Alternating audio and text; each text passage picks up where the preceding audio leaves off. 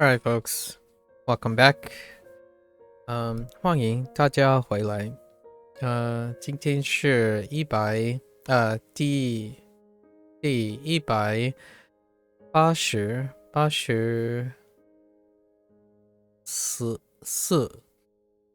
天。Okay, so today is day 184. Welcome back, Churn. See, Scott is around still. You are learning how to use Teshimo. Teshimo.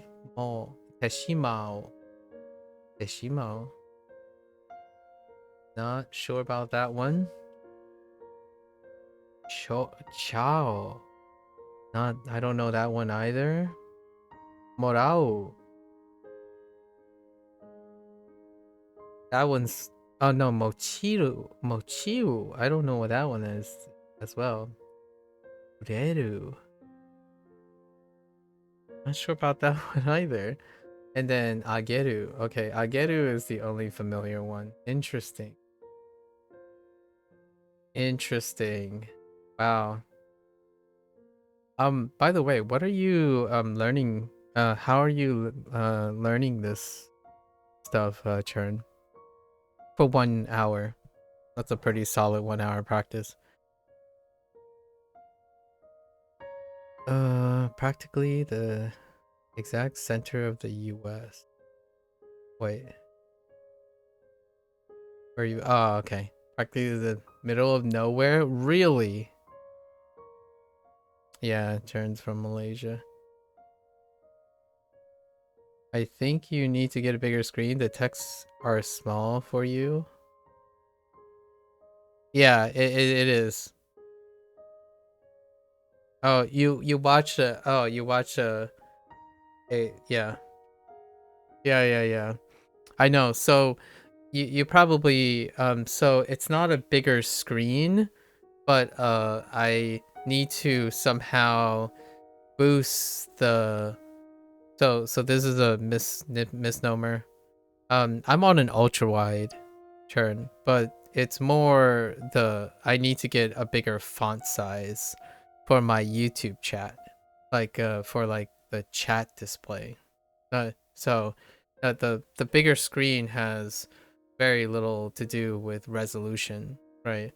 Like it's fine how big the screen is. Like no matter how big the screen is, the text will still appear a very specific way. So um the idea is I'm still looking for a different I need something. I'm still looking for my ideal like workflow where I can have the text be a modifiable font size, so then we can get larger. For now though, whenever someone types in Japanese, I'm actually moving them to a location where it's like larger. I'm gonna be real. I'm being a little bit lackadaisical. This is something that I think pragmatically I should be working on remediating every once in a while. But yeah, I totally understand what you mean though. Not really the big screen part, because the main monitor is very large. It's it's very big. Otherwise I'm gonna have to sit back a lot farther in order to see things. Okay. It's I totally understand though, and it's a good point, being able to read the text. Twitch chat, on the other hand, is a different story because you can just bump the font size. Not quite as friendly when it comes to customizing. I'm using like the default pop out right now. I'm gonna have to use some sort of chat manager or something. Well, I've been perusing for a useful software that integrates into my workflow with the proper features. So no worries, we'll get that under control soon enough. So we concluded unit 5 2 days ago, right? Unit 5, I mean unit 7. I don't know how 5 looks like 8. Okay. Unit 7. So now I am using the OBS chat for Twitch. You can do a YouTube URL plugin for the YouTube's live stream chat. However, that URL changes every day. So it would add an extra step in which I fetch the URL into the new plugin each day. So alternatively, I'm looking for a manager that requires a work that does things that I want it to do and displays it the way I want. So right now I have both the chats next to each other. And the YouTube default live stream box is like, yeah, it's a little bit, it's not that fantastic. And it creates some sort of artifacting or like displaying windows within the bounds of the chat box, which is not that hot either. So work in progress. The answer is both as opposed to or. The answer is both. They are right next to each other, largely because I have a large screen, and it used to be that case the whole time. The YouTube thing has been a more newer thing, right? Anyways, more on that later. I'll find a very more palatable solution as I slowly peruse the options.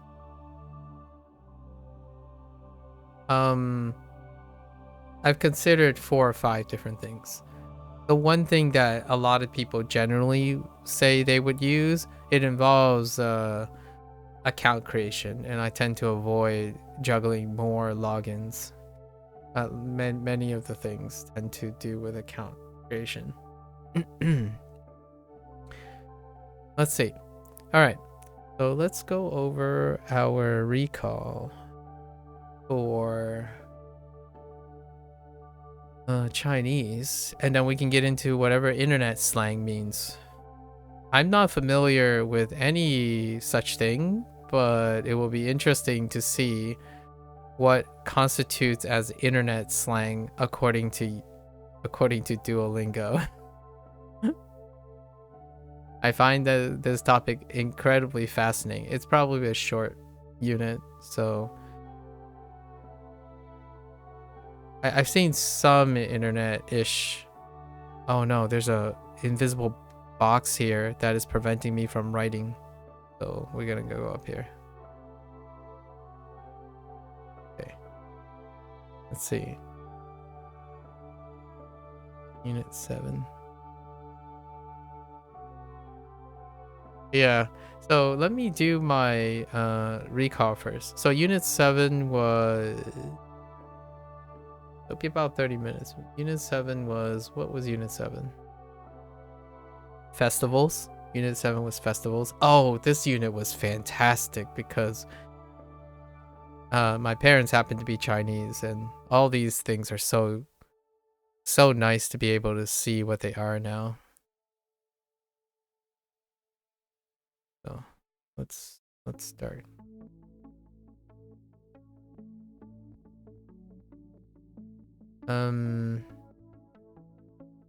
Gong. Oh, Turn, you can tell me, you can explain to me this. Where does Gong Hei Fa Cai come from compared to Gong Si Fa Cai?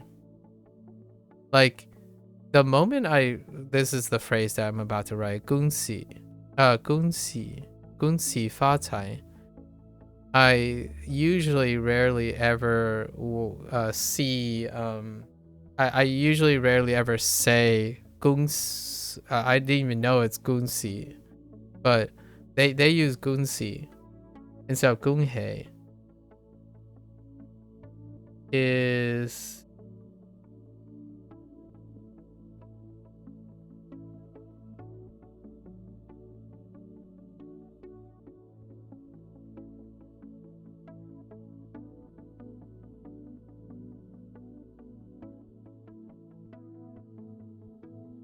yeah, I know.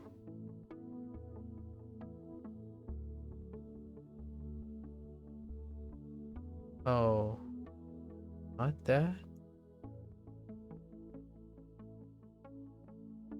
Hmm.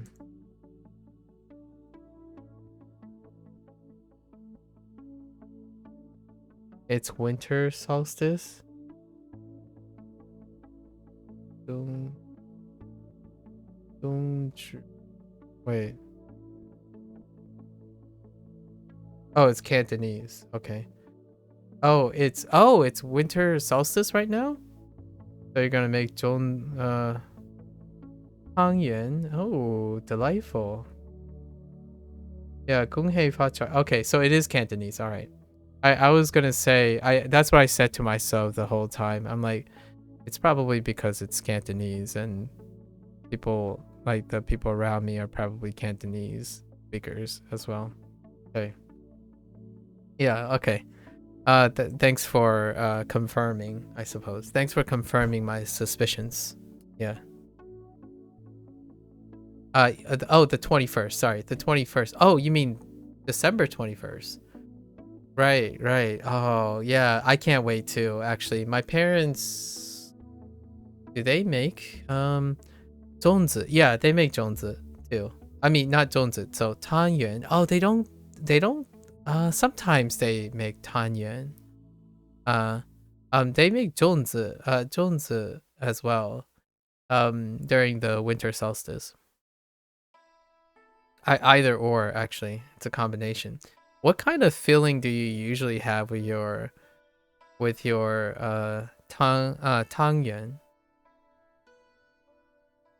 I know it says like I know it's like sticky. It's supposed to be glutinous rice balls, but occasionally there's like, you know, other uh versions of it. Hang on, let me make sure I'm. Yeah, yeah. What kind of filling do you usually go for the for your tangyuan? My father typically gets like the traditional. It's either store bought already pre-made, or you can buy the dough and make the balls yourself and put in the pandan. Oh, pandan leaf, ginger, sugar water. Ah. The tangyuan. Yeah, in terms of what's inside the tangyuan, black sesame, I really enjoy the black sesame, but my parents tend to either have pre-mates, right, or occasionally they would make them. Usually it's some black sesame or some sort of peanut thing. Is that the pandan? No, I don't think so. Is it? Yeah, usually those are the typical flavors: black sesame and something peanut buttery.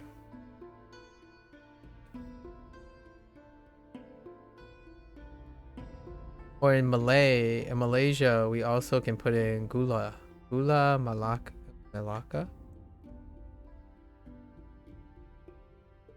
If I've seen it. Oh, that's interesting looking. What is that? Palm sugar. Ah, yeah, palm sugar. Yeah, Malacca's sugar. Oh, okay. I'm not sure what type of sugar that I've had before. It usually goes with a side of Jones. The Jones provides like the savory stuff, and then followed up by a tangyuan, right? Tangyuan. So you get like a bowl of tangyuan and Jones. Again, I'm using these terms, but I haven't ever known these terms as the stuff they are now. I don't ever refer to the lotus leaf, like the sticky rice covered in lotus leaf, as Jones before. That's just your version only because of local ingredients, right? Local ingredients. You gotta stick with the local ingredients, the regional, the regional ingredients stuff. Here it's largely black sesame and peanut butter, some sort of peanut butter filling. Sells the most. That sells the most.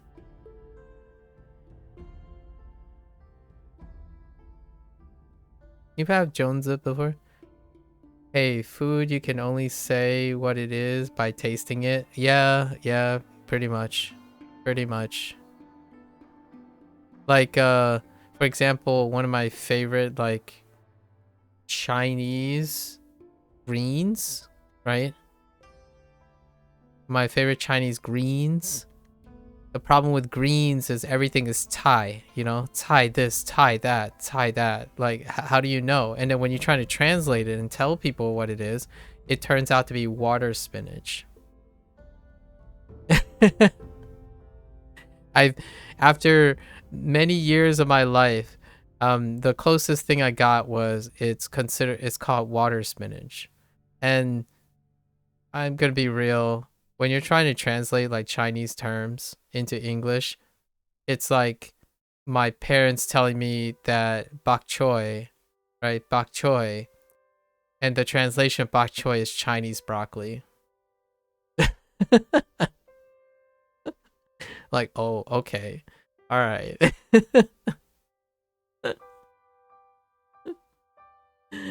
So water spinach. I don't know if you've ever had water spinach, but it's a fairly leafy green. But one of the characteristics it has is its stem is hollow. It's like a hollow stem, and it's so good. I don't know what it is, and you can tell by tasting it. You can tell by tasting it. Yeah, water spinach. Wait. Let me see what happens if you type in water spinach. Are you asking me? Oh yeah, that's right. You guys know where. I'm from the northeast of the United States. Scott. Yeah, water spinach. Yeah, it comes up. The correct thing comes up. Water spinach. Uh, yeah. The thing about using Chinese name is I know the Fujianese name, but I don't know the Mandarin name. Ngai ai would be the water spinach. Oh, it's actually close. Ngai choi, like nya. I see it. It says choi, ngai. So, yeah. Oh, we can. Oh yeah. Oh, we can also use a scientific name. That's right. I'm telling you, whenever we go to New York and have like something imported in an Asian market or something, if they have this lettuce, I would legitimately ask my parents, let's buy some of this. But it is quite expensive, like per pound.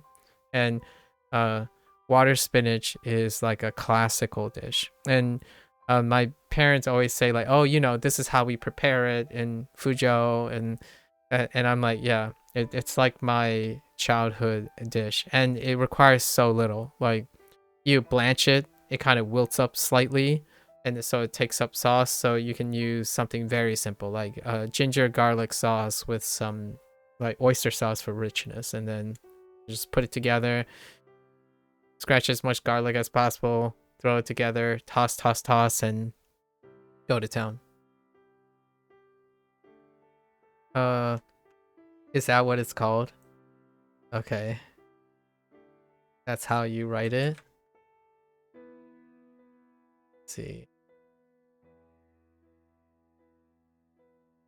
Gong xing cai. Really? Gong xing cai, huh? Let me type Gong xing cai into the image. Oh, it is. Yes, it is. Yeah, Gong xing cai. Yeah, this stuff. Yeah, so inside is hollow. Exactly. Uh, sing. Yeah, it's empty. That's exactly the characteristic that I'm talking about right here. The stems are hollow, entirely hollow. So what it kind of tastes like, hear me out here. This is going to be a little bit blasphemous for Italian people. I'm sorry. But this is like a veggie pasta. Like what I mean by that is it's hollow inside. Think of it like a penne, right? And it just soaks up, like you put something in, it just takes it in, and it has a really wonderful like light taste to it. It's like easily one of my favorite spinaches. And oh, that makes sense now. Gongxing chai. Yeah. Um, I guess maybe I should ask my parents how. I thought it was ngai, but it might be bai or ngai. I'm really terrible with Chinese names. They all sound the same. Oh yeah, this is a cut, right? In terms of Italian, it's a type. Yeah, yeah. So penne is a cut. It's a different cut of the pasta. So you're correct. You're correct. It is a type of custard. Yeah, macaroni, or actually, I guess elbow. Those are like cuts of pasta, or as far as I know, cuts of pasta. So like spaghetti is a cut. It's a different cut of pasta. Yeah. So penne is that, the one with like, it kind of looks like this. Oh no, wait, you can't see the back. So it kind of looks like this, right? And it has like ridges.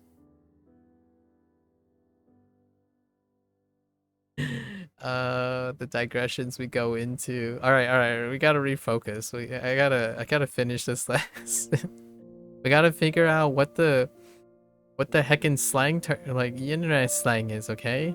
We gotta learn how to say bruh in Chinese. I swear, if there's a bruh equivalent in Chinese, I think my mind would be a little blown. Um, why is it a little bit mind blowing?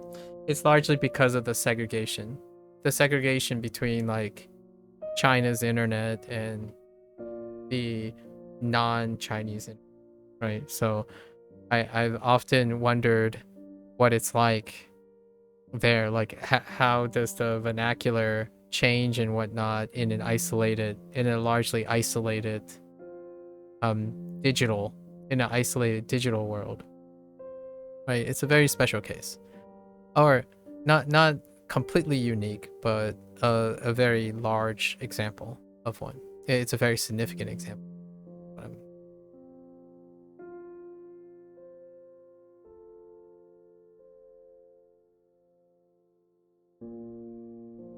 Uh, 快点，快点像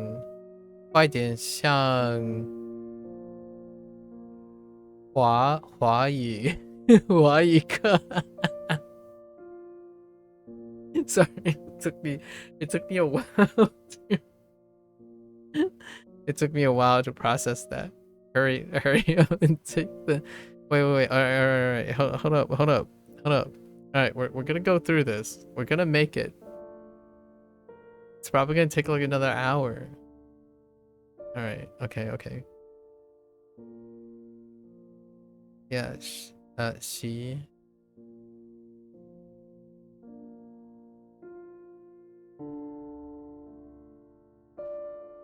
Yes. She. Uh.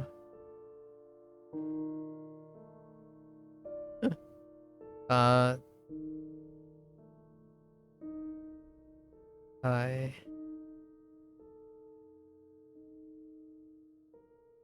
Um.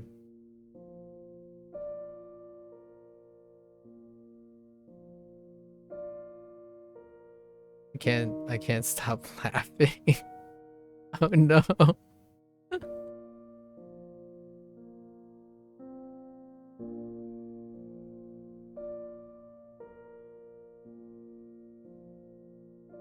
春节，端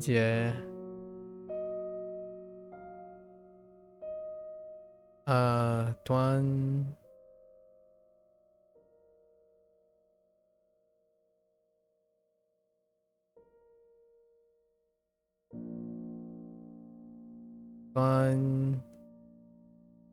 呃端午，呃端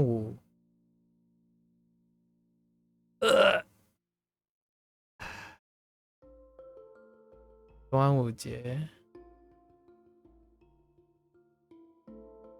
嗯，中中秋节。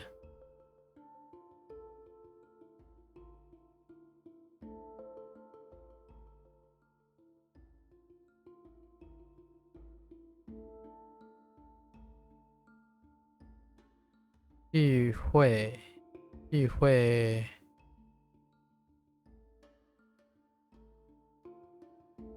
Don't want to say anything.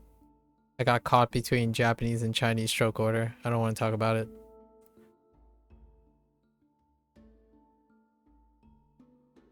聚会，聚会，月亮，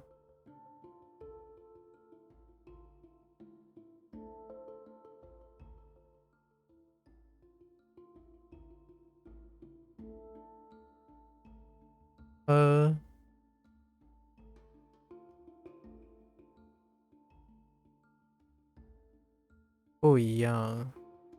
Don't worry, I won't forget the radical today. It's fine. Quick.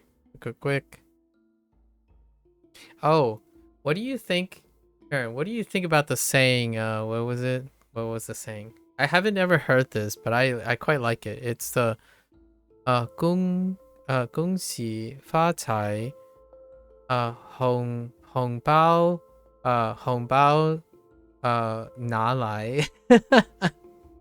I love it. It's so funny. It's very cute. I like it. It reminds me of like a 13-year-old.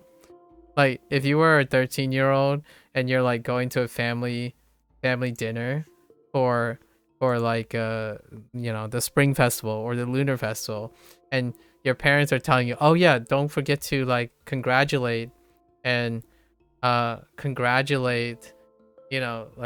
wish everyone a good happy new year, and then immediately followed up by where's my money, you know. Oh wait, there's more. Wait. I'm so out of touch with this stuff. Wait.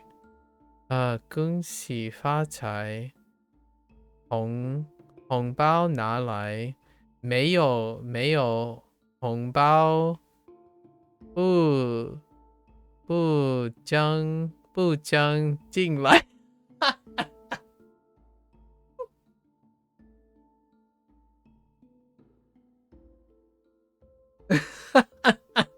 That's kind of that's so funny. Congratulations on good fortunes. Bring me the red envelope. If you don't have the red envelope, you're not allowed to come in. Oh, that's so cute. It reminds me of, you're about to enter a house and you ring the doorbell and it's like your grandson or something. Like say your grandson walks up and greets. It's like, okay, so you guys have money. Congratulations, good fortunes and all to you. Did you bring the right envelope? It's like, if you didn't, you can't come in. Like in the sweetest way possible, obviously. In the sweetest puppy dog eye possible, right? Because and what happens generally is like, I mean, my parents and I literally, if our family go and visit family, we would be ready already. The red envelopes are already on us. Whenever we visit for family situations like a wedding or something, one of us has at least 4 or 5 red envelopes ready. But that's such a cute saying. All right, sorry. All right, let's refocus.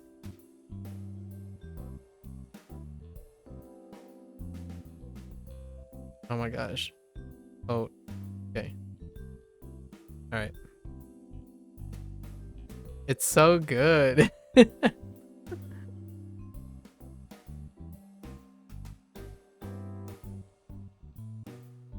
All right.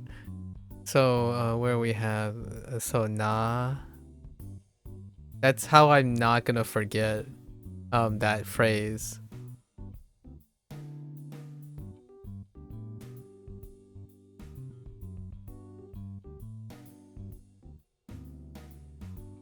拿拿来 oops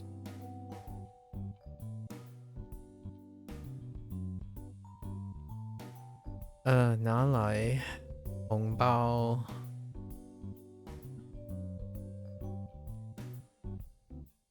Have you ever said that when you were younger? I haven't. I didn't I mean I didn't really speak in Mandarin, so that didn't happen with me. Some of my relatives did give me red envelopes though.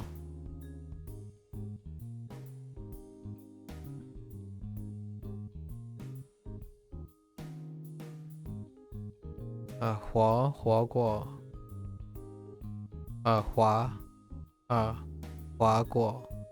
划过 I think it's 划过划过春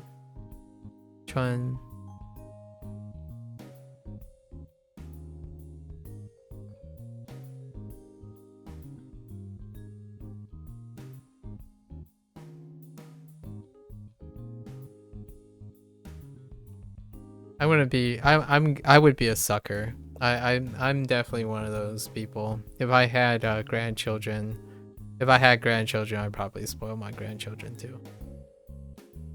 Be like, oh, you precocious thing. Here you go. You know, throw in a few hundred into a red envelope.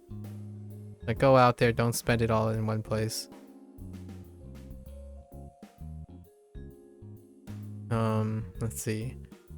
龙舟 龙舟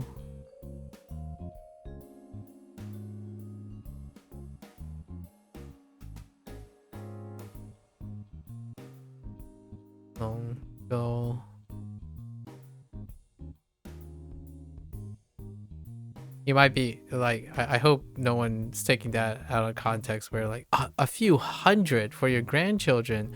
I'm like, across their lives, right? Because if I'm alive and I have grandchildren, right, they're gonna remain my grandchildren. So I'm just averaging it out, right? What are you gonna do giving grandchildren $100 and whatnot? It's like I might not see them very often either, you know. There's a lot of stipulations. Let's see. So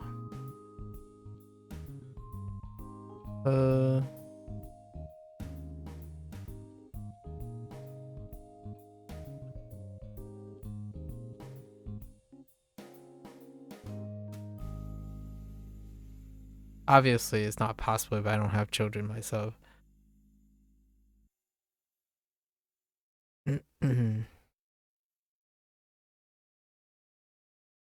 喝过 Maybe I'll become someone's godparent, you know? That's kind of a thing in Western culture.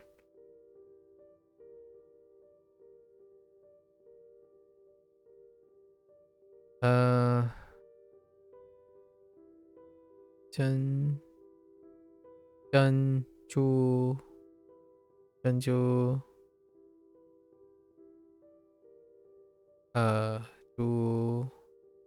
珍珠奶茶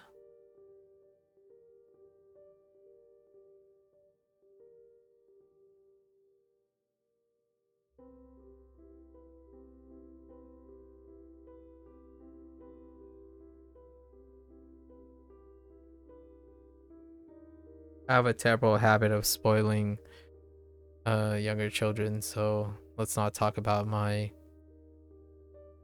my debilitating inability to discipline young children.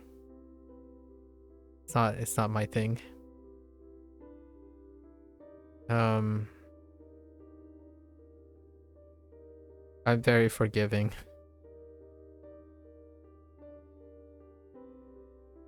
Long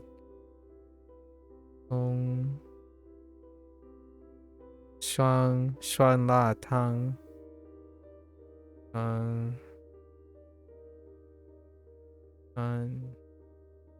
辣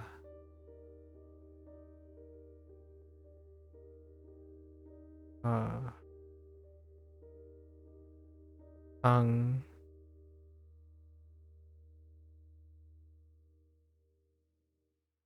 I'm definitely harder on adults or older people.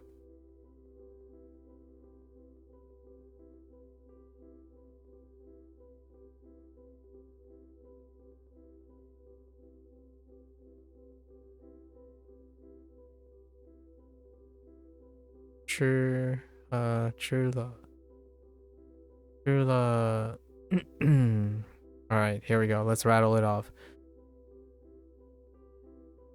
Okay. All right. Stuff.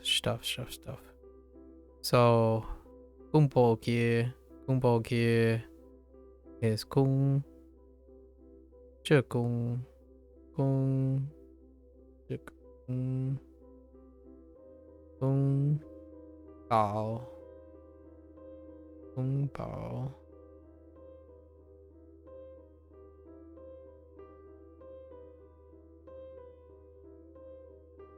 Kung bao, ji,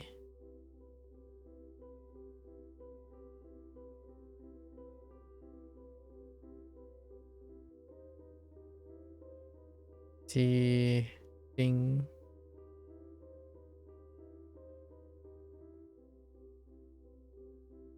Beijing, Beijing 烤 Oops. 北京烤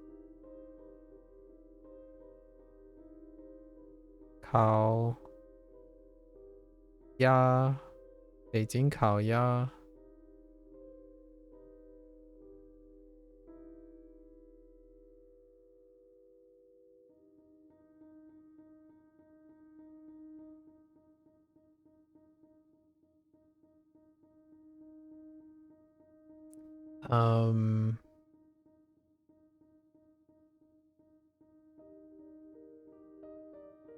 Right.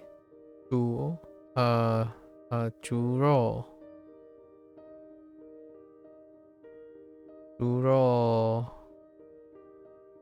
No, Lu. Wait. Oh no. It's Lu. No, 卤肉卤肉饭卤肉饭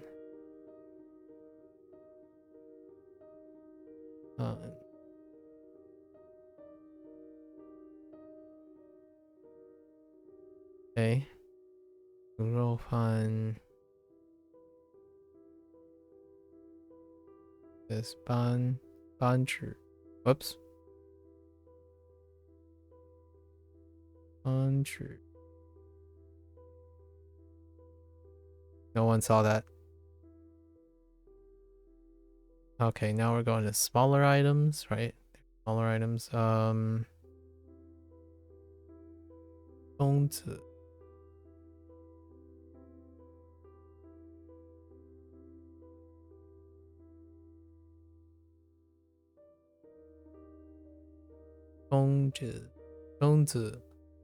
冬子 馒头 Wrong man. This man. 馒头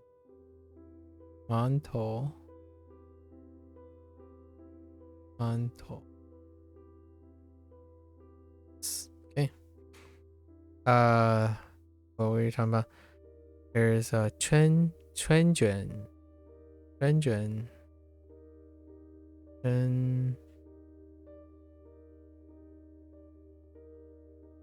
Oh wait.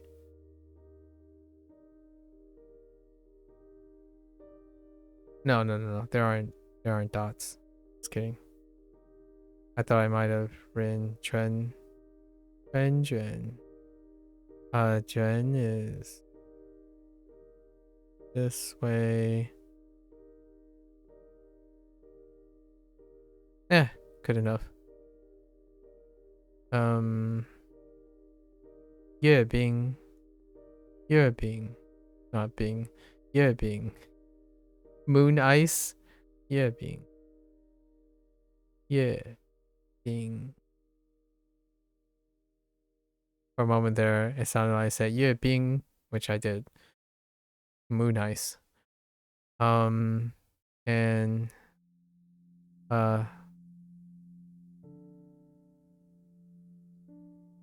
豆花.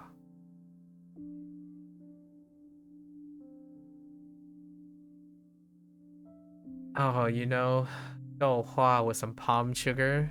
That sounds delightful too. Some warm tofu pudding with some palm sugar, or like dissolved palm sugar water, like a simple syrup. So nice. Such a nice light thing to have. Okay, unit 6. Okay, so we're leaving this unit behind now. Unit 6 was communication, right?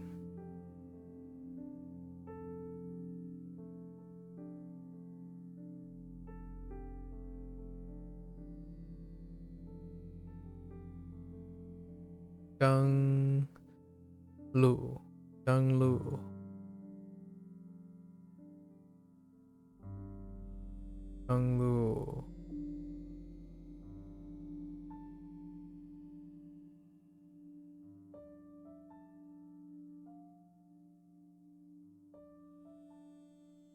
密码.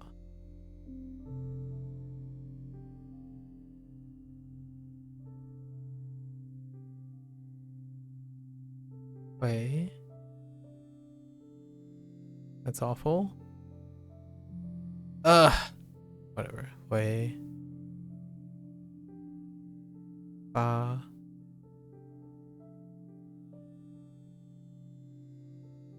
Điện子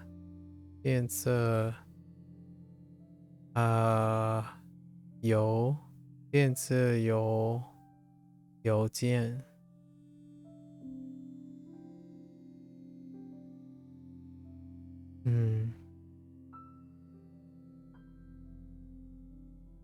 短信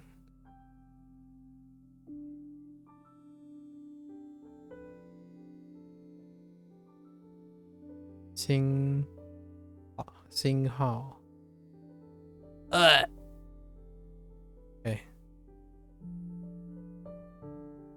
That's me losing a life in a video game. Okay. 面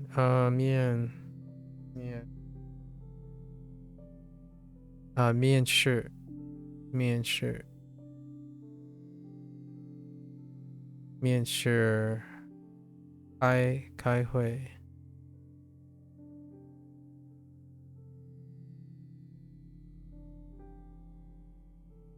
Oh, did I mess up the left? Oh, yeah, my bad. Wrong radicals. Yeah. Fine. Got it.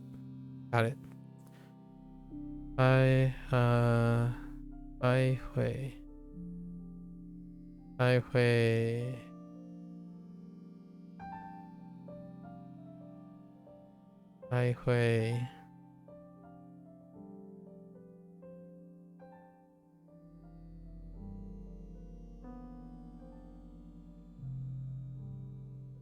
这段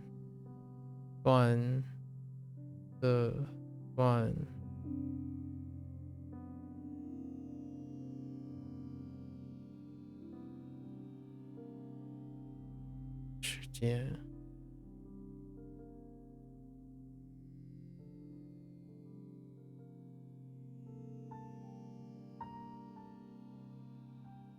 根据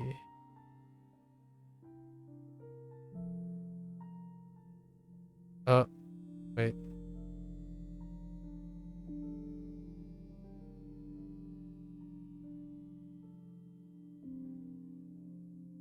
根据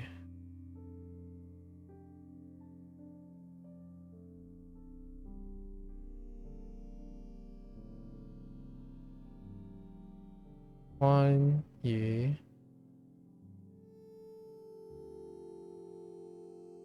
关于 关于 关于老板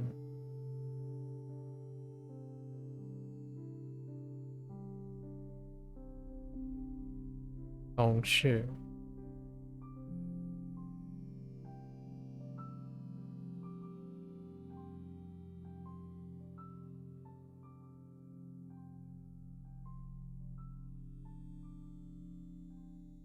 In Malaysia, you call it 豆腐. Oh, 豆腐花. Yeah, I actually call it that too.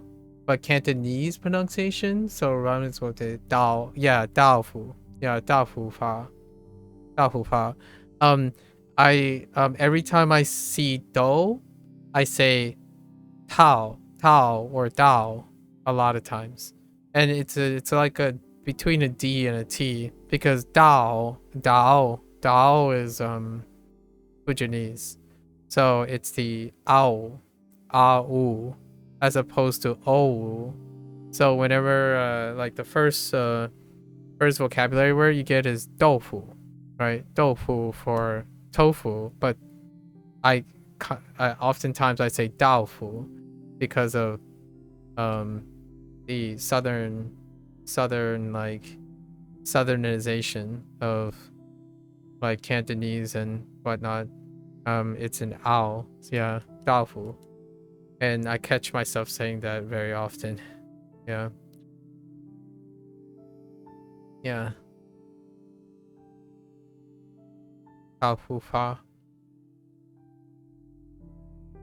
It's delicious. I like it. Is tofu from China? Cause kind of same pronunciation.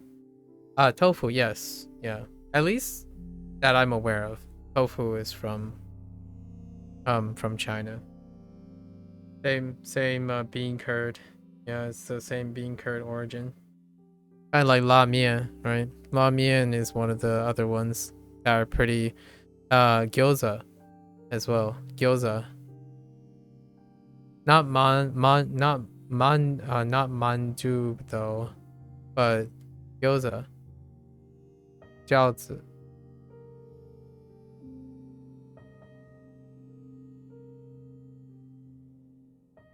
Other than that, I don't think there's I can't think of something right off the if there's anything like more nuanced.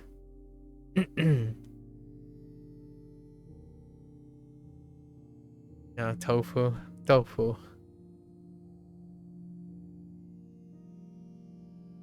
Oh, I don't know. I don't know about that. I don't know about that one.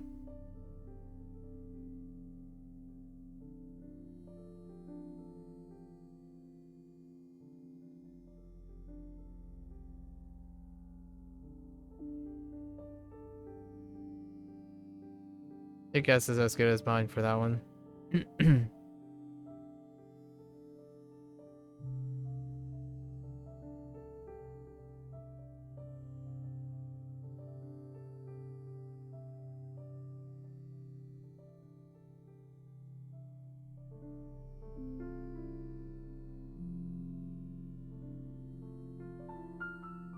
Oh, did I? Oh, I put the wrong thing at the bottom. Yeah, that's fine.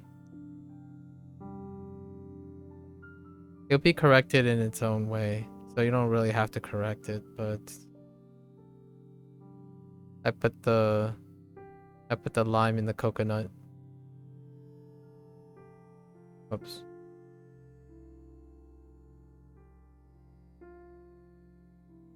Actually,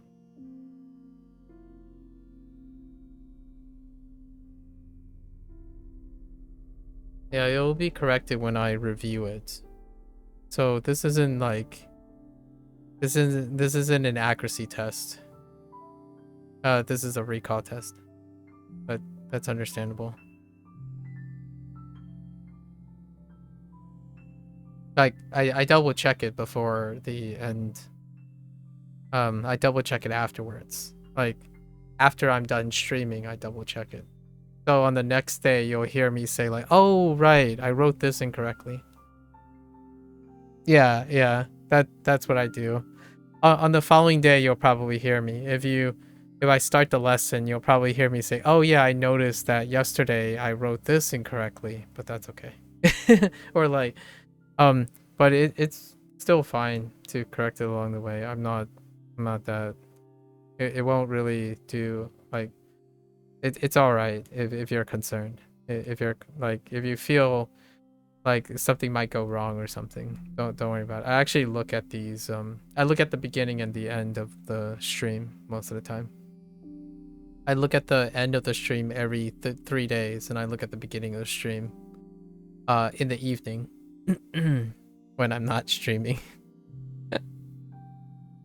It's like writing my in my journal, basically. It's like, today, these are the things I remember, but instead I write it on screen, so then I just skip in my video to to this place and see if I've forgotten anything. Yeah. No worries. No worries. I got this. Yeah. Kanbu. Kanbu.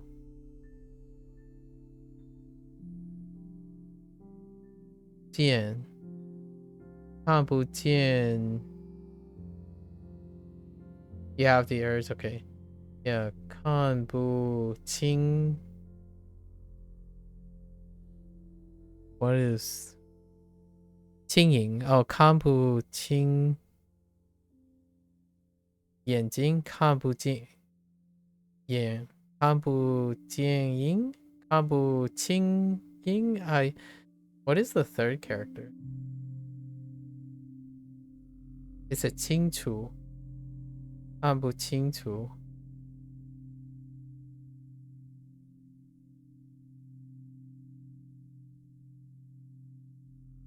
The fourth one feels to remind me of 眼睛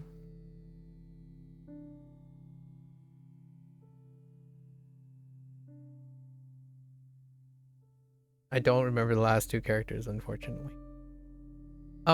For the record, Churn, there are some people. The reason why I'm saying this is I've already had several people having this problem.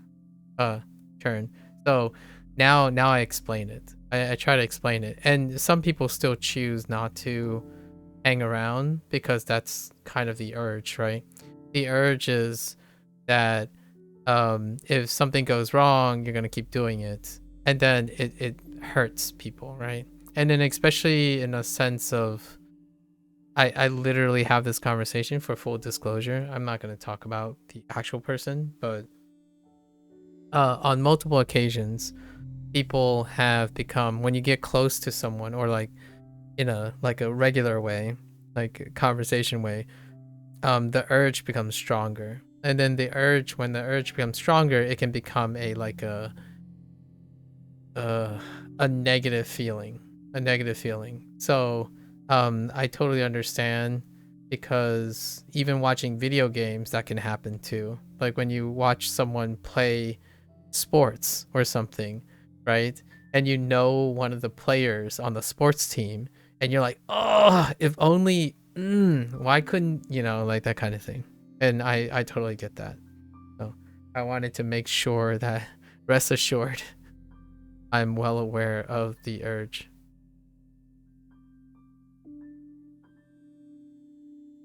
I'm aware of it. But I can't resonate with it. I don't sympathize with it. Too much. The thought. I had many thoughts when someone makes like an error and whatnot. It's like, I wonder how they're gonna solve it. That's usually my thought. Like, tomorrow I'm kind of curious if they will notice, and the day after if they will notice.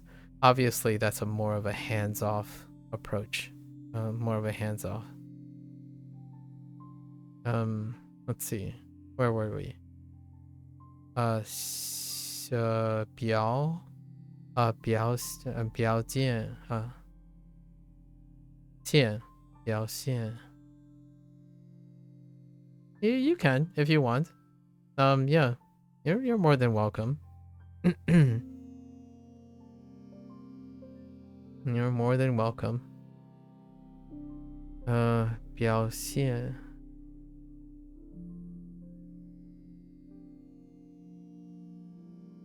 The question is, are you going to be okay with my reaction to it? I think that was one of the impasse that we had with with a lot of other people. The reaction is different, right? It's like, oh, okay, I got it, nice, um, kind of deal, right?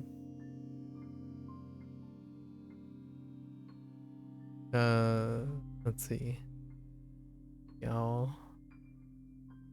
So if you're okay with my reaction, then we have no conflict of interest here.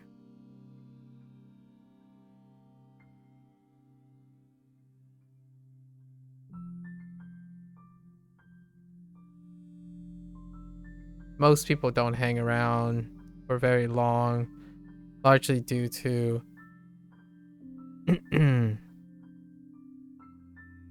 that type of thing.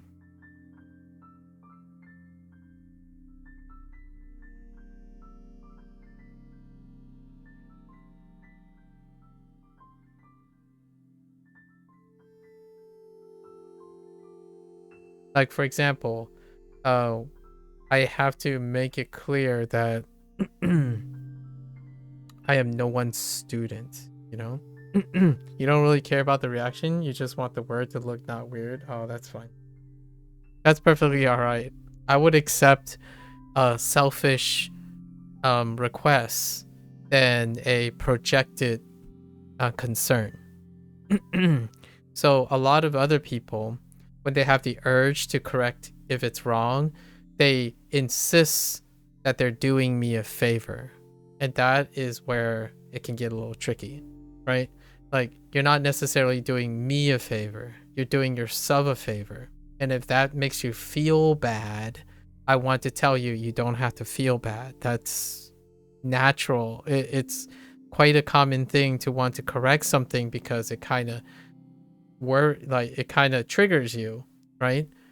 Know that I'm not necessarily benefiting anything from this, but it doesn't bother me.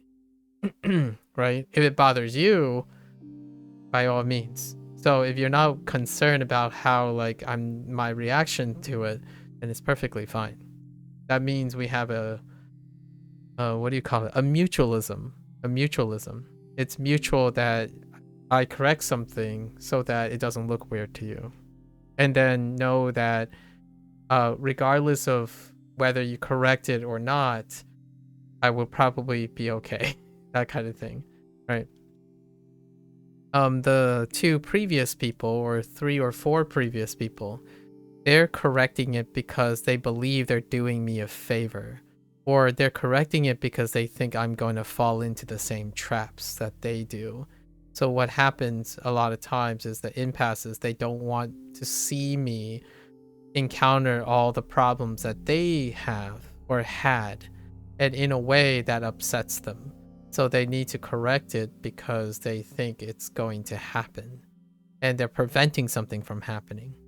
And my general thought is, if you're you now and you went through these traps, then doesn't mean that if I go through these traps, I become just as competent as you do. Unless you're telling me that somehow the traps that you overcome and learn are undesirable and you're preventing that from happening for me, and it's like, that's okay. You don't have to prevent that from happening. It seems like I got to know you really well and you learned the language regardless if this happened or not. That's to say that I don't believe full stop that it's going to happen the same way. And aren't you the least bit curious what happens then? That kind of thing. Right. I like to see what happens. I like to see what happens in the long run kind of person. So we're mutual here. Right. It's a mutual understanding. Okay. 表现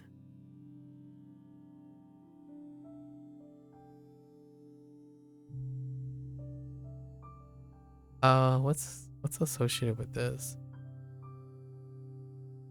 不在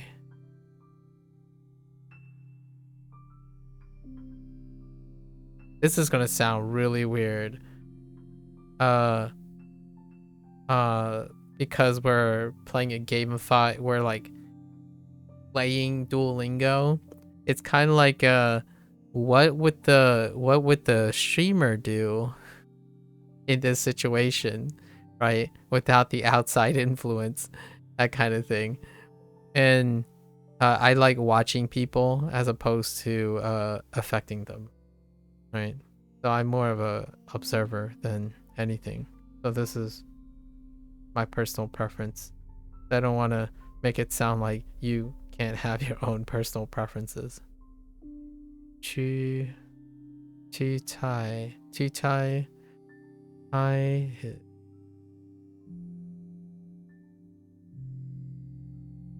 Oh, crud. I wrote the Japanese.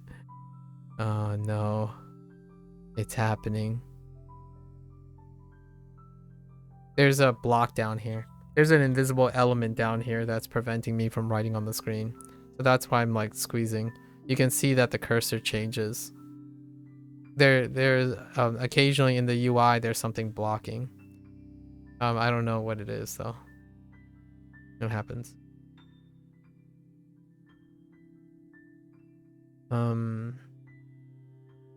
Man. So here's the thing. If you're going to do that, then it incentivizes me to make less errors.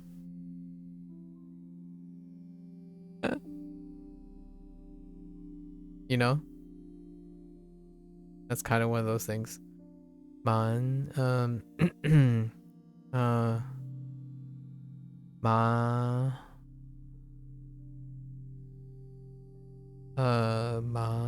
ma yi.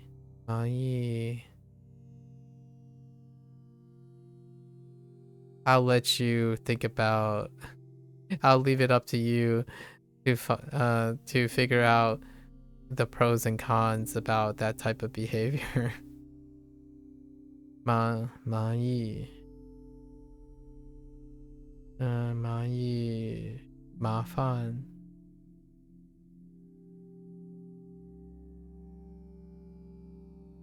Ma fan.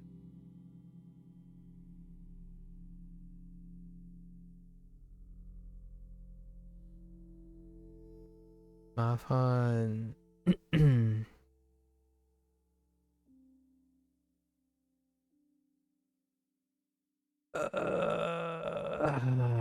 觉得 oh no 决定不决定 no what am I thinking of 不同意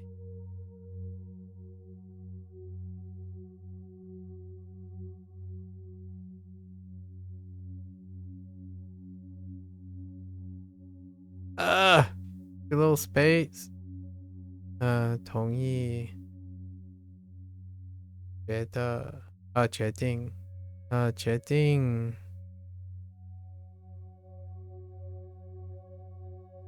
决定 we're almost there don't worry 决定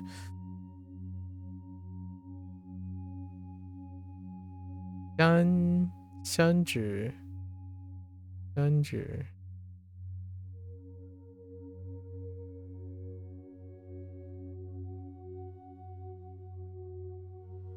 Chinese stroke order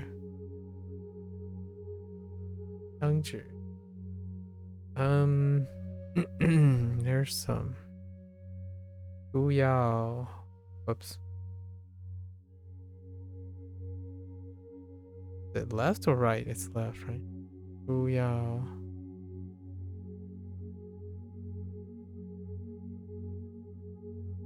不要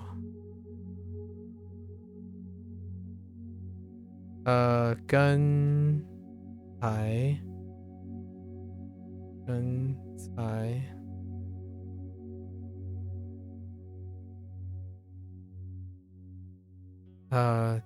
其实 I can 其实 what 一哦一是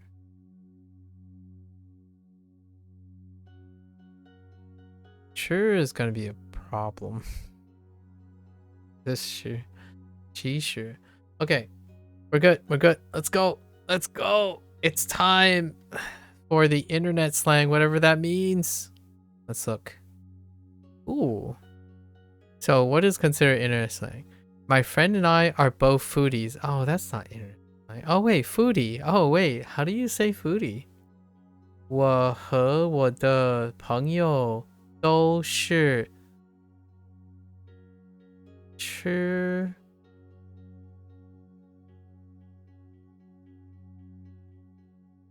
些我和我的朋友都是吃货。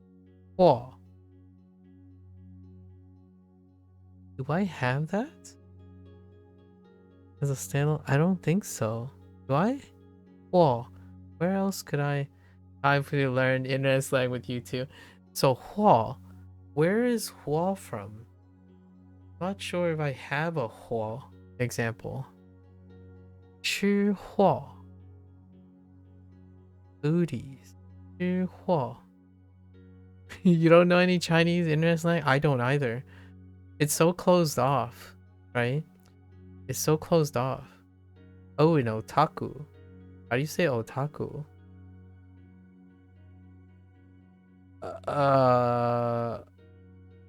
Something 男喜欢做什么 Wait. 宅男喜欢做什么？宅男宅男喜欢做什么？ That sounds weird. 宅男 Oh, because you don't use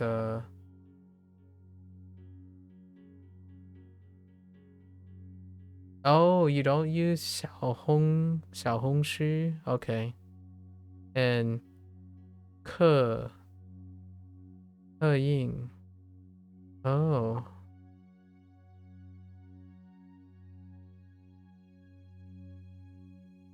Uh, 请给我一个 what is the heck is that? It's two xians on top of a 请给我一个赞。赞 Okay. All right. 为什么人为什么人喜欢 Oh no, I don't know what's going on here. So I guess that could be 景 I don't know. 为什么人喜欢自拍？自拍 Oh, that's 自 Oh yeah, that's right. 自 and then 拍 Oh, I get that. 自拍 like 拍键 like taking a photo and 自拍 Okay. So me photo, me so selfie. Okay, 自拍 That makes sense. Fair enough. Like 拍照 right? To take a picture and then 自拍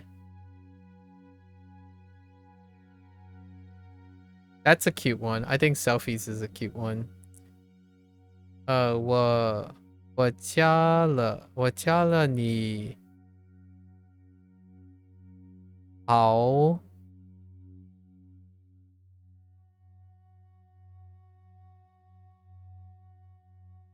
好友我加了你好友。好友 I added you 好友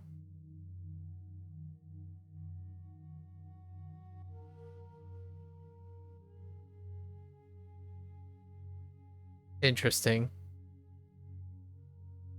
请帮助我，我是菜鸡我是菜鸡。Wait, is that 鸡？请帮助我，我是菜鸟。鸟. Oh no, wait, that's 鸟. Sorry, that's not chicken. That's bird. Tai is suck at something. Oh, it is? It's suck at something? Oh, Tai. Oh, that's interesting. So, Tai Niao, a beginner bird. Oh, that's kind of funny, actually. Tai Niao. Interesting. Okay, okay. Internet famous. The words in some Chinese slang are quite different to their original meaning. Okay. Zhong. I don't even have that character yet, so I wouldn't know. Zhong. Zhong. Zhong in annoyed or helpless face, meaning bright, is used to express annoyance and helplessness, given that the character looks like a face. Oh. But there are a lot of characters that look like a face. And maybe because otaku is... Oh, I don't know. So, oh, that's a good one. Yeah, otaku uses this. Yeah, true. That's a good one. That's a good connection for otaku. In a different meaning, of course. But why otaku only boys though? Yeah, that's also that's also a thing too. Yeah.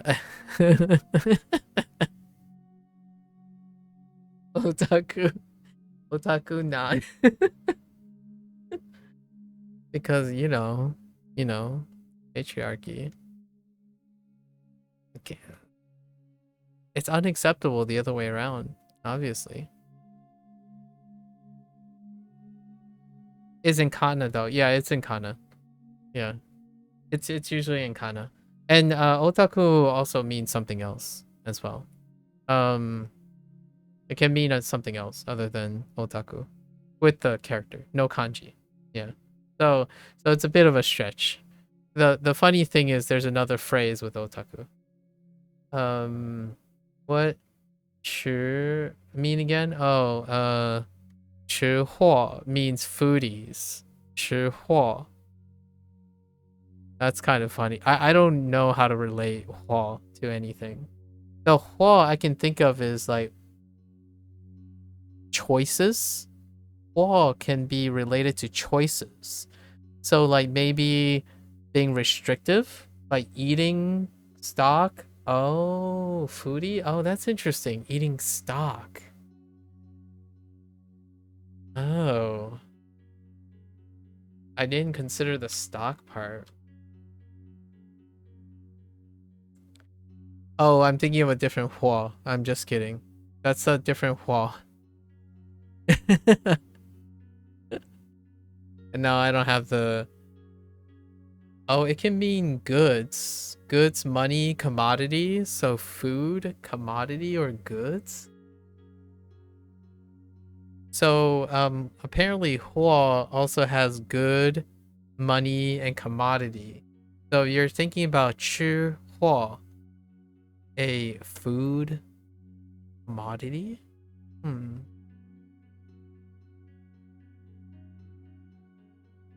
Like the stock, like you work at supermarket, you stock up things. Oh.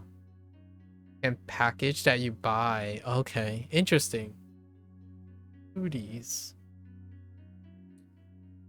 I like selfie. Selfie is self-explanatory, for lack of a better word. Selfie.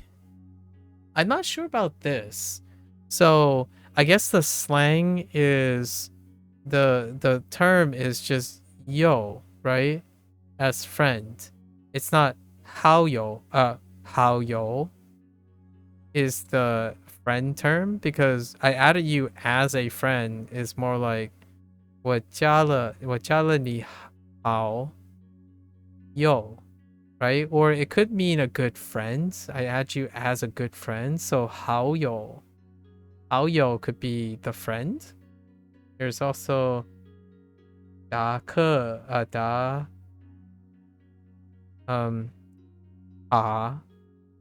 wait 亲 wait yeah 打卡 And what is that one? 牛. And I don't know what the right thing is. It's like darn. Oh, Aka's like to go to famous places and take photo, and you can post onto social media. Oh, interesting. Daka. Interesting. I don't know any of these either. They're giving me examples of which I don't have yet. Meng means sprout, but it's also used as cute. Okay, I can get behind that. I think a sprout is kind of cute though. So Meng, almost like cute young cute. Sprout, Meng. Schwa. Scroll through is brush. Why have I seen this character before? Oh, in Schwaka. Oh, I get the swiping thing. Oh, that's Moe? Oh, Meng is Moe? Oh, that's kind of cute. That's actually pretty cute. Meng is Moe. Okay, I get where that's coming from then. Schwa in Schwaka, I get the swiping thing now. Schwaka, like to brush or scroll through. Interesting. Means to scroll through social media. Schwa, okay. And then that's how I write. Oh, okay. Yeah. The annoying face. Fun. Fancy. Fan. Or Chinese vermicelli. Oh, right. Oh, right. Fancy. Yeah, that is Chinese.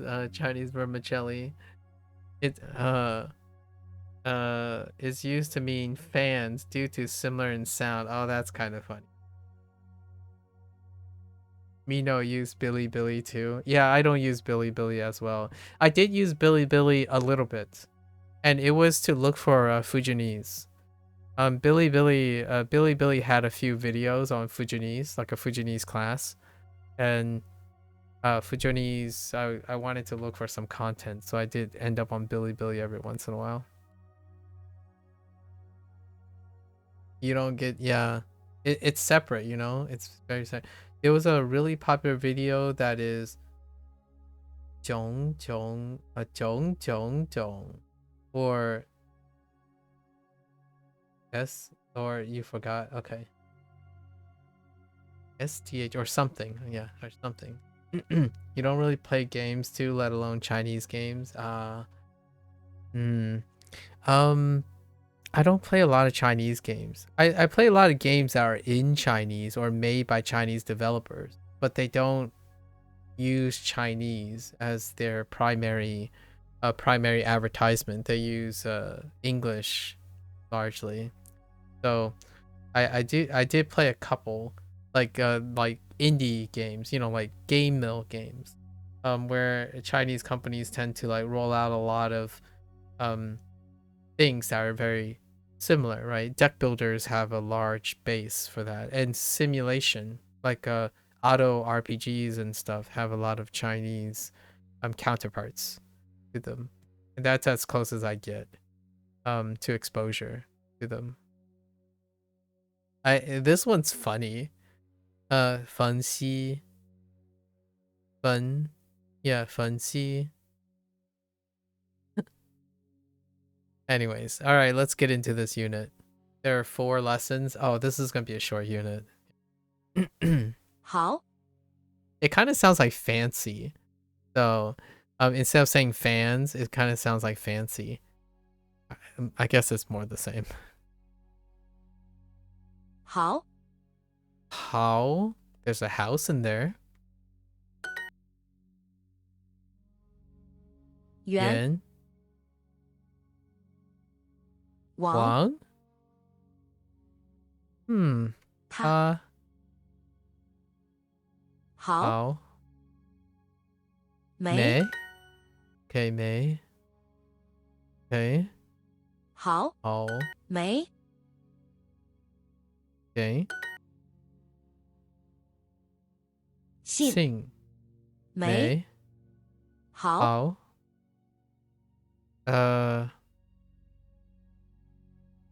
she right she 虚特对特特别 no what else could 特 be connected with 没为什么人喜欢自拍？自拍 I like 自拍 is great 为什么人喜欢自拍 I asked the same question too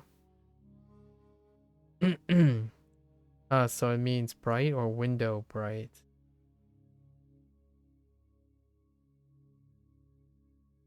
then 贬义贬义为 don't know what that is 不明亮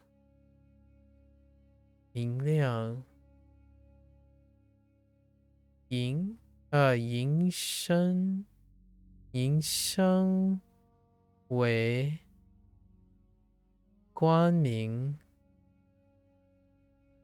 明亮的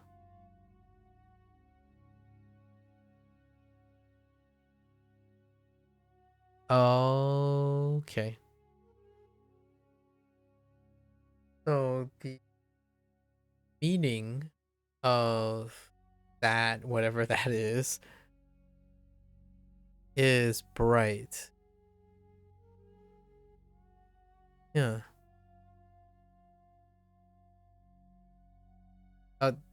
It's copyrighted from Baidu. Oh, okay.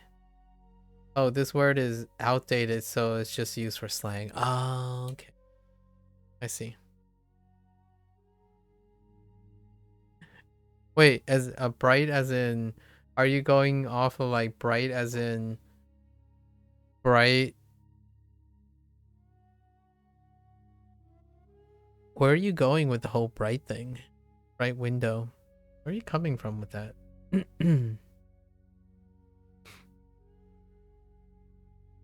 Oh, why do people like selfies? I know, right?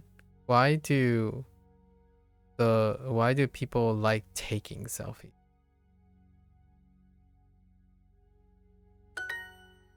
Yeah, take selfies. 请帮助我，我是菜鸟。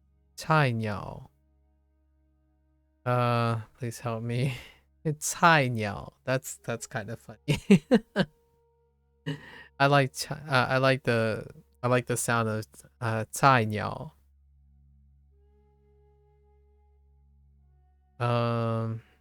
What do we got? This is mirroring Japanese, right?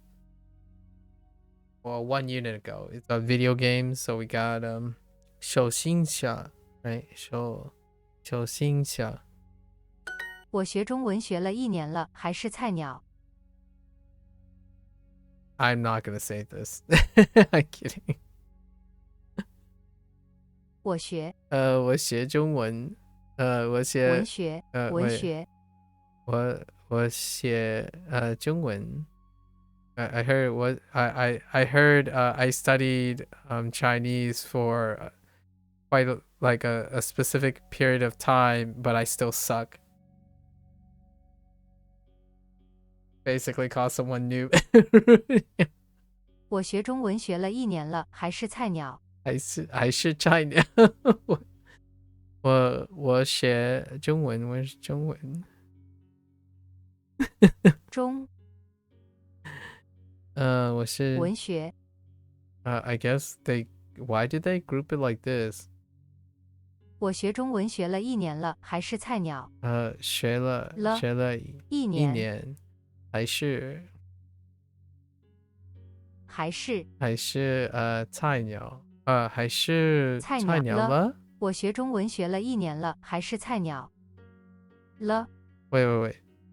我学了中文学了。我学中文学了1年了，还是菜鸟。Why did they separate it like this? It was so hard to connect because I was looking for 中文 and then 学了, but they decided to put 中学 group together, and I'm like, ugh. 我学了中文学了 they like 我学了中文学了一年还是菜我学中文学了1年了，还是菜鸟。菜鸟 for 菜鸟。文学 is literature. Yeah, I know, right? 文学 gay something.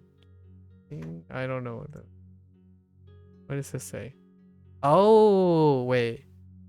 Oh, I don't know that one. Ha Liu. Ha Liu.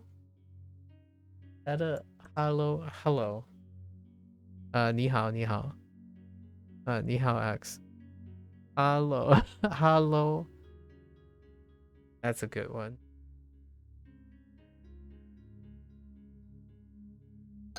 Oh, I screwed up. What? Oh, 我写中文学了1年了。Oh my. 我和我的朋友都是吃货。我是菜鸟。我是一个菜鸟。我是一个中文的菜鸟。哎，我不知道我说什么了。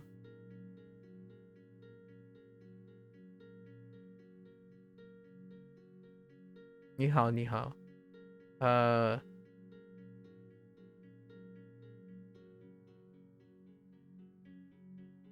You're asking.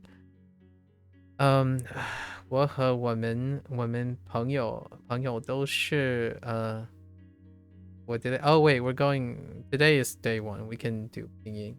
吃货 Okay.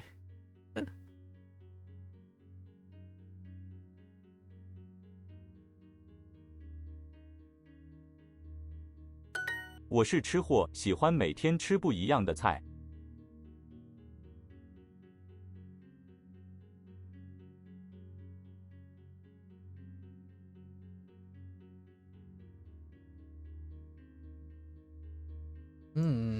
Little complicated, you say?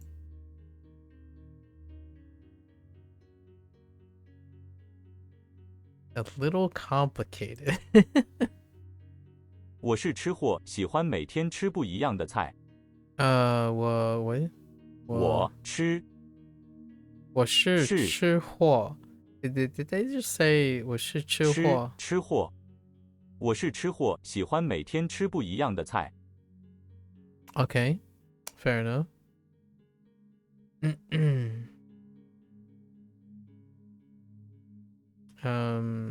Yes. 明年每天吃不不吃的一样菜。我是吃货，喜欢每天吃不一样的菜。Interesting. 每天 How is this? 不 I 吃 guess 的 it's wait. 一样菜。 Oh 不 my gosh. 每天 Oh 吃 my 的 gosh. 一样菜。 I can't slide the move. 我是吃货，喜欢不不吃吃的一的一样样菜。菜。哦，每每天 Dang it! 吃 Oh 的 gosh. Oh 不 boy. 一样菜。吃 It 的 doesn't let me slide. It 不 doesn't let me 一样 slide 菜。 properly. 每天吃不一一样的菜。菜。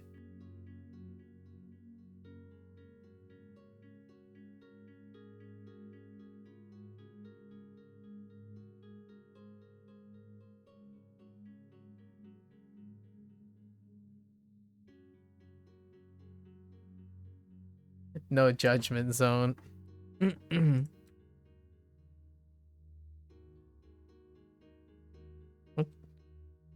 所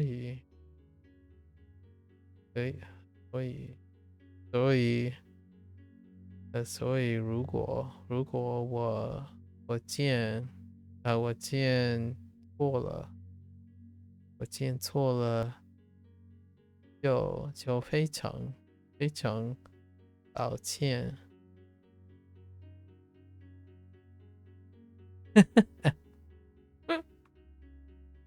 Yeah, that checks out.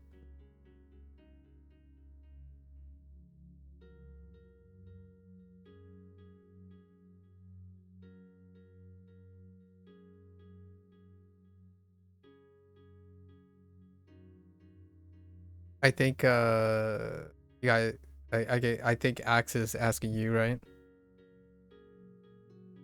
Yeah. Oh, how do you say? Oh, I get to learn how you say Malaysia in Chinese. Malaysia,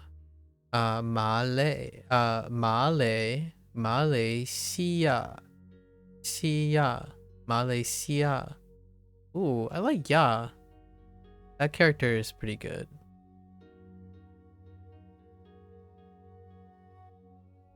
I like him. That's about the only phrase that I know. 我是吃货，喜欢每天吃不一样的菜。喜欢每天吃不一样的菜。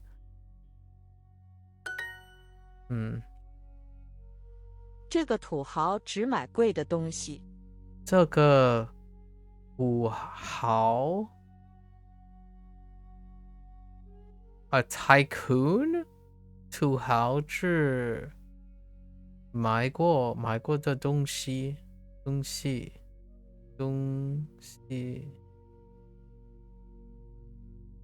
That can't be tycoon. There's no way that's tycoon, right?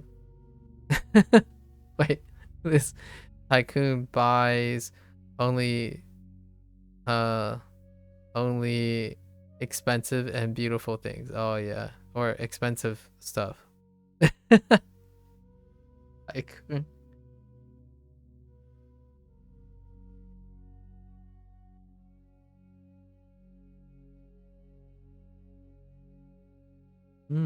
Someone recently learning Kanto. That means mansion? Oh yeah, that does mean mansion.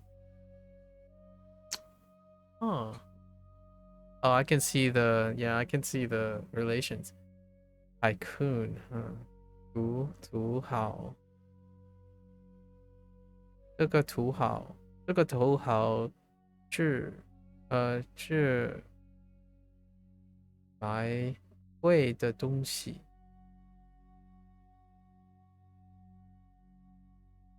Oh, come on.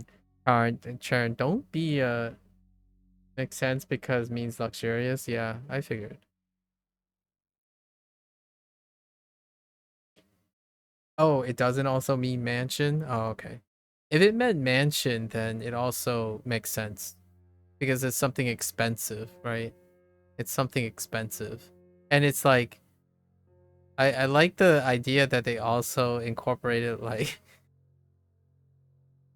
expensive crown. Expensive earth.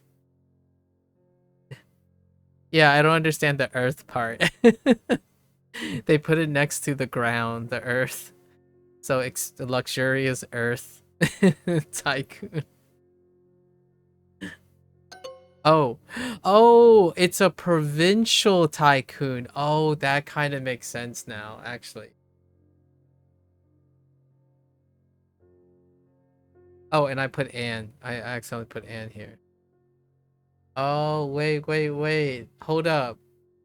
I could kind of see where the provincial comes from, though. I accidentally left and in. That was my mistake.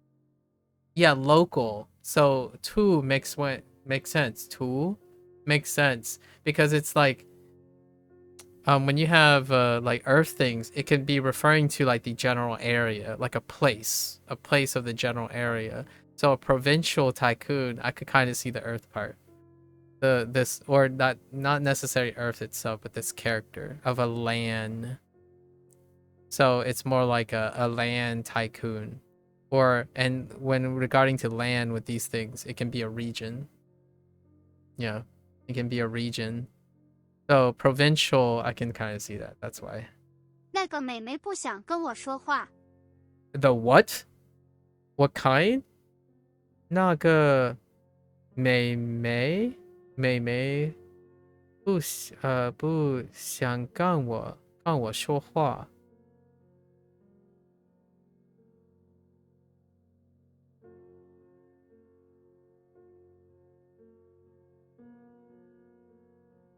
Is it a particular, like, it's a beautiful girl, or what's the slang here?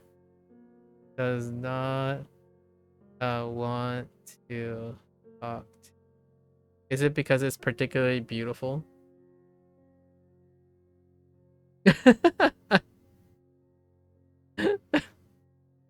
Like a beautiful girl because of May, right? May is beautiful. There's beauty in it. I don't know about the May. The other May. I don't know how I would get girl out of it.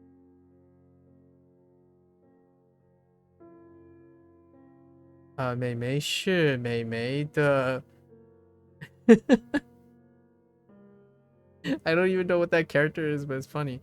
So Mei Mei is the slang version of Mei Mei. Oh, hello there. Hello there, Lyra. So basically different but same sound. Oh. I don't even know how to read that. I don't know what the left character is. Something Ying.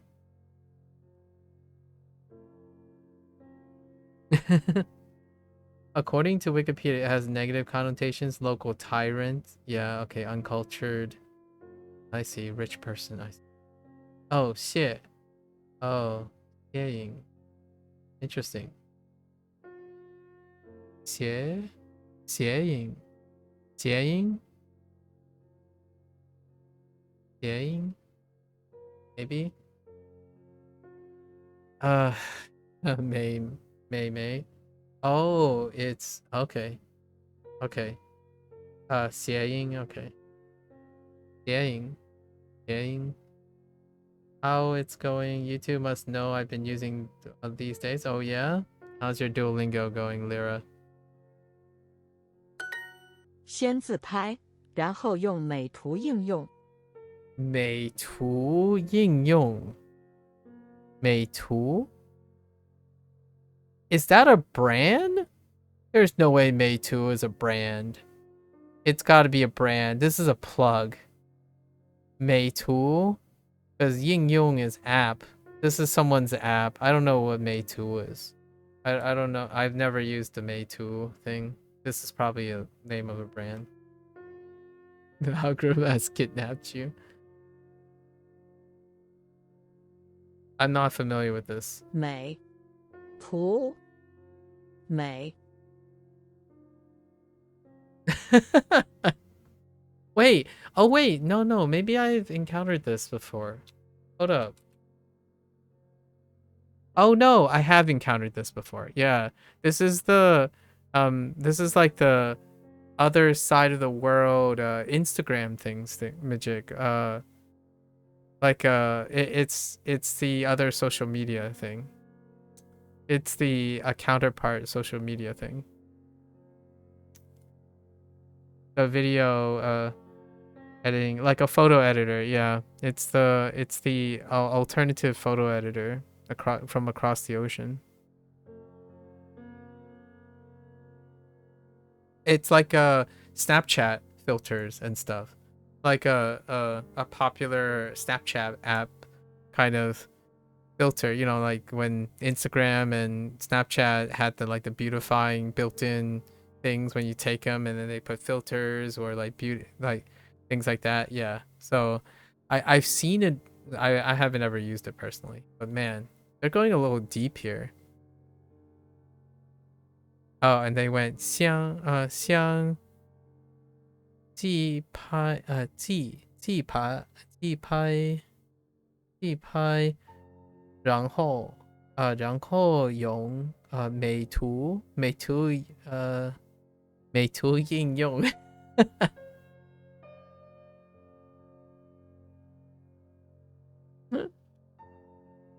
Plays using the algorithm and it works for once. Well, welcome. You are only on in 18 streak, mostly use Anki, I see.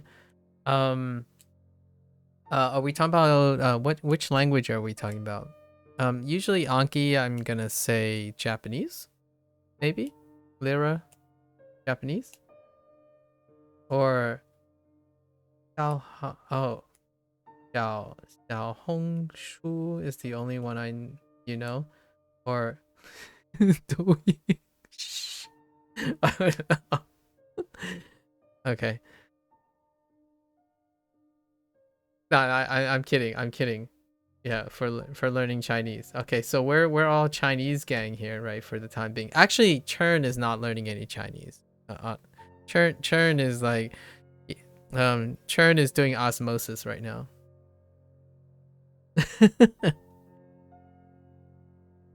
You're pretty new to Japanese, but been grinding. Oh, how's that going?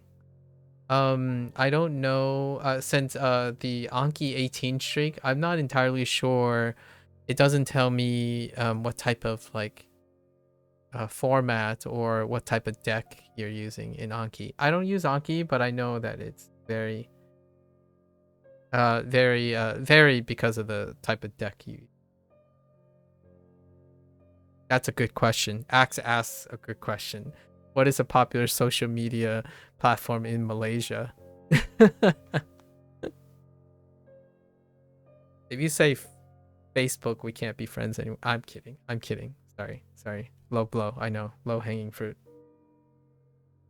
Anki, you had like a month for Japanese. Duolingo, you want to keep a streak for once? Ah, okay.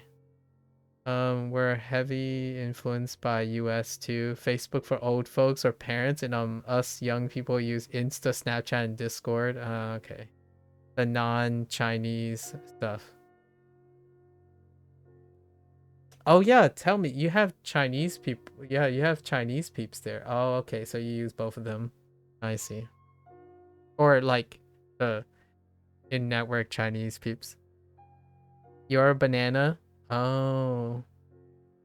Is that a slang term too that Malaysians use to refer to themselves? Oh my god.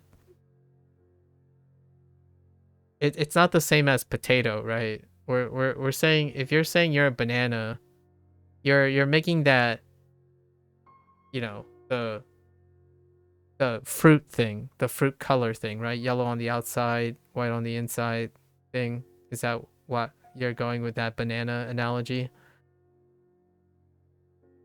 I don't know if this is okay. Big disclaimer.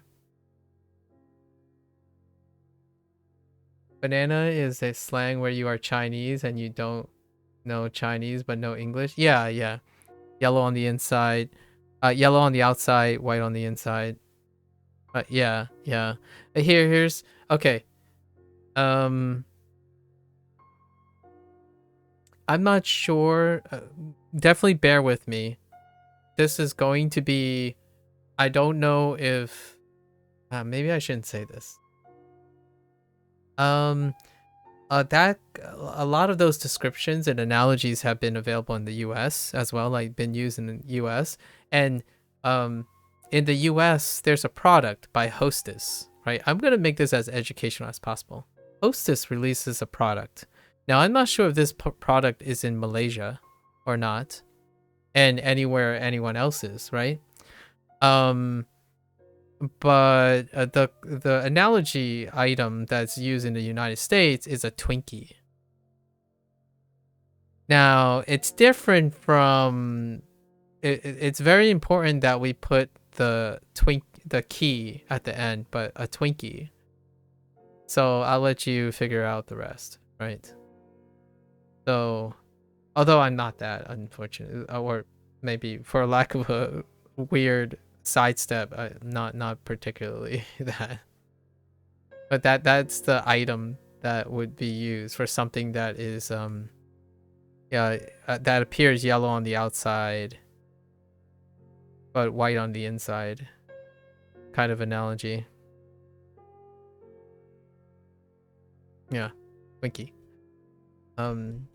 You're only fluent in Spanish and English. Well, maybe a little down the road, you'll regale us with your Spanish. I start Spanish in February. We start Spanish in February. You don't have Twinkies, that's why we have Twiggies. Wait, but you have Twinkies. Are Twiggies the same as Twinkies? Are they rebranded? Or are they like a Malaysian company making something that's Twinkie like? Because they do rebrand. Companies do rebrand when they move overseas. When they move overseas for stuff.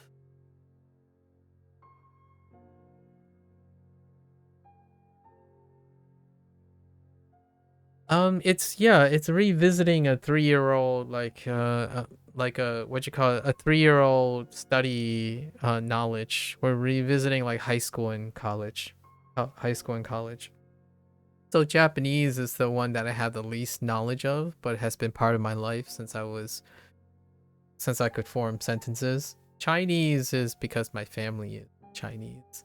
And then Spanish is because I grew up in the United States and that was my first learned language. Spanish was my first learned language. So since I live in the United States, it's kind of nice to be able to brush up on my Spanish, right?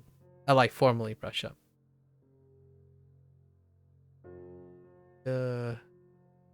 Ni something see Malaysia, Malaysia, yeah.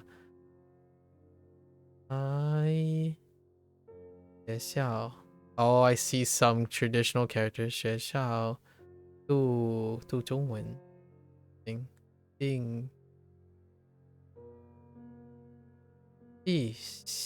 I don't know what that is. What that must be something about studying though.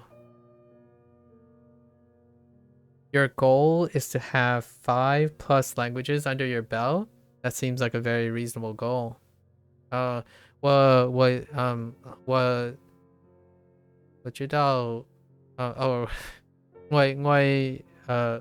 我家也讲闽南语话别话 right 别个话别 like 我家我在福州话我父母 right, my parents speak something different at home. It is a dialect related to Mandarin, but generally speaking, there's no like formal text or anything for it. So there's a really big asterisk to me learning Chinese. What the Churn, please.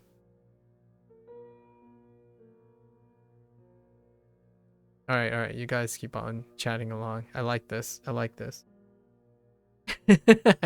can't. This is a no judgment zone, as Axe has declared. This chat has a no judgment zone. You'll be fine. I think Churn, you have a hyper. It's okay to like do silly things. So Japanese, huh? What may I ask that since you're already bilingual, what motivates you to learn Japanese, Lyra? What is your Aaron is a bit of a silly dude, I know, right? What are your motivations for Japanese? Has this been like your whole life's pursuit? I've been consuming Japanese content since I was 5 years old. So now or never, really. That's probably my general summary of my thoughts about living 32 years without learning Japanese.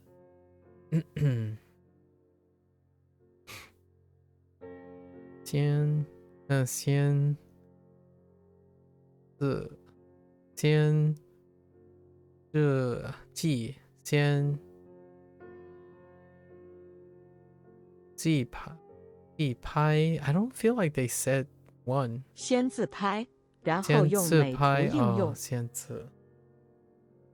自拍，然后用美图应用。So first take a picture. First take a selfie. And then beautify yourself. Got it. Nailed it.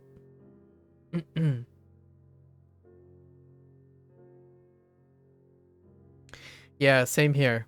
If you guys wanted me to respond to you, if you wanted me to respond to you about Cantonese, you would have to speak into my ear and I'll respond in English most of the time. And Mandarin is the same way until now. Like a year before I started, it would largely be someone would speak at me. Most of the time, most people speak Mandarin and or Cantonese, Canto at me. And then my response would be through English at them. And then they will proceed to communicate with me in Canto and Mandarin. And it goes back and forth. Like that. And now we're going to change it. We're going to break the cycle. You know, we're going to go, whoop. And then we're just going to return it. Canto, maybe. I'm a second gen. So I'm a second gen ABC. So I'm an American born Chinese. And it's a very common thing that happens for diaspora. Or in other places. But in the United States, like, so ABCs, in the United States, it's a very common thing. Speaking, like listening is intuited. Listening gets intuited whether you have complete knowledge or not, and then the response tends to be. And when I'm reading Japanese, it's happening the same way, where first I listen a lot, and I respond in Japanglish, basically, a lot of times nowadays. When I choose, I respond in Japanglish, and then over time, I make the leap to speaking or hoping, you know, to conversation in its own thing. Mandarin is the same way. So over time, there might be an interface, but generally speaking, that's how it works. And then Spanglish is the same thing. That's how I acquired Spanish when I was younger. You start with Spanglish and then move from there.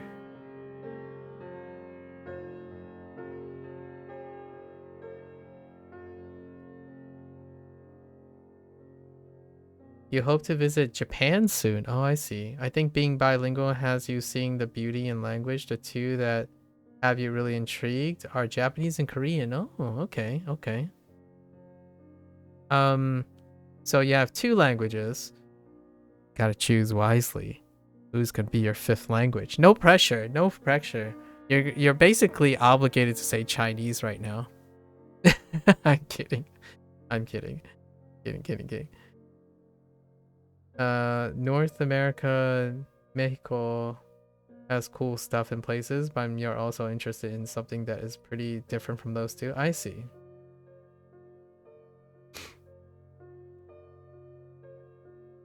Yeah, it sounds like Chern has a really complicated school. Huh. 他是宅男，只爱在家里玩电脑游戏。他是宅 Oh, it's 宅。他是宅男。他是宅男。只爱家里玩电脑游戏。只爱在家里 only loves okay he is I like how they also go with he's an otaku. I like, isn't it funny? Here's my thought. bear with me here. Bear with me here. I like how they translate it as otaku as opposed to a fan or a nerd. And then hear me out here. In the Japanese course, they do translate otaku to otaku, but they also translate otaku to nerd. But there is a reason for this. The design between Chinese and Japanese actually overlap. So, and there are evidences of this. There was one time a lesson that says, please translate this into Japanese on the Chinese course. So, for the record, this is being translated as an otaku, but otaku is a Japanese term. Nerd, it would be a term that this would be. They chose otaku. That's pretty funny. Wait. Maybe there's nerd here. Is there a nerd here? Is there like a hobbyist? Enthusiast? No, there isn't. So, you know.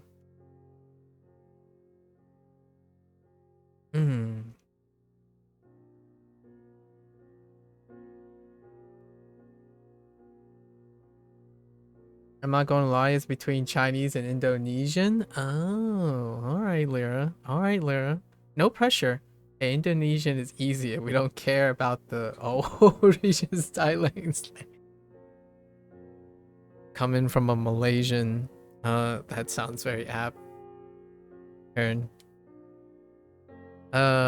So he's an otaku, 只爱在家里玩电脑游戏. Listen, I feel like Duolingo is attacking people right now. He only loves to stay home and play video games or computer games.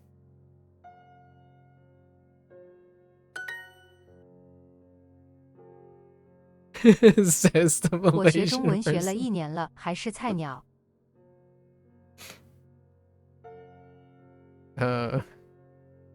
All right. Fair in games, right? We're being fair here. Let's make sure we don't like ruffle any feathers, you know. To be fair, is considered an easy language for English speakers by the U.S. military, the Indonesian language, or the Malaysian language, or like whatever all the languages he cited, or Chern mentioned. Oh, Indonesian, yeah, since it's a very consistent language, yeah. Indonesian, I've heard as a novice language learner, right? As a novice language learner, I've heard. The reason why I say I'm a novice language learner now is because when I learned Spanish, the internet was like not that useful yet. For the record, guys, like I don't know what age group we're talking about right now, but when I first selected my language, the language is whatever's offered, like, you know, whatever is available. You couldn't necessarily just go online and say, oh yeah, that's okay, let's get started on Japanese, for example. It has to actually be offered in Japanese, because this is like predating the internet superhighway information years. Just so that we get a little acquainted with our generational gap here, possibly. And there are probably a bajillion Germanic cognates because of the Dutch loanwords. Oh, that's a fair point. That's a fair point.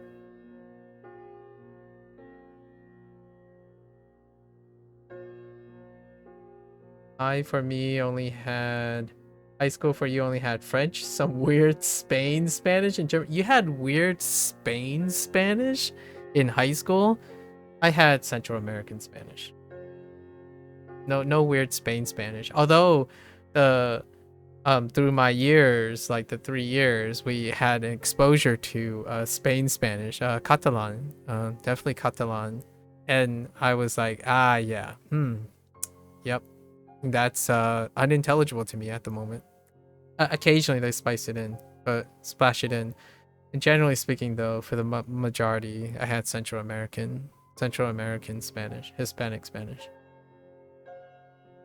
Yeah, I don't know what they were thinking with Mexico. It's like right next to them. Okay. No British English, only Malaysian. It's kind of funny. Malaysian. Okay. At least we got the flags down, you know. All right. 我学中文学了1年了，还是菜鸟。 How do I screw this? 我学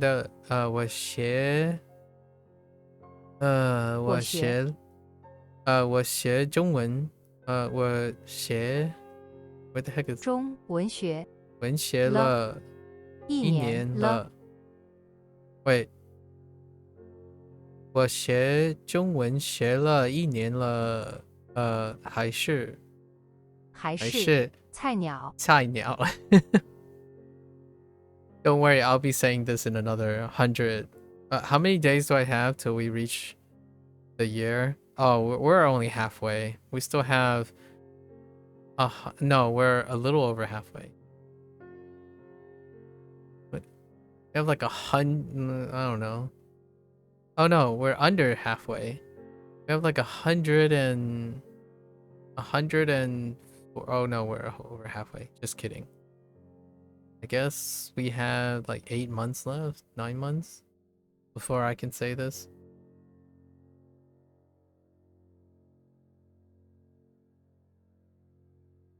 You know, I was still small. I found out that our flag is like US flag. And I was like, why are there so many white stars on the US flag?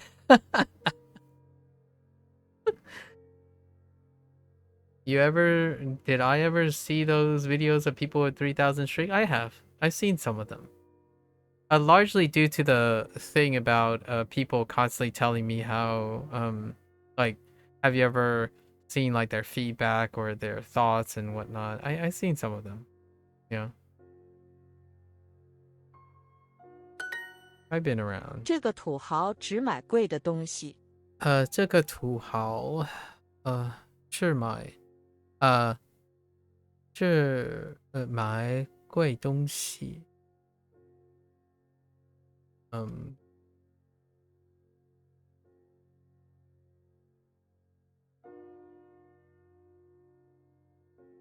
I swear they probably do like 3-minute hiragana practice or something a day. Yeah.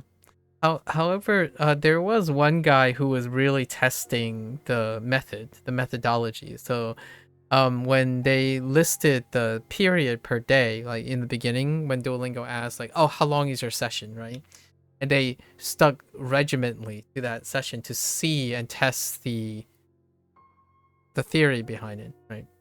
My Duolingo sessions are kind of it's more based on the volume. So I do a volume based thing per session.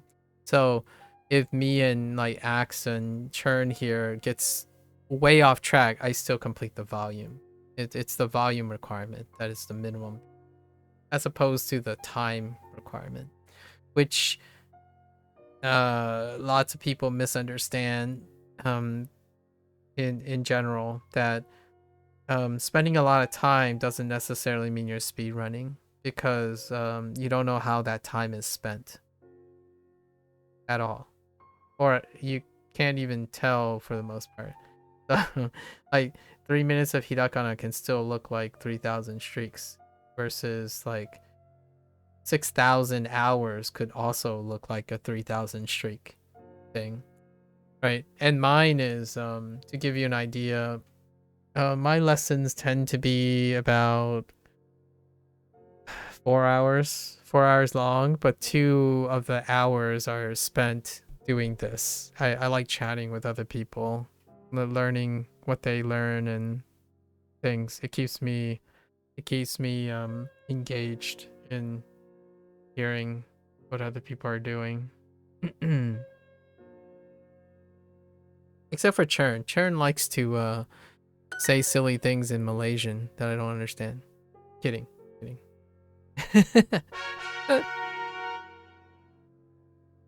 Alright. 请关注我， I don't think I've ever seen Chern type anything in Malaysian. Oh wait.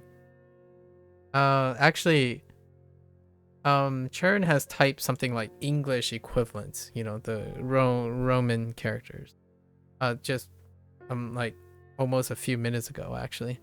But I have no idea how Malay like anything like that translates in terms of pinyin or like a pinyin equivalent. Yeah, that thing. I just said like what was it? Kula Malaka.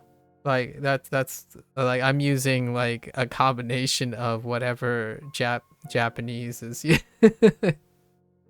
and then fuzzy logicking the rest of it using English. That's how I go about it. Fun fact. Oh no, here comes the fun fact. 请关注我. Oh, can you Oh, 关注.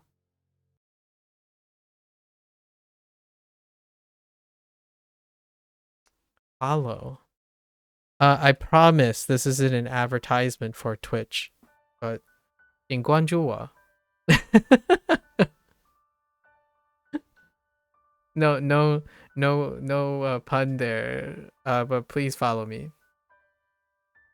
Not that type of follow. I don't think it's please follow me as in please follow me, right? Like as in literally follow me. I think that's 请关注. Oh no, it might not be. 注 Oh, maybe it is. Now I'm confused. Is this supposed to be please follow me or please 注 follow me? 关 Malay, Indonesian, Tagalog, Maori, and Malagasy, etc. are all part of the Austronesian language family. Oh yeah, I'm aware of that. It is a fun fact. There's panda. 请转发给我。请转发给我.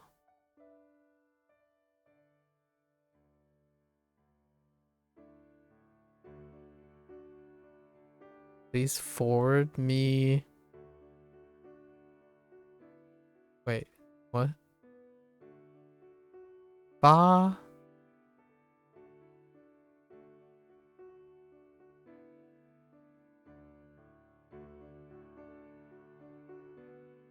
请转 Please forward me. 发 I know it's send. 给我。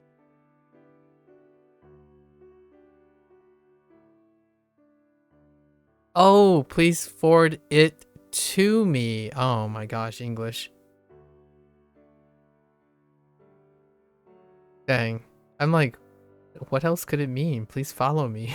I mean, please forward me. It's please forward it to me. It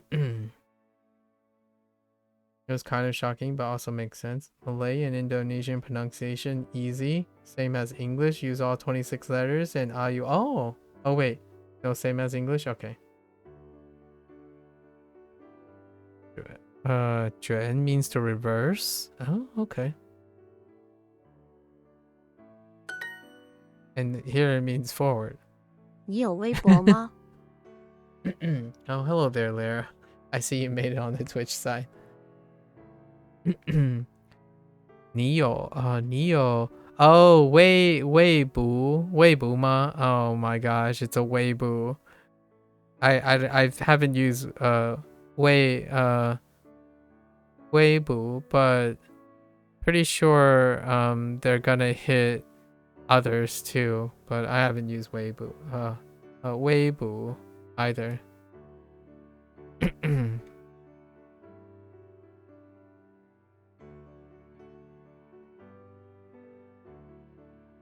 Not to be confused with like other things.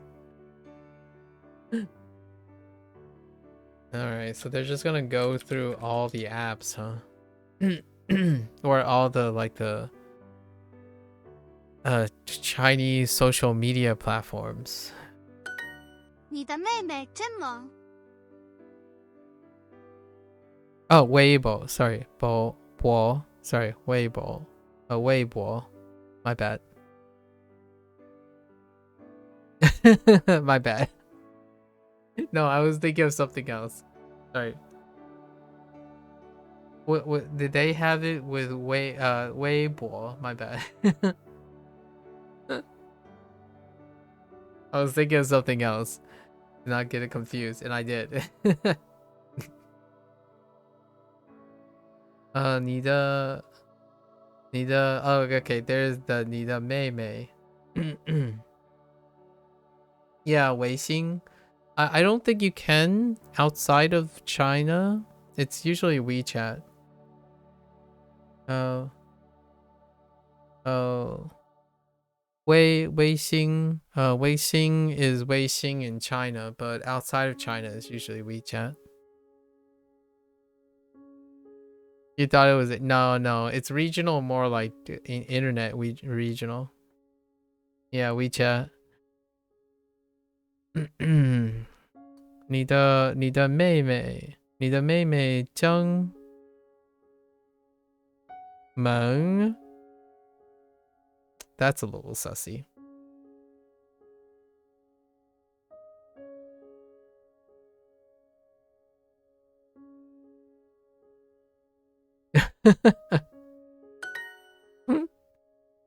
这只熊猫太萌了。这只熊猫？只熊猫？只熊猫 ？What？ 这只熊猫太萌了。太萌了。Oh my. 太萌了。All right, fine. You know what we're getting into? We're getting into the kakoi syndrome. You know what I mean? Like this is like internet slang in the sense of slang in how like the first time you are into like surface level Japanese entertainment and stuff and you just hear kakoi everything. You know what I mean? And now they're doing it with Chinese. At least that's how this feels. Like but they're using Hmong as their equivalent of, oh yeah, this panda's so cute. You know? Okay, maybe not everyone's on the same page. You were so confused how the follow button on Twitch was gone, but they put it all the way at the top for some reason. Oh, you're a beta user. Nice. So it's a beta test. Thanks, Lyra. It's a beta test for a new layout for Twitch. I've heard the ripples through the things. My Twitch hasn't updated, but they randomly select people. They randomly select people to experiment with the new layout on Twitch. So the stuff has moved in places. And there's a lot of ripple of discontent or discourse, if you will. 这只熊猫太萌了。太萌了。我要把这个转发给朋友。 Oh yeah, probably because I dabble on here a bunch, so they gave me stuff early on out of him. Yeah, probably. Yeah. As far as I know, it's supposed to be a random selection, but enjoy the the new layout. 我要把这个转发给朋友。Okay. I haven't been paying attention. I should really be paying attention. I want to forward. Okay. Friends. How do I say share? How do I say share? Is this the same as share? Can you replace this with share? 我每天刷微博。我每天刷微博。Oh boy. Oh, you know what? It's sharing the same with Bo Wu. That's kind of interesting. 微博。我每天刷微博。Okay. I scroll. I doom scroll through Weibo every day. To broadcast, put something out there. Yeah. 保护 like broadcast stuff. One. Broadcast stuff place. A museum. To display something. To put something for display. To broadcast. So like 博物馆 a place to display stuff, a museum. 博客 means blog. Oh, and its delivery sounds like the English word blog. Okay. 博客 That's pretty cute too. Oh yeah, probably could Billy stream when? Oof. Billy stream. I can barely manage to the Billy stream. I think I would probably trigger a lot of people.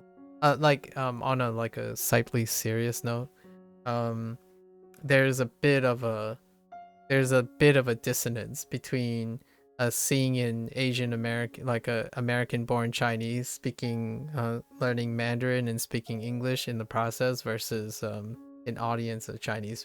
The people who end up on the like the side of the internet, right? The non-Chinese internet, they tend to be from a background that's a little bit more open to that idea. Yeah, it happens, but that's kind of how life is, right? You get used to what we like to see. In my personal experience, it's less quote unquote potentially jarring to see like a Japanese person or oh no, Japanese is off limits as well. Like an American, like a person that isn't related to Chinese learning Chinese, as opposed to a diaspora learning Chinese and still speaking English as well. Yeah, it's a little slightly serious. Obviously, this stuff many people will come to encounter when you learn different languages. Yeah. My parents certainly enjoy it. My grandfather was pretty happy till his dying days that I still spoke Fujianese, though. At least to some extent. 囧字是什么意思？ What the heck? 囧是什么意? Oh, hey, there's the quotation marks.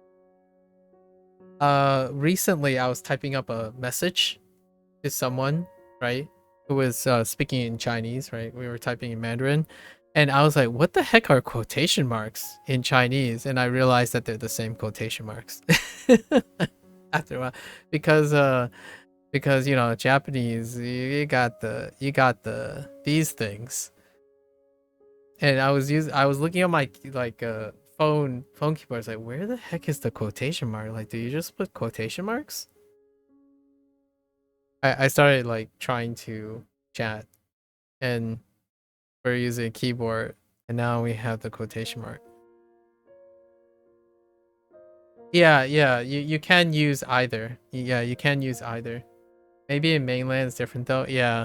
So I was using it with someone who I was like communicating with someone who is in the mainland. I'm like, what the like my keyboard, like the keyboard thing is like, where do I find those brackets? So I was looking for these brackets to see if it's part of it. I'm like, oh no, I can't find these brackets either. But the quotation stuff were in there.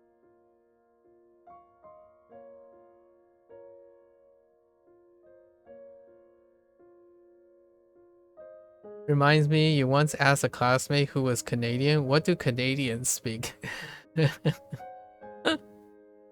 Actually, what did the Canadians say? What did your Canadian classmates say? Did they break out their French? One time I spoke to a Canadian out of the blue, and then they said like, "Oh yeah, we're on that side," and they start speaking French. They actually kind of prefer speaking French, but they use English online, right? Because of the English dominance on the internet. So,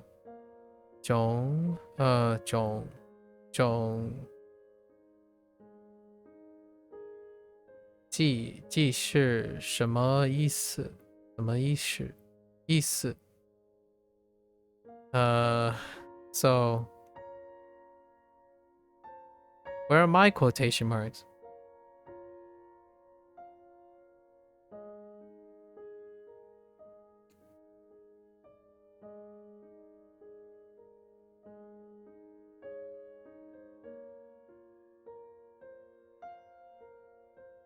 I need a quotation mark here. It could be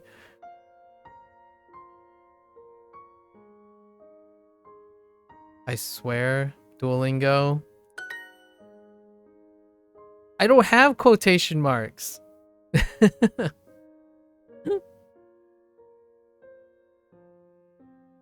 They accepted both. It's fine. 你看他的脸像一个囧字一样。 No, he said, "Are you dumb?" We joke around, so it was kind of funny. He wasn't on the French side. All I know is that the French Canadians have beef with those who don't use French sometimes. Yeah. Yeah, they're it's kind of also that way too. Yeah.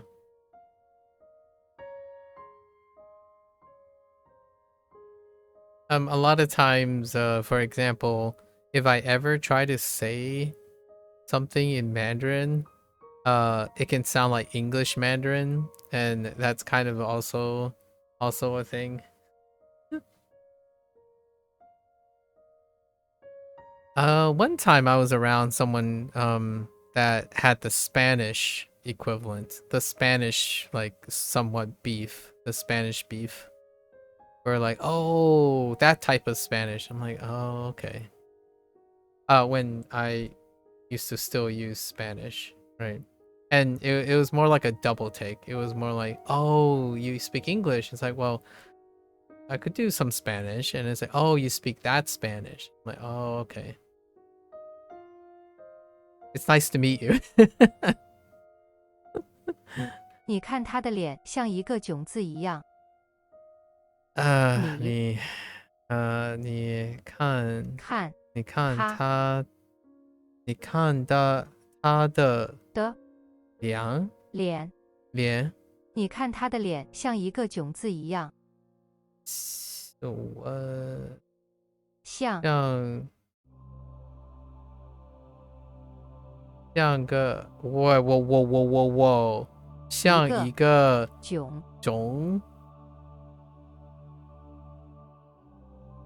囧一样。你看他的脸像一个囧字一样。囧一个一样。囧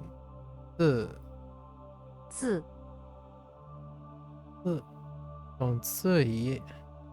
一个一样。你看他的脸像一个囧字一样。Oh, whoops. 字囧一样。 What the? 字一样。你看他的脸像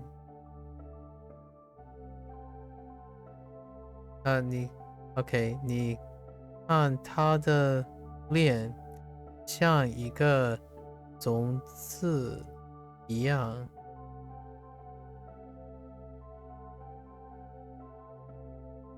你看他的脸像一个囧字一样。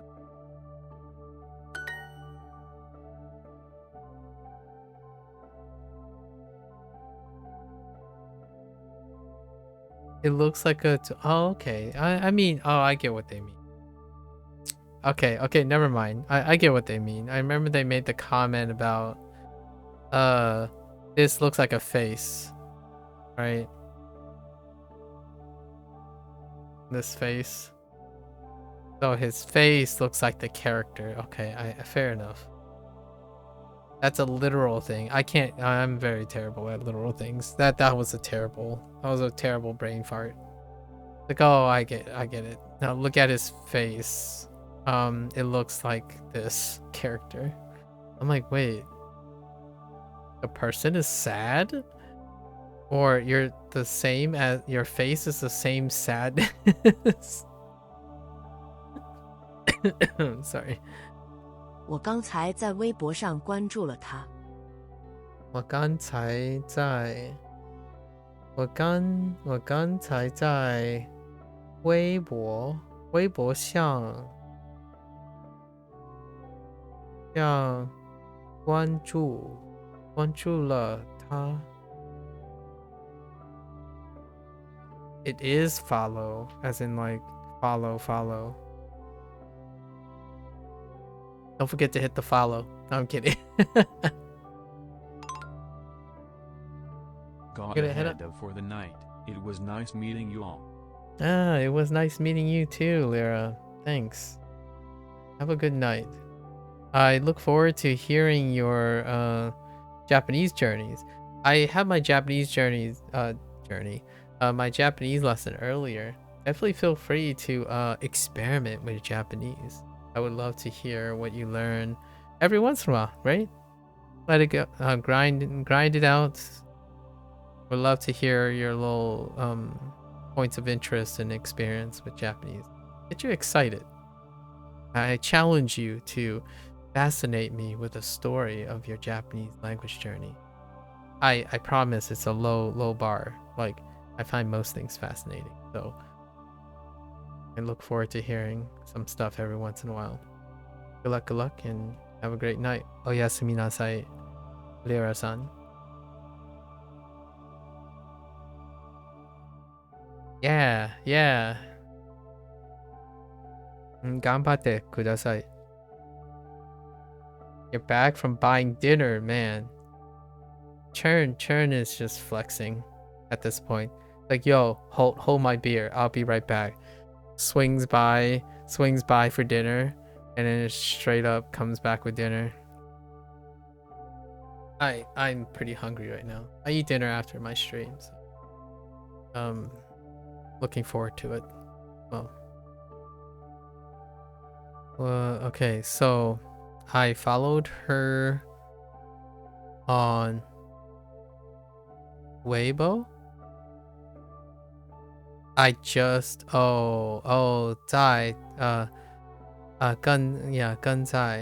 在在微博上关注了他。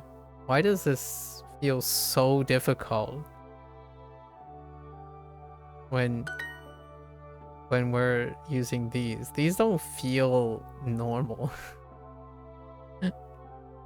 I'm so out of touch with talking about here's one thing. I don't talk to my parents about online stuff, like doing things online and whatnot. So whenever it comes to like electronic stuff and social media stuff, or like describing electronic stuff, it's like non-existent. So if they went even deeper into talking about describing things that you do online, all that stuff is weird. It's like weird. Like there's no intuition. Like, I have no intuition because most of my family, we don't talk about online stuff, like things that happen online or the internet or social media platforms. Legitimately, in my 37 years of life, have not really discussed. The closest thing is like what they already introduced in the Chinese category, like 上网, right? 上网, that's all you need. What are you doing? I'm online. Like, what did you do yesterday? I went online. And then maybe like 电脑, right? Describe a computer. It's like, what are you doing? I'm using the computer. And then everything else gets substituted with an English facsimile. So like my parents would say, oh, 你也在email 咯, 你 email 他, right? That's about it. Like he email. Like, and I know I'm saying email really weird because that's kind of how Fujianese says it. Online is young.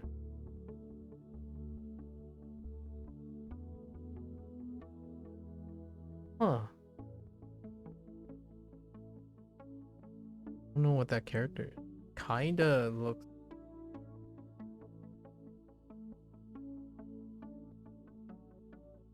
Xian. Oh. Xian. Young Xian. Oh, interesting. Is surfing the internet? Listen. Listen here, Churn. Listen.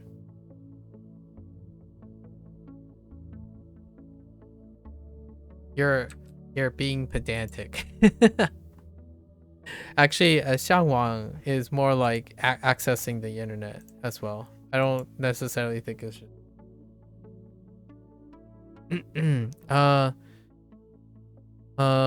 what is the Fujianese?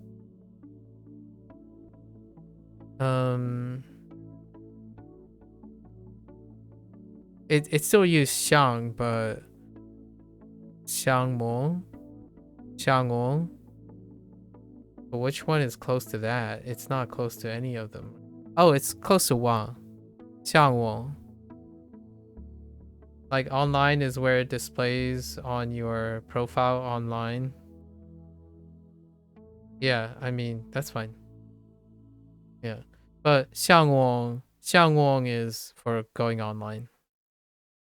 Like accessing online in Fujianese. So they use the 向往 for the accessing. So 向往. And then that's about where the dialogue ends. It's like, "Oh, what are you doing?" "I'm going online." Or "I'm using online." I'm being online. Yeah. I don't even know how to say game to my parents. I don't even know what 游戏 is in Fujianese. The game is my parents almost sound Japanese when they say game. Like, oh, he kariu game. So it almost ends up sounding Japanese. It's more like game. Like it's shorter than game. But it's pretty much Japanese. My parents are speaking Japanese without knowing it. Well, I mean, do you qualify katakana, eigo katakana as sounding Japanese? Okay. 他是 tall 高 wait 他是高富帅 Oh, we don't even need a conjunction at the end. I actually didn't know that. 高富帅他是高富帅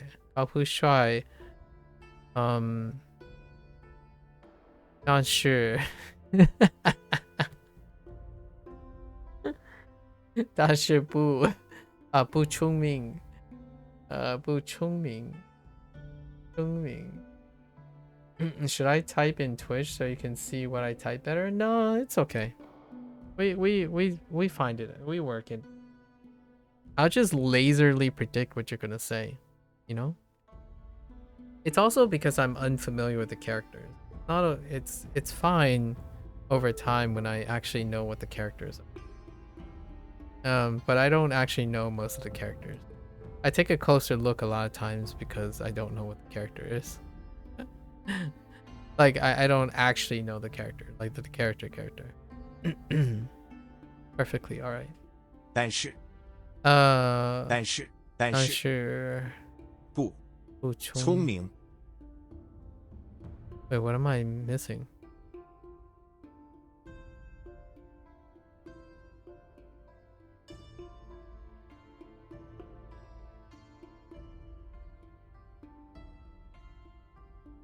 Oh, 一个 no way. That doesn't make 一 sense. 个， Do I 虽 need? 然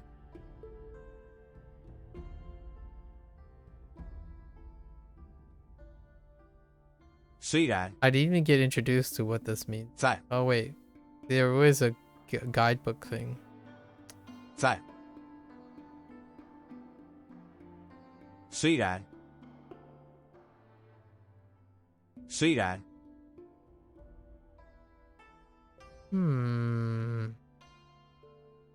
Do I really need this?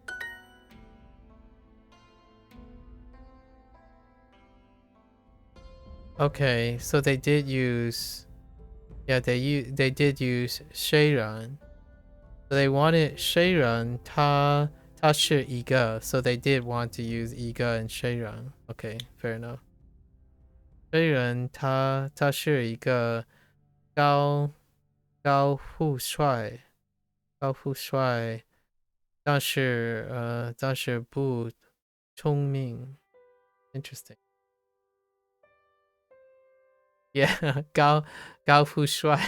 I didn't realize you could do that. He is tall, rich, and handsome. That's such a stereotype. No, like I feel like this is like an old school. I'm not sure if this still exists in China, for example, like in the closed China culture, but my parents say this a lot. Like as an old stereotype.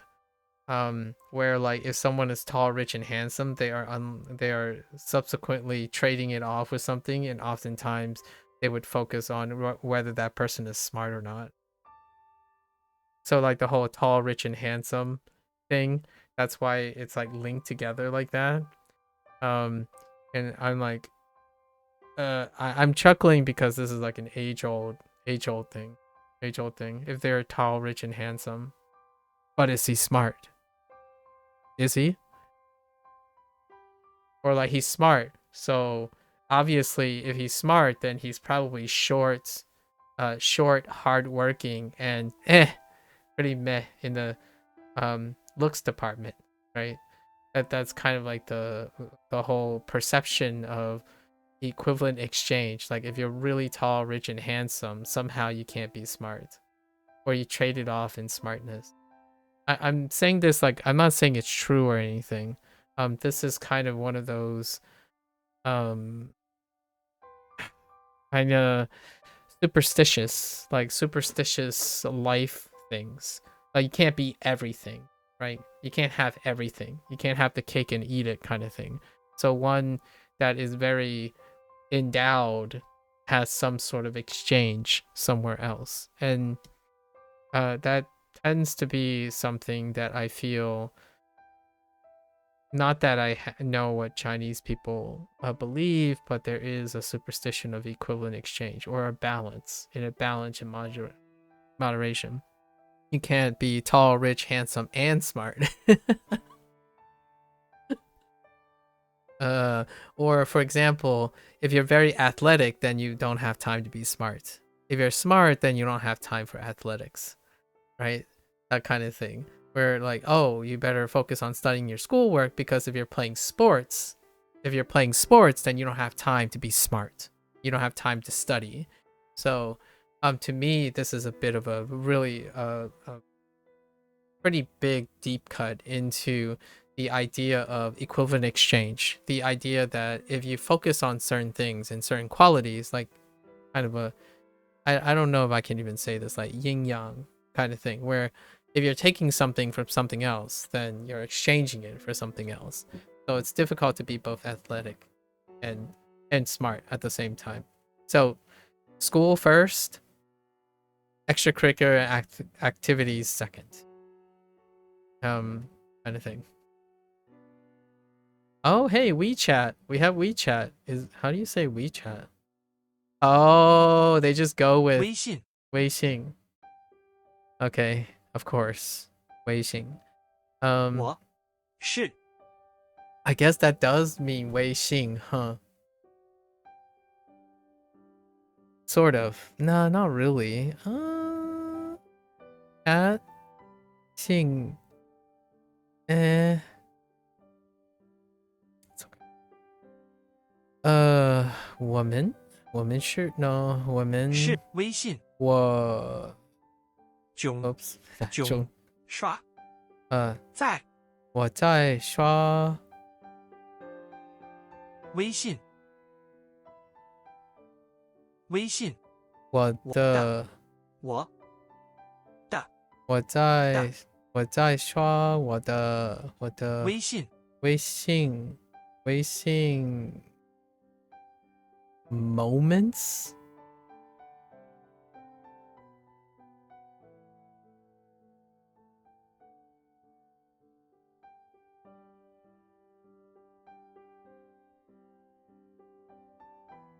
朋友圈 that 朋友 can't be 圈 it right 朋友圈 oh really 朋友圈朋友圈 how does that work huh 朋友圈 oh I am way over time we should keep going there's so much vocabulary that this is kind of a tough unit. Everything seems to feel like not be related to anything. Like all the new vocabulary. He is not tall, rich, and handsome, but I love him. Chen means circle. Oh, a friend circle. 朋友圈 moments and friend circle. 朋友圈 interesting. Circles are loops, so moments can be in circle loops. Yeah, moments are typically shared within friend circles. That would be a great way to remember it, actually. Okay. Circle. I like it. Thanks, Axe. He's not...我 Sorry, I smiled because, one time I remember... I'm not sure if it was it's my parents and family and friends and whatnot. When someone said something along the lines like, oh yeah, he's not really that tall, but at least he's smart. You don't understand why Duolingo wrote the pinyin as 2 is pronounced a flat tone? The friend? 朋友. Yeah, so here's one. Are you talking about 朋友? Chen? Oh, when they said it and it sounded like 2? Yeah. They didn't write it as... Did they? I'll have to go back and look. I'm pretty sure they might not have. It just sounds like they said it. Or we'll see. I'll go back. After this. What you call it? Yeah, that story. There are times when people say things like this. Hear me out. Like these are deep cuts from of the when someone said like, "Oh yeah, you don't want him to be too tall or else he might not be smart." That kind of thing. Like that's what I mean. It might not be the exact things, but usually it's like if you're too something, like if you get too much in certain things, then you have to trade off the things you want to desire. And that comes about a lot of times in discussion. It's like, wait, is he like too smart? Then does that mean he's good looking or not? Like that kind of thing. Like, oh, he's really good looking. Wait, hold up. If he's too good looking, is he smart? It's almost as though you can't be like too much of a good thing, right? So it's that whole balance things. Dear me, when someone it always makes me think when I was younger and then getting older and whatnot, I often thought, I'm curious if how much of that makes it so that it's unacceptable to believe that someone can be reasonably smart, reasonably handsome, reasonably tall, and reasonably like weight. Like, for example, when someone's really pretty in the face, they would try to look at, like, well, that person's kind of a little bit fat. It's like they could lose a little weight, right? But then when someone's really skinny, then they're like, oh, they must be really smart. And then when they're really fat, they're like, okay, well, at least this person's very lovable.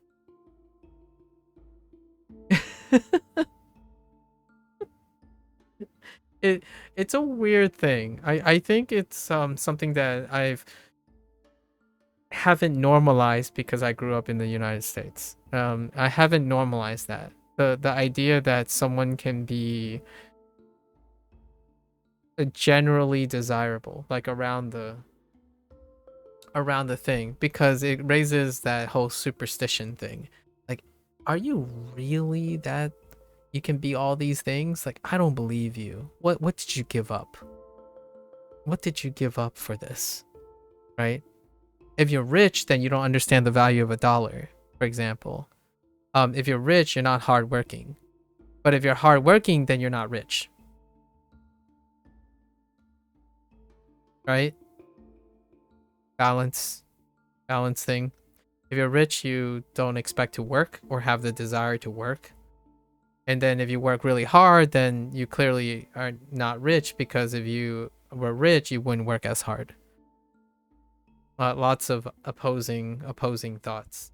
And before this starts a fire or anything, that's kind of like the conventional back in the day situation. This is the trade-offs and the very rudimentary, like practical one-to-one conventional knowledge kind of feeling. Nowadays, it's difficult to quantify that. Or in a different culture setting, it's a little less startlingly clear, right? If you're coming from like someone who grows up in a place that has lots of perspectives, it's not as clear. Like, can one be hardworking and have a lot of money at the same time?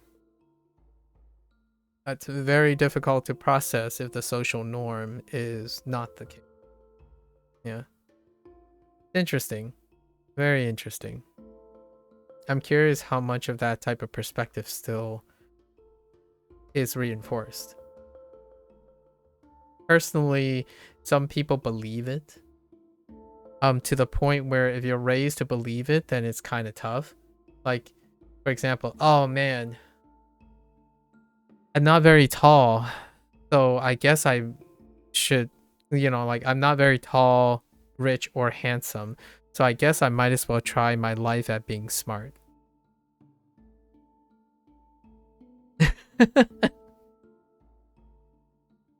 And I'm not saying this is exclusive to Chinese values. Actually, American culture kind of does it a little bit when I was growing up. Like, for example, man, you know what they say, if you're short, etc., but at least he's smart. Or, oh man, he's not really smart, but I bet he's packing. And I'll let you guess what I'm referring to. Not quite the greatest example. We try to keep it family friendly, so use your imagination. Equivalent exchange does exist in cross cultures and whatnot. Interesting. That's a connection I made a long time, like when I was a kid, when high school peeps talk back and forth, like try to sell up their friends, right? Like when you're being a wingman, you kind of do these things where if someone sees something terrible about you or like something mediocre about you, you talk up the other qualities. You tend to talk up the other qualities, the qualities that you seemingly have exchanged or compensated for. Fun. It's funny how that works out. Growing up in a Chinese household and then having being exposed to Americana culture back in the, I guess, 90s and early 2000s. 他不是，我是高富帅。但是 Oh yeah, see, they dropped the 虽然 They dropped a 水壤 here too. Which I do habitually. 但是我爱他 okay. Or wait, what the我爱他 just kidding. Okay, that's a cute statement. I like that. He's not cute. I mean, he's not Fun. tall. What is it? Tall, rich, and handsome. Maybe a more American thing. Fun. Fun.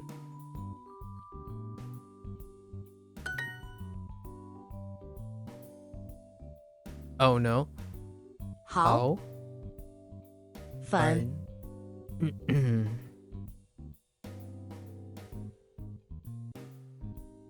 Fu. 没 Lie. Okay. Fun. Short poppy syndrome. 请给我一个赞。What was it? 赞 Oh, like. Right. 赞 Like. I have no idea how to make sense of this. We're just gonna accept it. This is a rote memory here. 赞请给我一个赞 Not don't I'm not saying this, really saying this. Please give me a like.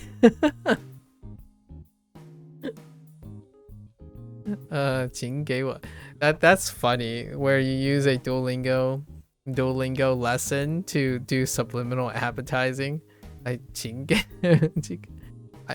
I'm still waiting to see if they introduce subscribe. Like, please subscribe. I don't even know how to say that in Japanese. I don't think they covered that. 请给我一个赞。请在下面点赞。点赞。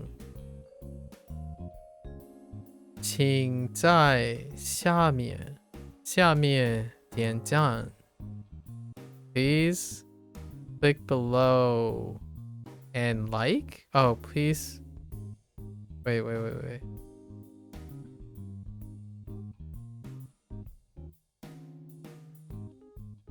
Please click light below. Wait.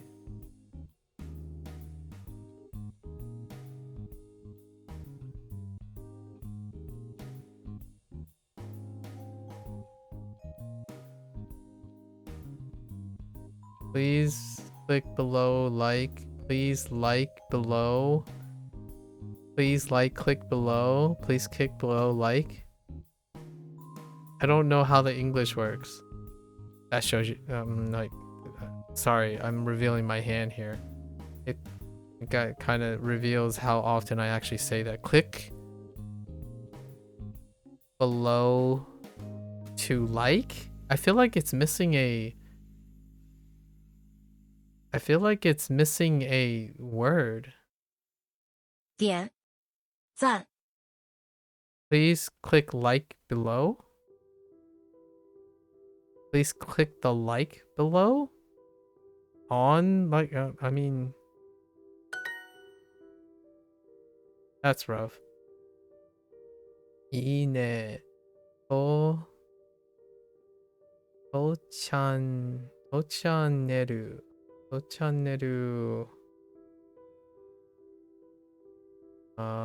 that's new. Okay, baton. Oh, okay. ボタンを押してをI don't know what that character is either. But push the button below. Push the like button below. Click on the like button below.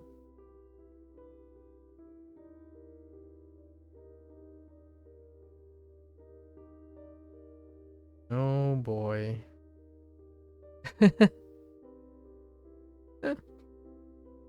Oh boy. 如果你喜欢这个这个what is that？ 西饼啊，西饼的话，请点个赞啊，请点个赞和开笑铃铛。If you like the video, if you like this video, please give please. There's no give. Please, I guess like and ring the ring the bell, the notification bell. Oh, that's kind of cute. But like what I mean is it reminds me of notifications, but I think it says something like please ring the bell. Interesting. So maybe like please give a like. Please give a like and bell. Please click like below. I'm not sure how I feel about that. 他有100万个粉丝。 For the record though, Duolingo knows how to make Duolingo crew knows how to make viral videos, so I don't question their content creators. Their most recent content creators, their most recent video was pretty awesome. I quite like their most recent video, especially for anyone who's interested in Korean. Oh, I guess I didn't share it with Lyra, huh? I think their most recent video is pretty wild. It was collaboration with Squid Game 2. I quite liked it. 他有100他有100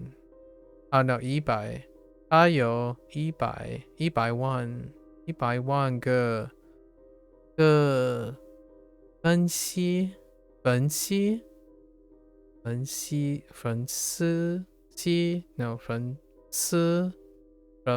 他有100万个粉丝。粉丝。Fans, right? 粉丝。That's right. You finished bathing, huh? Yes, 1 million fans. Dang, that's one viral person. 你在微博上有多少个粉丝？ 0. 零个 I don't know 零的粉丝我没有粉丝。OK 你有多少多少微博上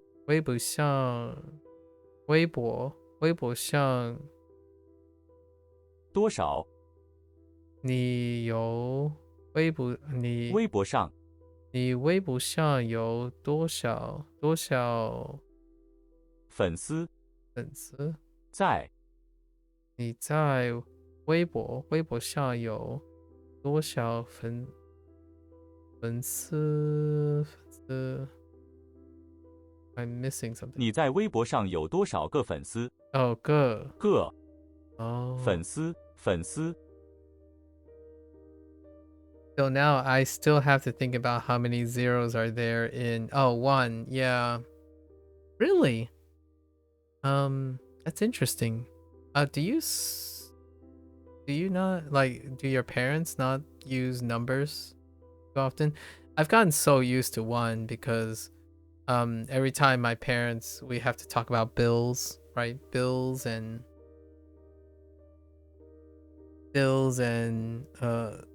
like insurance companies and cars and food costs and like monthly food costs, housing costs and all that stuff. You have to use 1 so much, so gotta just get to it.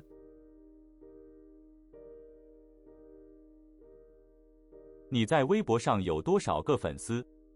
多少个粉丝？我想有更多的粉丝。我想有，Oh no。我想有更多更多。Have I used that before? 更多。Sure, if I use gun this way.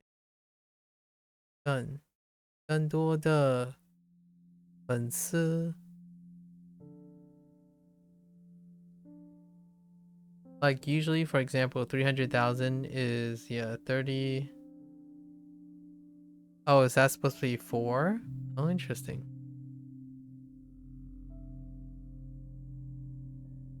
It sounds better if it's 4 as opposed to... Oh wait, it is 4. Wait, I'm confused. Why are you typing 更多的... I'm not saying 更多. I'm confused. Yeah, there is an accent above it. It's 4. It's too pixelated for you? Oh. Yeah, that's understandable. Yeah, that's understandable if it's too pixelated. Yeah. The small text is not conducive. Damn, gotta go full screen to see that. No, it's perfectly understandable. I'm sorry. One tiny pixel, I know. It's so tiny. Like usually, for example, 300,000 is 31, but we just say informally, which is 300. Oh, 300,000, because easier for us to think. Oh, you can also change it to 720p. Yeah, you can. Yeah. Yeah.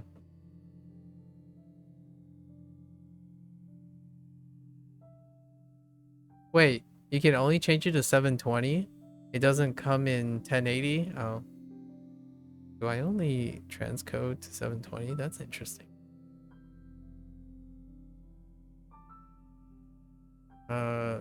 Okay. I want to have more fans. But too expensive for you. Oh, okay. 你看了这些评论吗？你看了这些评论吗？评论 What the heck? Comments? 评论 Interesting. 你看了这些评论吗？ Huh. 评论 For me, you use one more. I'm more familiar with people using one informally, so maybe it's a regional thing.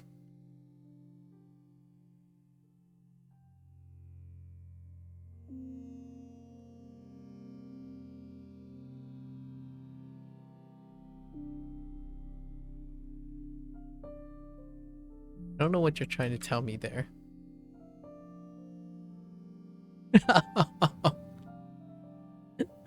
Oh, is that how you say that?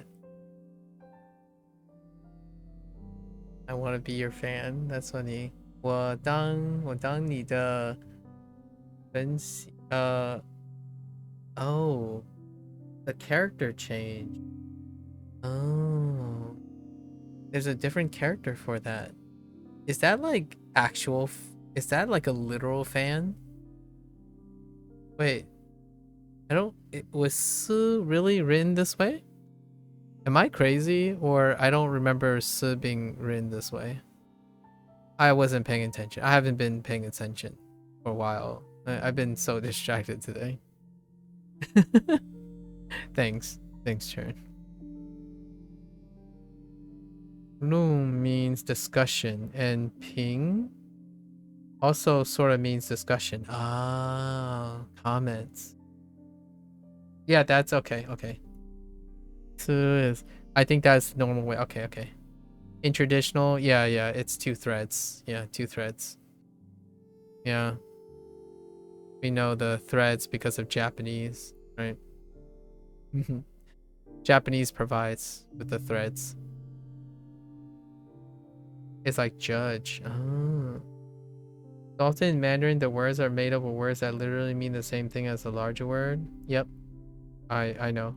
And I think that's common in Chinese language. I agree. It is. Yep. Yeah, the literal. Yes. That is one of the stereotypes as well. It's also one of these stereotypes. Which is a stereotype because it's very common. 你看了这些 that's why we're doing it. Are you aware of any unique Fuzhou words that do that? All of them do. Most of them do. It's very common in Fuzhou because it's derived from Mandarin. Like for example, bui bui. So bui and bui bui, for example, when you think of bui bui, you think of something smaller than a bui, or like mongyang. Mongyang is a windowlet, like a window glass or like a window pane, like a door that is glass, a window. Mongyang. It's a door, like smaller door, a window. Fuzhou was arrived. I thought it was Min. It might be Min. I don't know. It's very difficult to know. Mongyang. Mongyang. Oh yeah. Mongyang. That's how you write it. Oh yeah, that's good. I don't actually know how to write pinyin for Fujonese, but I don't know if it's Min or not. It's like a kind of mix of a lot of things. So, I like how you wrote it, Mongyang. I don't know how to write it. I have no formal. It sounds so much like Hokkien. It should sound more like Hokkien. Yes, Hokkien comes from the same region. Yeah, Hokkien is the one that is often associated with Fujonese. It's the same region. I like how Japanese just use one word from 2 words in Chinese to make it the same meaning verb. True. Sometimes it's the other way around though. Sometimes, but most of the time it's the other way around. I agree. But then you have to remember your kana. You know, they add kana to it. So technically, are you getting less characters most of the time? Mongyang, what? G? Here's G, right? G. So shui, G. There's no way. Like, there's no like che. Like, there's no X's. X's are kind of off the, or, and then sh. There's not a lot of sh as well. G. This is G as opposed to shui. I don't know what a microphone.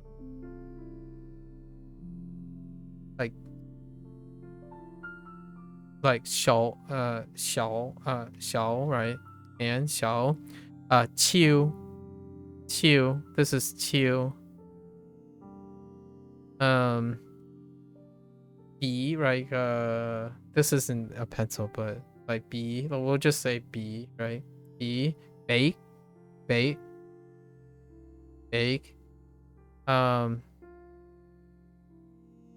I don't know how to say mouse. I'd probably say like Dian mouse, right? Dian mouse. So Dian Noi Chi would be mouse. So Dian is electricity.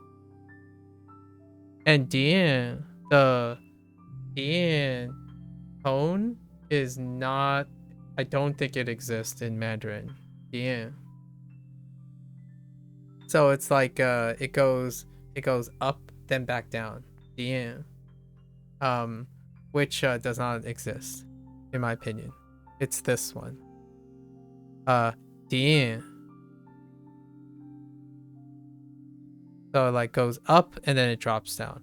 This is one of the tones that sometimes I may end up sounding like I'm doing, but I'm not doing it. I'm not trying to do it intentionally.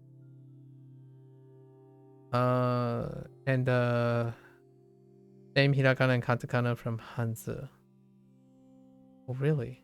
I was mind blown when I learned that hiragana was derived from kanji, but it makes a lot of sense. Same hiragana and katakana from Hanzi. Okay. It doesn't even look the same. The hiragana also seems to illuminate a lot of ancient pronunciation sounds in ancient Chinese, which don't exist in Mandarin anymore. Oh, interesting. What is... Oh, I have neither of those characters for mouse. Let me see what that is. Huashu? Wait. Huashu. Wow, Huashu. Noichi. Oh, that kind of makes sense, actually. It's actually kind of close. They got rid of the SH. So went with chi and Noichi. I don't know about the Noi part. Hua still exists in Fujonese. Hua, like, Hua is Hua. Like, if you're like flower, right? Flower, Hua, right? Hua is still Hua. 有人話嗱咩花都成為媽咪 right 都成為媽咪花也是也是花 right 花也是花 they're about on top of each other. There's a few other words that are really on top of each other that makes me always question if I'm speaking Spanish, if I'm speaking Mandarin or I'm speaking Fujonese. I can't think of them right now. I think of all my days doing Mandarin, there were like 3 words that when I say them, I thought I'm like making a mistake in Mandarin because they overlap right on top of Fujonese. But I don't remember what they are right now. Oh, I do remember one. It's volume. 相音. 相音 is really close. 相音, so it's like 声音, like it's a little bit off, but 相音is very close. The volume. Instead of that, you can also say this too. There are a lot of words for mouse. Oh, for like electronic mouse. Or no, flash your phone? Okay. Flash your phone. 手机刷手机 Swipe your phone? Swipe phone? Oh, that I learned in Japanese. Oh. Scrolling through your phone. Oh, okay. Yeah. Okay. Yeah. So, ja turning into the hiragana ka, where in Mandarin pronounced ja as ja now, sounds dialect like Cantonese. Oh, okay. Yeah. Got it. How to say that in Japanese? I have no idea. I haven't gotten that character yet. How does one say this in Japanese? What type of read would it have? I don't know. I don't know. Tell me when you... I don't know, you need to clarify. Alright, let's keep doing these lessons. I think I'm gonna skip on my 15 minutes of Hanzi today. We've gone way too late. Not that it's a bad thing. no, it's not a bad thing. 评论. So 评论. Oh no, today's new vocab day. So I need to work on we need to chart this stuff out too. 印刷 印刷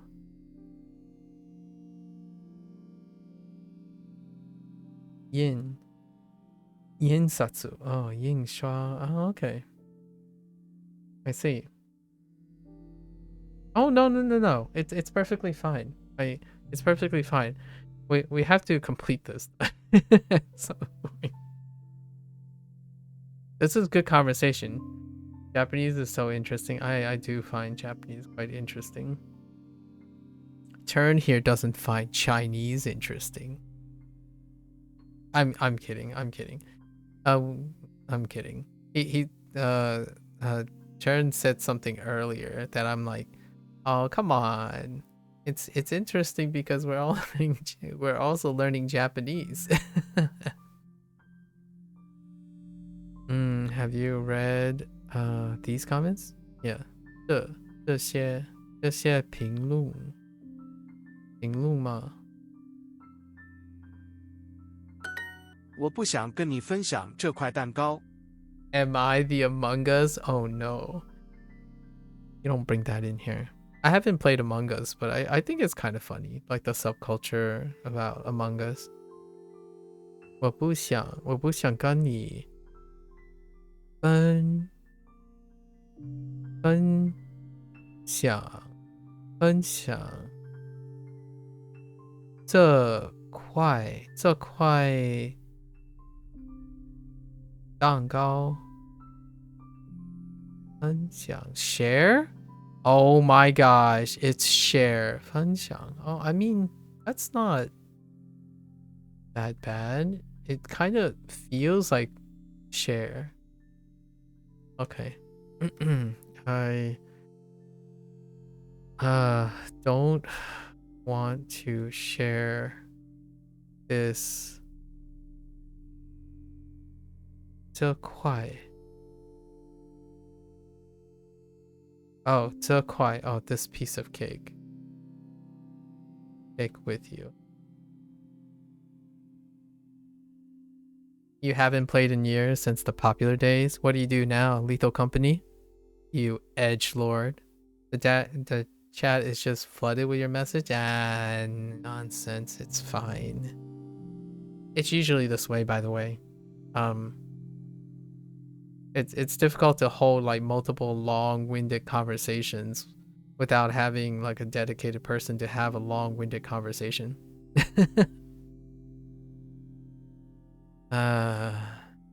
Just make sure to protect yourself, you know.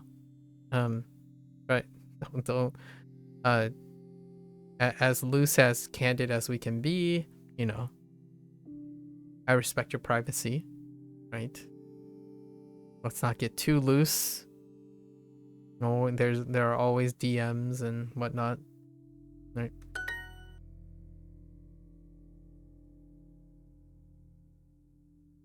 分享 Interesting. 请跟你的朋友分享这张照片。这张照片 哦，请跟你的朋友分享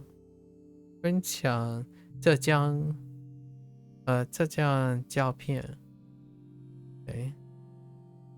Please share the photo.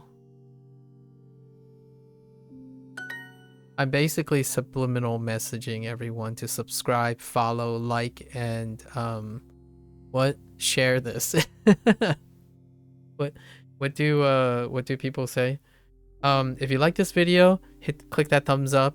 If you hate this video, click that thumbs down. Don't forget to please like, share, and subscribe. Thank you, and see you next time. I'm kidding. We gotta finish this. 请加我好友。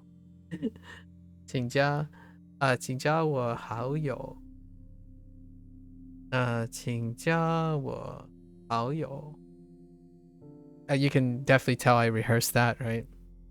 I got a lot of practicing. to the mirror alone, to myself. Please add me as a friend. Or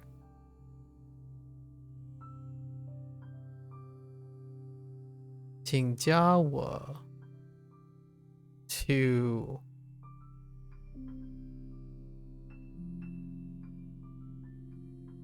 You think more casual is 请加我 Oh, 喂 Oh yeah, true. 喂 Yeah, 喂好有 Yeah, towards me. Yeah. Yeah, as yeah.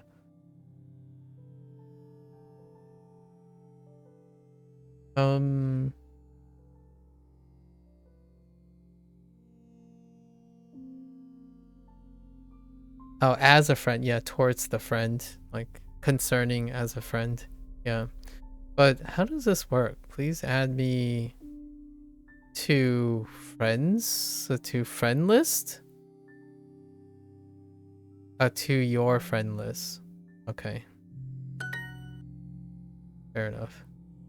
Please add me to your friend list. What? The English has to be explicit, so sometimes like Duolingo has this, you can't do colloquial cutoffs. Sometimes it can, sometimes it doesn't, and I tend to try to do whatever, like fill in whatever words they have. But please add me to friends would be okay in English. But please add me to your friend list. That's lots of effort. Actually, most of the time it's so colloquial, in my opinion, that you don't even say friends list anymore. Please add me.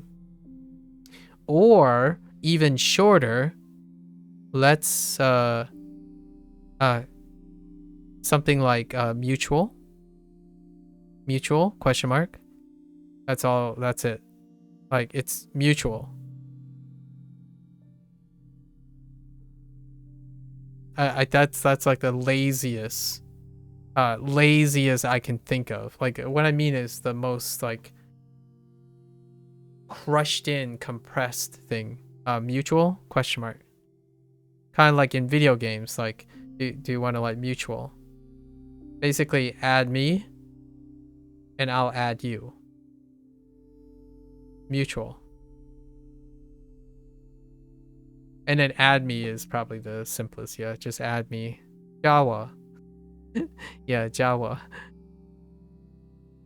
Okay, so what did they went with? 请加我好友。Oh, I had a fun little colloquial thing, informal thing with one of my family friends during the holiday.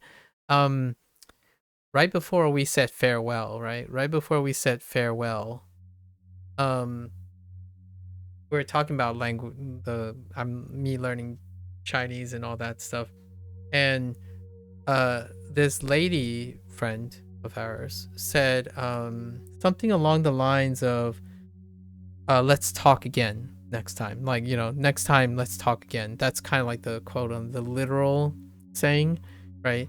Like 下次聊something, chat, right? Chat again.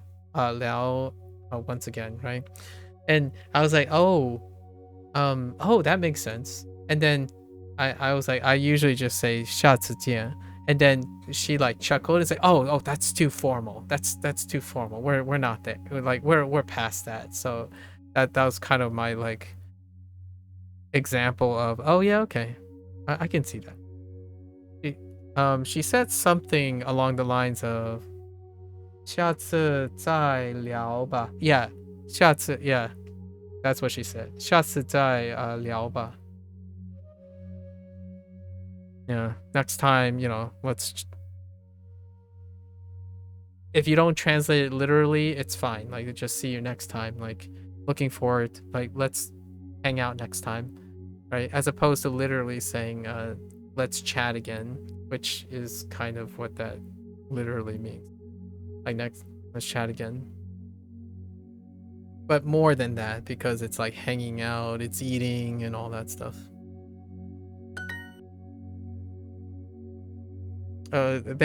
She chuckled pretty big when I said 下次见, and she's like, "Oh, that's too formal. We're you know, we're friends and close friends." And I'm like, "Yeah, I get it. I get it." I don't agree with the comment above. 我不我不同意。我不 maybe way? What are they using for it? Maybe 我不同意。同意。上面我不同意上面的 comment 土豪 no 评论评论 You must go? Take care, Axe, if you must go. Yeah. Take care, Axe. I really appreciate it. It was a lot of fun. Again, there's no obligation for you to constantly be present, but I hope you have a wonderful time. Good luck with everything. Bring back some really, really interesting stories and enlightenments, and we'll talk about it some more and spend hours and hours if you have time, and share some experiences. 谢谢，下次 right? 下次再聊吧 right?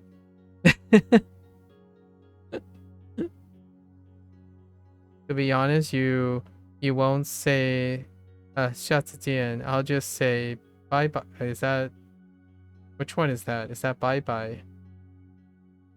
Which one's bye bye? I don't know. I've forgotten what bye looks like.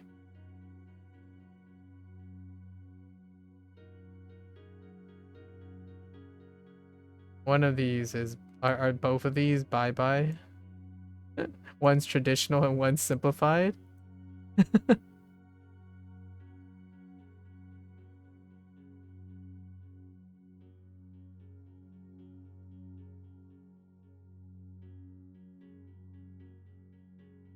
Which one is yours?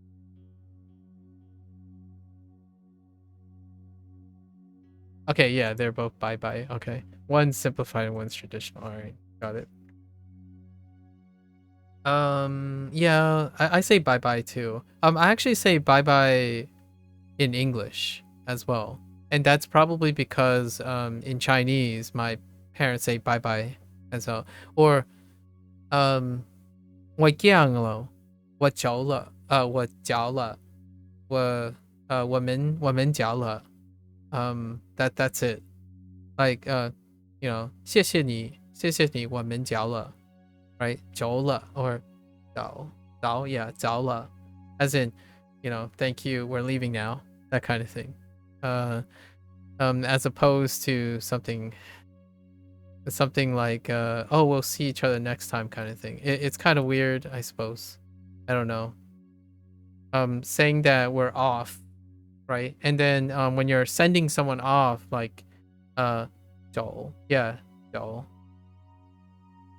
I don't know, just bye bye. Yeah, 走 我们走了 as in like we're about to head out. Or what I'm saying is, I'm not saying it in Mandarin. I mean, I'm saying it as an equivalent to how one like the phrase that are commonly exchanged. Another one would be like if you're sending off, like you're not the one leaving, you're the host and the person's leaving. My mind gang, right? As in travel safely. Like it's more like literally slowly, right? Man, 走 right? That's usually how it went with me and my family when I'm greeting. Yeah, 慢慢走. That's about it. Or what was the other one? Oh, I got it in Mandarin. 小心 right? 小心慢慢走 right? 小心慢慢走 Take care, right? Take care. travel slowly, right? Travel safely, right? 小心慢慢走. That's the closest I can think of when it comes to Mandarin. Take care. Travel safely or travel slowly. 一个慢走，注意安全啊。I see. That's a good one. Yeah, most of the time I say it in English too. So, if you ever reach the end of a stream, I very commonly say the same thing in English. And I don't necessarily think it's exclusive to English, but it is the closest thing that my intellectual, like back in my academic times when lots of people say that, like, good luck, like, stay safe, stay healthy, take care of yourself, and I'll see you next time, right? But usually it's like safe travels. I say most of the equivalents in English, like safe travels, take care, right? Take care. And that kind of translates in both ways. I don't say goodbye most of the time. Here's one that is interesting that I really like though. Dan da dan, right? Dan da dan, the most recent topical anime. They had this line in there that I really. Oh no, is it? No, it's not Dan da dan. It's another show, and I don't remember which show it is. But the sentiment was, oh, I know what it is. It's Turtles All the Way Down. In the book Turtles All the Way Down, there's a sentiment. When you say goodbye, you only say goodbye knowing that you're gonna say you say goodbye expecting to see the person again. So you only say goodbye when you expect it turned my whole perspective around, right? Usually a lot of times people would say goodbye is a way of saying, well, is that forever? Right? Like, so for the longest time when I say goodbye or when I part, I don't usually say goodbye. So I don't say bye-bye and stuff as often as I say I wish them the best, right? Because I don't know if we'll see each other again. And oftentimes bye-bye is can be that too, where it's like, is this the last time we'll see each other? So then I do wishful thinking. I want my last words to someone, if I never see them again, to be that they should take care and I wish them the best, right?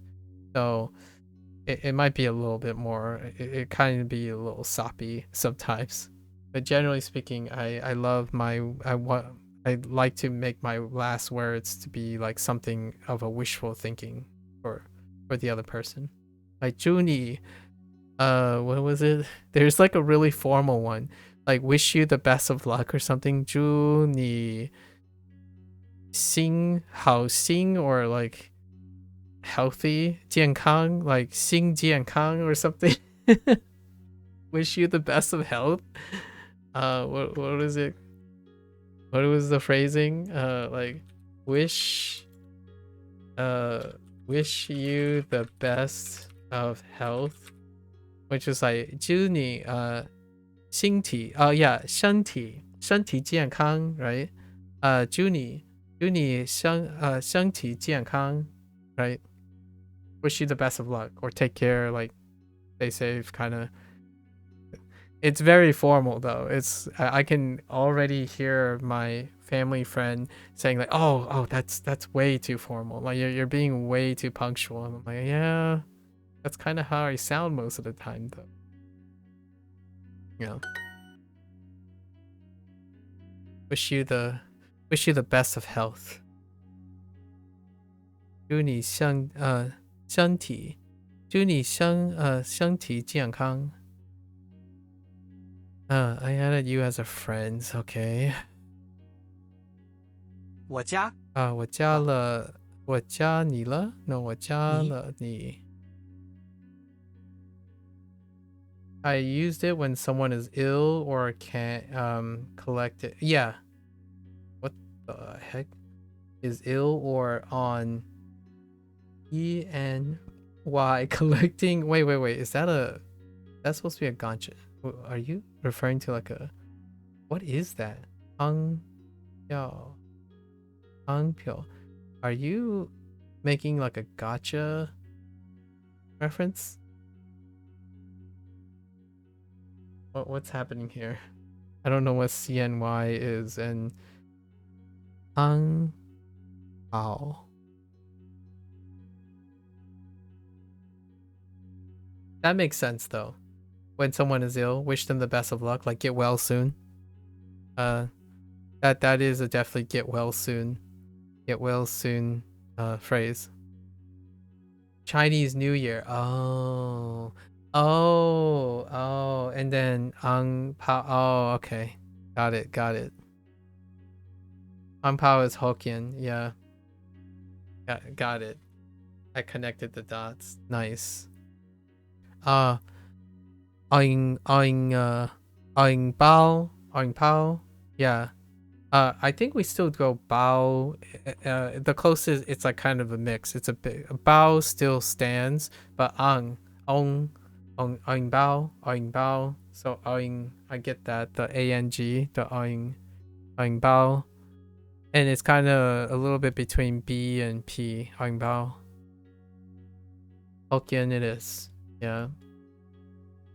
Oing instead of, what was it? Hong, oing. 我加了你. Malay is oing what? Pao? Oing pao? Oh, I mean that kind of sounds fine too.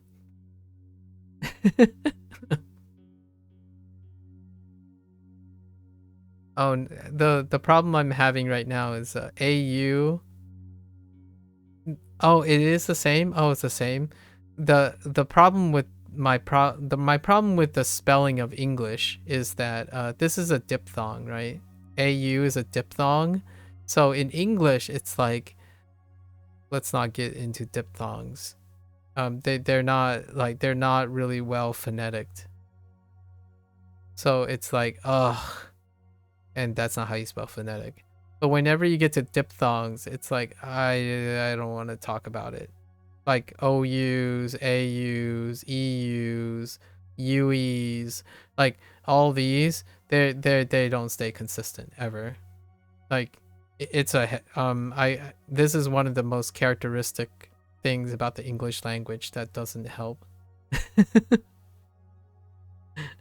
Oh, there's a phonetic chart, but don't know how it works. Yeah, I don't either. There is a phonetics chart. I did look at it.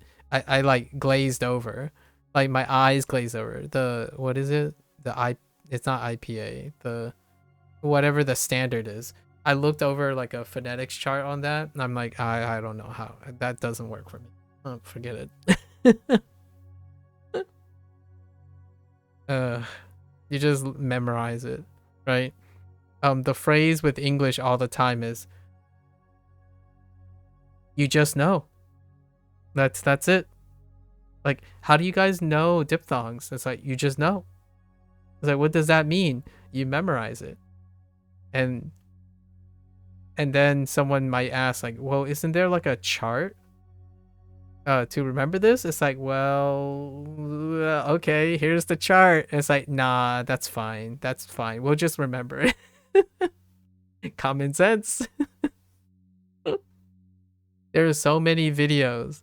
There's so many like hobbyist videos of like trilingual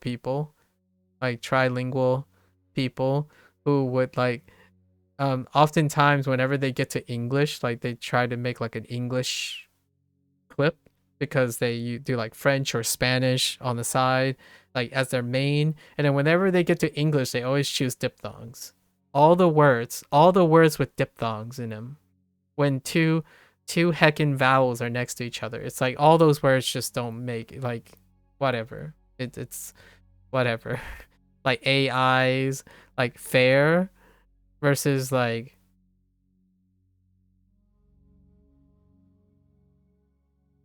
so we have fair and pair, right?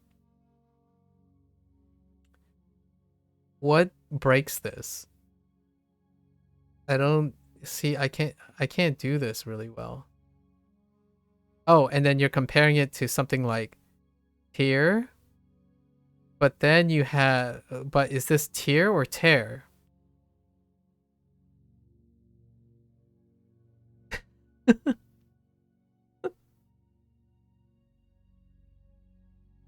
And then you know you have. Then we have where, right? Where, but but then we have bear, which doesn't have a diphthong. I don't know. It's like it's not that great when it comes to it. Lois Somerville makes funny shorts about it too. Is that person Loic, is that the person that wears I've been watching this guy. He pops up on my algorithm every once in a while. He's I think he does French, Spanish, and English. He does French, Spanish, and English, and he always wears this like jean jacket. Or like some sort of jean jacket, and he has his prop is like a beret for the French thing. I kind of like that guy. Is that him? Like, is that the same guy? I really like his stuff. Like, he has this genuine, really high energy thing. So I really enjoy that type of thing. And that's how I get all my like Chinese and Japanese and other foreign language exposure now. I love when people are having fun with their language. Okay. Yeah? Wait. 人好友好友.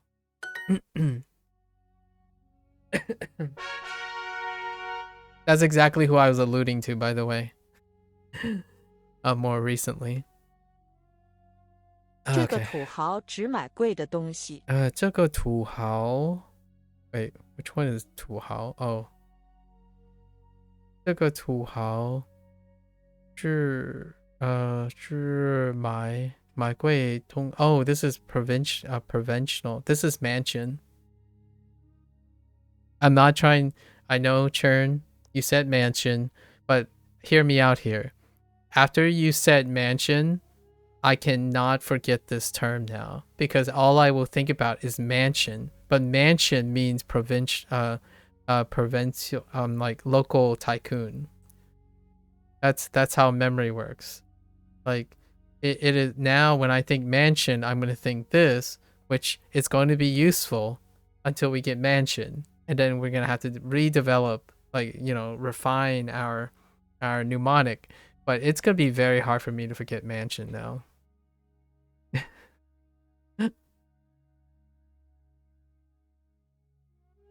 You see what I mean?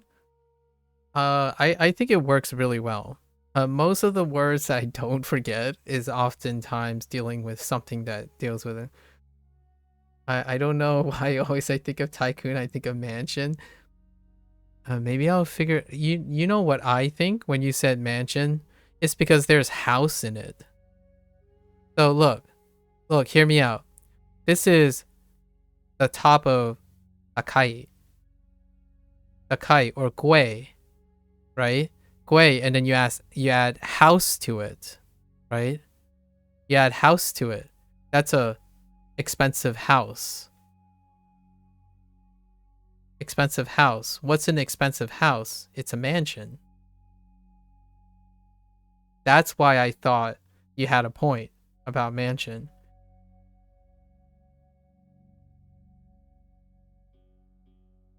Gui, Akai. And then the bottom is jia, right, with the hat. It's a blend of gui, or like takai, as in like, not gui as in gui, but takai, as in expensive. And then you have jia on the bottom. So an expensive 家 is a mansion. I thought that's what you were getting at.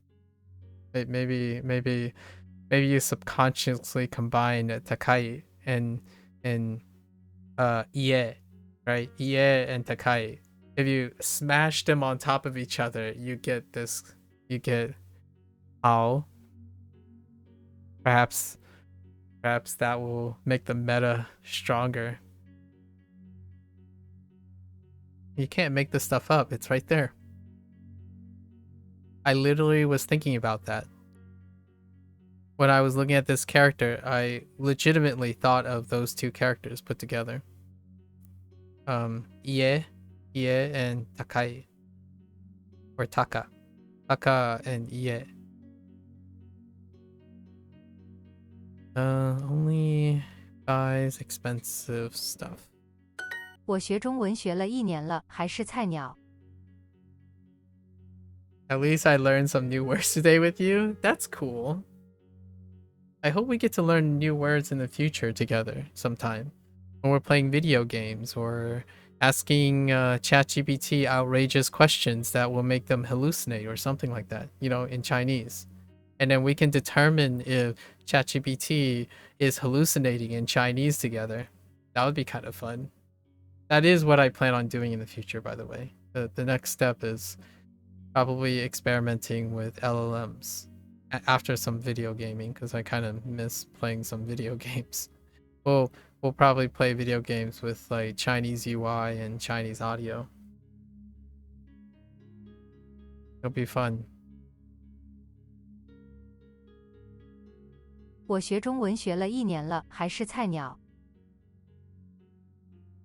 And also, I would totally love to hear your opinion and your experiences if you ever get interested in Like a Dragon 8, or the next title, and play it in Chinese or Japanese. You can do both because you can compare them side by side, and you know English, so you are already set to be able to experience the game. Not that you have to play the game, you can also watch someone else play the game in that language and be able to like give me your take on things.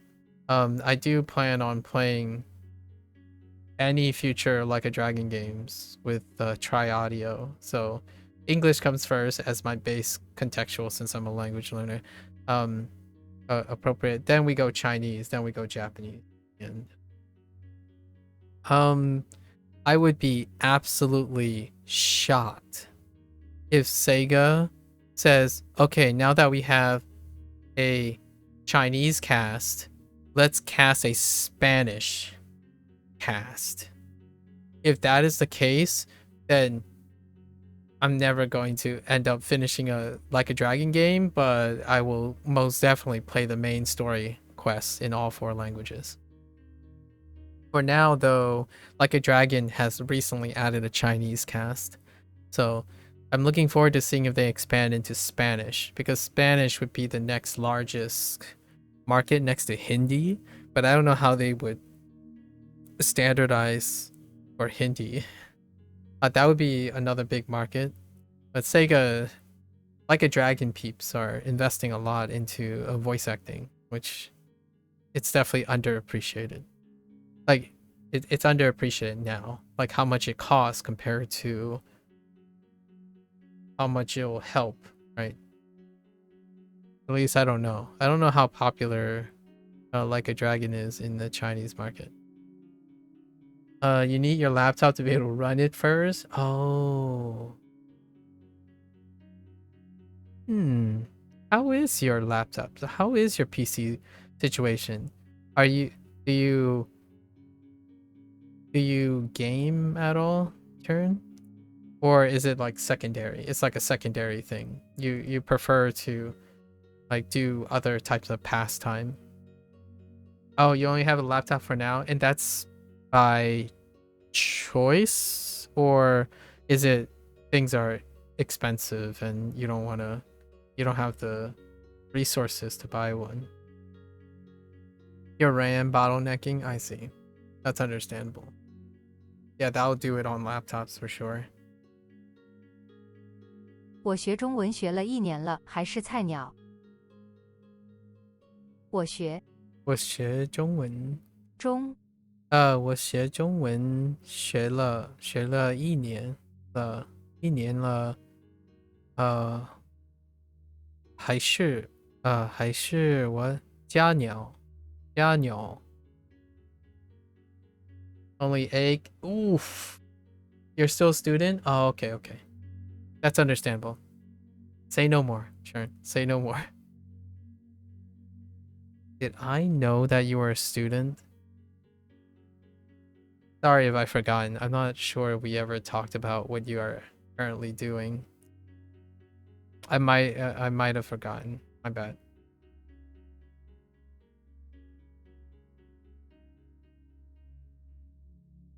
文学中文了我学了中文1年了，了，还是菜鸟。啊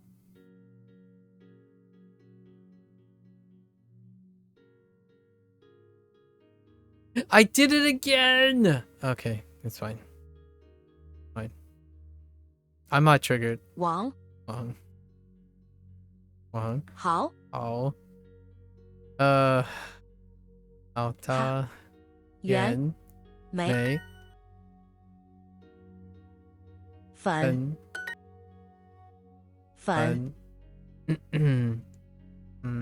好没富来你看他的脸像一个囧字一样。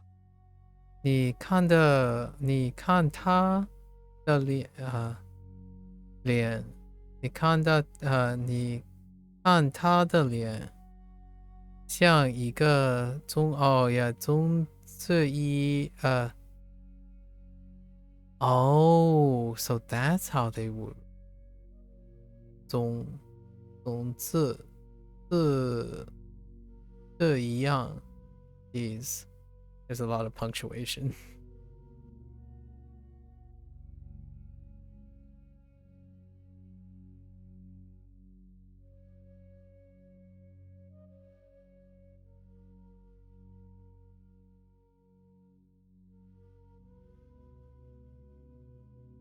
How long are you, quote unquote, going to still be a student, Chern? And is it vacation now for you? I have big disclaimer. I have no idea how Malaysian schools work. When Axe was asking you about how language works in Malaysia, that was all new to me. It sounds very involved. It's school holiday now? Okay. How long is your holiday for school? How's school going?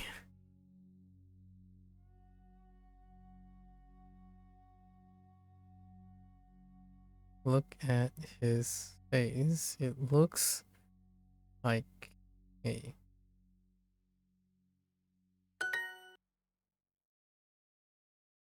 好 You don't have to answer if you don't like talking about it. I can understand. There's quite a lot of people who don't like talking about school. I like hearing about school. I think school is very interesting, and it can be very telling about someone's state of mind, how they go about talking about something that they have to do. I know you were the one that mentioned that when you're forced to learn something, it's not as interesting. So that might give me an idea already of what is interesting and what may not be interesting. And school might not be one. Next year, you're going to take SPM, which is the whole Malaysia uniformed exam, where you have to take it when you're section 5, which is 17 years old. Oh, so it's a big one. It's the big one. How do you feel? How do you feel being 17 next year? You certainly talk in a manner that would scream ahead of your age. 没 虚 I mean, it could be also your growing environment that makes it very different. Kind of live in a very diverse environment. 特 it's 特别 right? That where I learned. Yeah. 特别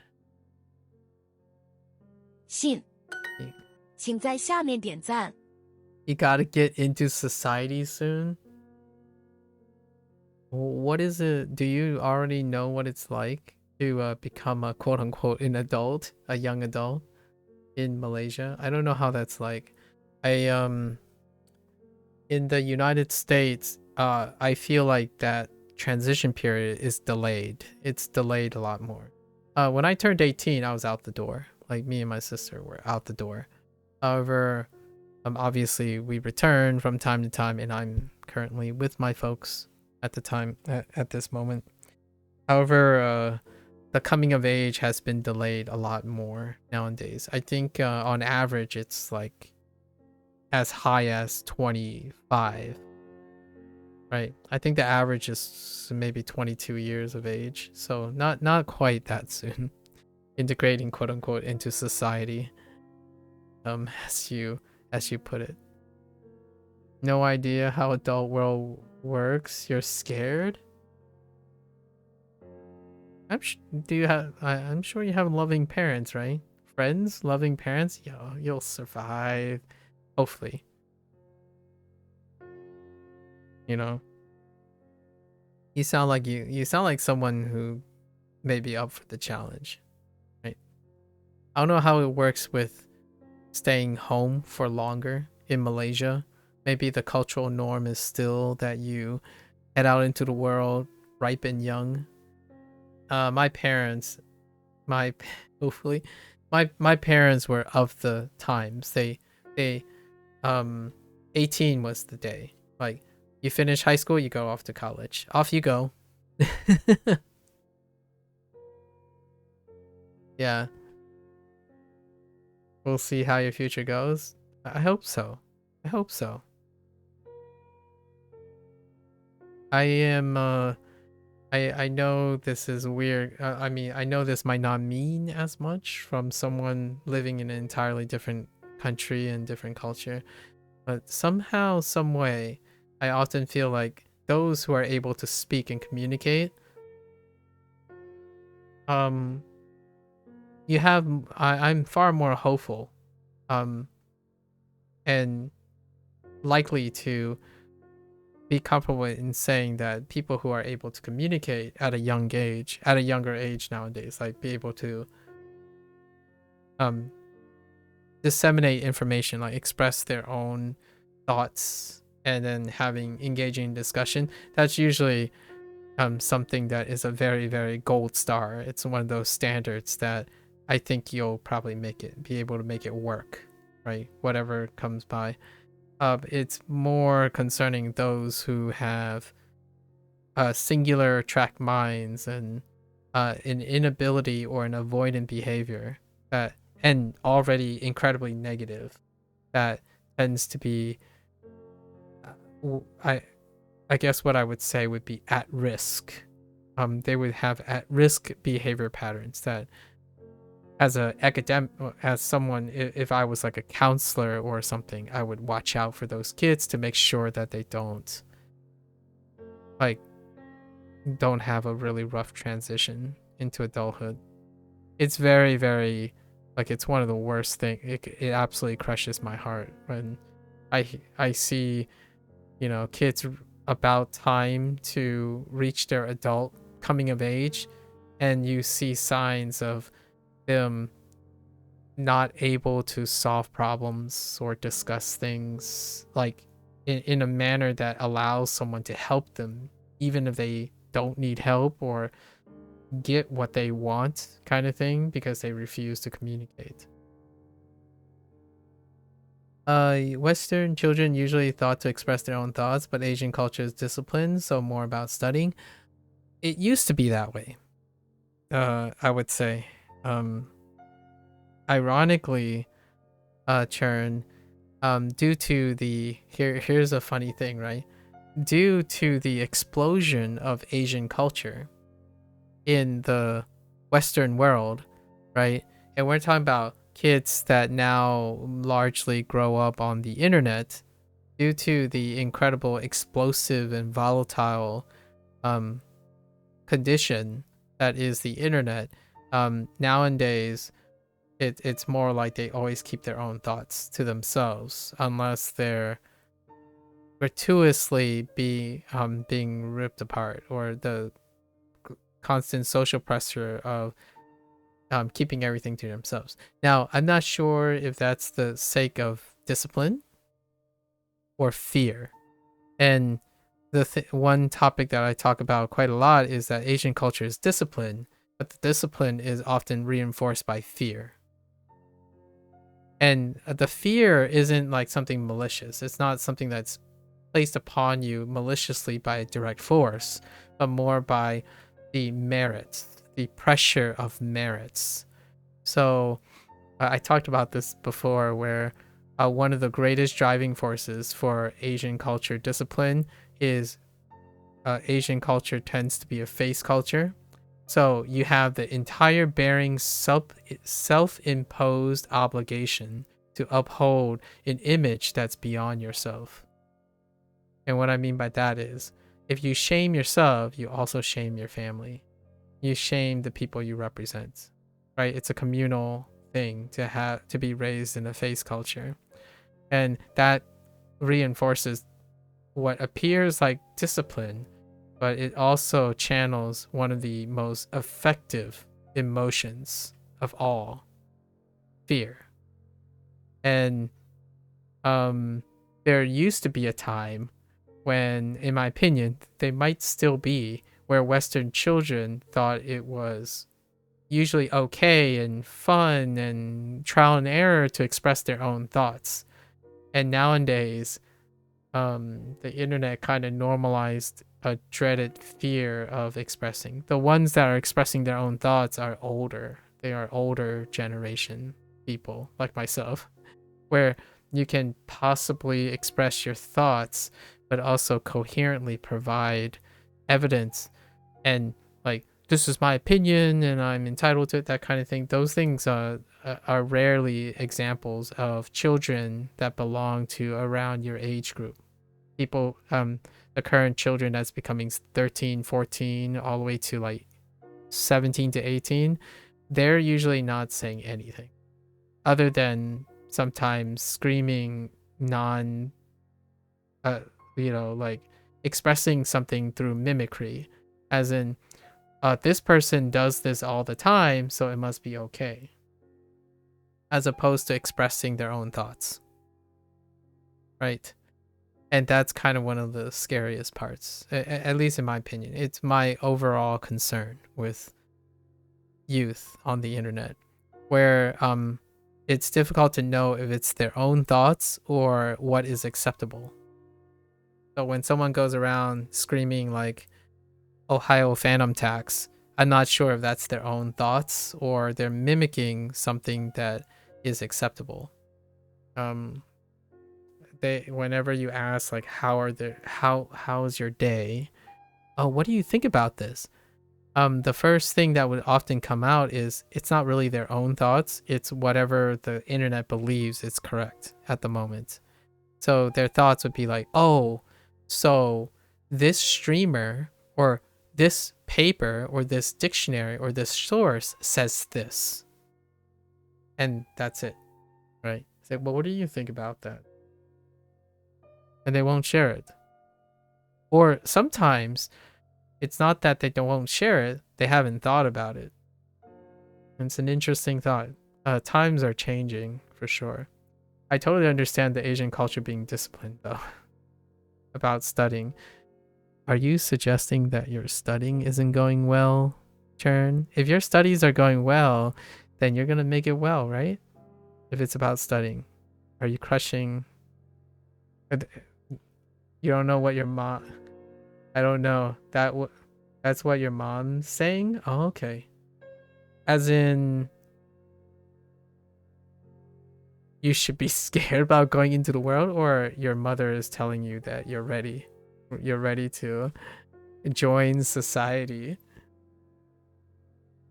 Sounds like your mom's got your back, right?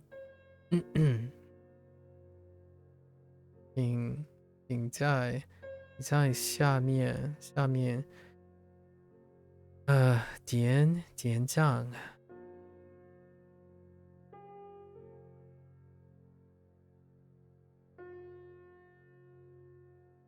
他的眼睛真大，是用了美图应用吗？ Your parents support you no matter what you do. Turn. Listen. There's if you have that, the world is your oyster, man. There's no superhero stronger than having supporting parents, in my opinion. It's a beautiful thing. You got this. I can't. If I had $1 for every time I encounter a Western, especially an Americanized internet person, right? Internet kid around before they are becoming adulthood, that shunned and distanced themselves and estranged themselves from their parents, it has been increasing quite a lot. And it's very disheartening when they are going to approach adulthood without the support of their parents. Like, what I mean is, without their parents even having an opportunity, because in both sides they are mutually distant from each other. The parent had decided, yeah, you know, they're gonna do their thing. Hopefully they come for help. If they don't, maybe. Or it's like, oh, my child just doesn't like me, so let's just accept the distance, and then the child pushes the parent away. So they're mutual. They don't hate each other, but they're a large, substantial population that I encountered online. We're specifically talking about people online. They're mutually distant from each other. They're indifferent to each other. They don't hate each other, but they also don't concern themselves with each other's health and like things, which that's a very distinct changing of times. Those who aren't online or habitually online often is a little closer to the characteristic that I feel that still exists, which is a Western child who kind of expresses their own thoughts, but also understands how to make mistakes, but have the support of their parents and loving family, so they are more willing to express their own thoughts in a Western environment, knowing that you learn from those, right? Because you have support. I think most of the time now, the kids that I meet online who speaks English, who are very Americanized, they have more fear than anything to express anything. And then most of the time when they are like learning or quote unquote learning or existing, is what the kids tell me is they learn to exist and cope. Rarely does anyone ever ask how they feel, what they're gonna do, or like what happens if they screw up, right? And the answer is typically, well, I don't screw up. That's it. That's the answer. You don't screw up.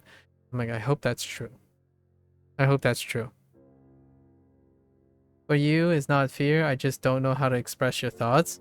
Fair enough. That's close enough to that. For me, when I was young, when I was younger, to elicit you, it was the fear that drove me.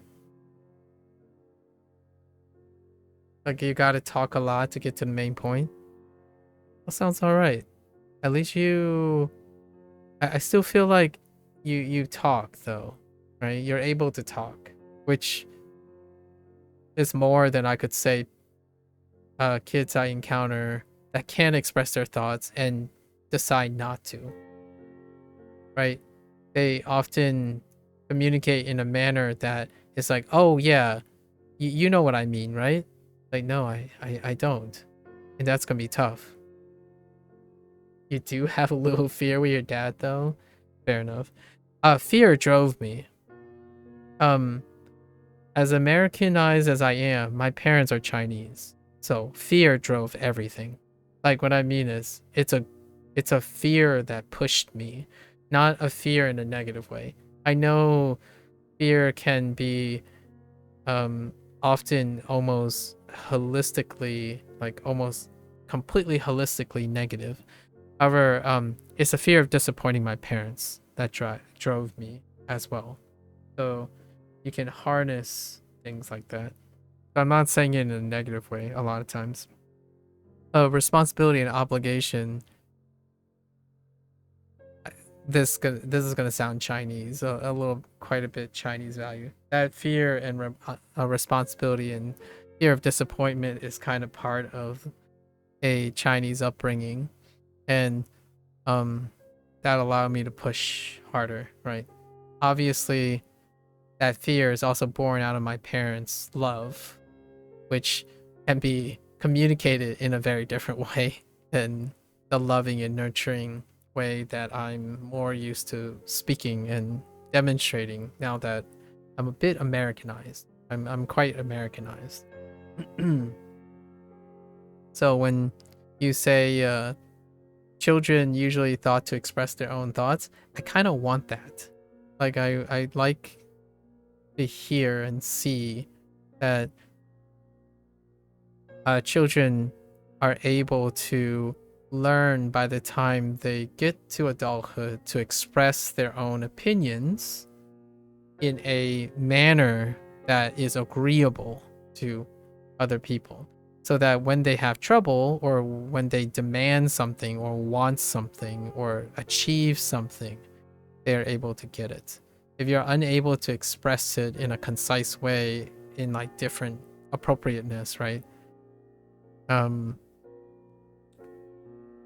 The success rate drops substantially. I don't want to be too foreboding. I think if you're already able to talk, learn a different language, perhaps, the learning experience itself tend to end up being indispensable for the person. For now, you still haven't found an IRL friend that you can really talk to yet? Do you get homeschooled? You're going to like a public school, right? Or like a school with other friends and people, or potential friends of your age, right? Oh, you don't have a common topic to talk to yet. Outside school? Okay. No friends yet. I mean, I don't imagine you don't plan on going to college or something. I'm not sure how Malaysian education works. I had some friends in high school, and they're not friends that I have based on common topics. They're friends based on shared experiences. So what I mean is, yeah, high school kind of sucked for all of us, and that's how we bonded. And then they aren't people I commonly talk to because of common topic, but more like common experience, because you're all forced into the situation, right? However, if you ended up going to like college or higher education, a lot of times those people choose to be there, at least in the United States, right? You choose to go to college. So it's kind of like a Twitch situation. The people there choose to be there. So then you're more likely to have a common topic or something. I'm not saying that in your place it's very accessible, but maybe in the future when you choose to do certain things, right? You're out and about. When you choose to do certain things, there's a high chance that you'll likely bump into an IRL friend and that. Right. I don't know. Sometimes you feel like I don't know a lot of things, that why I can't communicate with people. I see. It that can be tough. Do you, I'm asking a lot of things, but do you feel like you have to know a lot of things to talk with someone? I knew not. I don't think my friends, I don't think my closest friends thought of each other like, oh yeah, this guy knows a lot. Here's a funny thing. In college, a lot of our times involves sitting and observing together. Oh, this guy knows that. So maybe there's a person out there, if you spot someone like if you like just chilling and observing things together, that could be an activity together. You know, like it could be it could be a shared experience, friend. I think I'm not sure about Malaysian social culture. However, the idea of feeling like you can't communicate, we can't be friends anymore, sir. You know too much. So here's my thought churn. At least in my opinion, there is very likely someone who feels the same way. Someone who feels the same way. So the more here's the thing. If you can observe yourself, right? If you observe yourself, there is a chance you can find and see that in another person. So when someone is very, like if you're a loner, right? If you're a loner very early in life, if you look to yourself and say, okay, so I do these things. I do these things. I you know, watch a weird stranger on Twitch use Duolingo to learn a language that is my native language. For example, right? When you are able to spend some time, since you like to be alone, you spend some time, if you can describe to yourself, like not to me, don't disclose, don't dox yourself and something like that, like able to describe yourself at length, a lot of times it serves many purposes. The first purpose, in my opinion, is it helps you be able to express yourself in the future and make yourself seem, it's likely to make yourself seem more interesting to yourself than saying I'm boring, I don't know a lot of things. Well, I probably think you know a lot more than you think at this point, at this moment. Like you feel like you know more, like you know more than me in what I'm learning now. So that's still more than what I know. Regardless, you know more about Malaysia than I know about Malaysia. So you clearly know more than you think at the moment. With that said though, when the second purpose, in my opinion, is that then you know who to look for.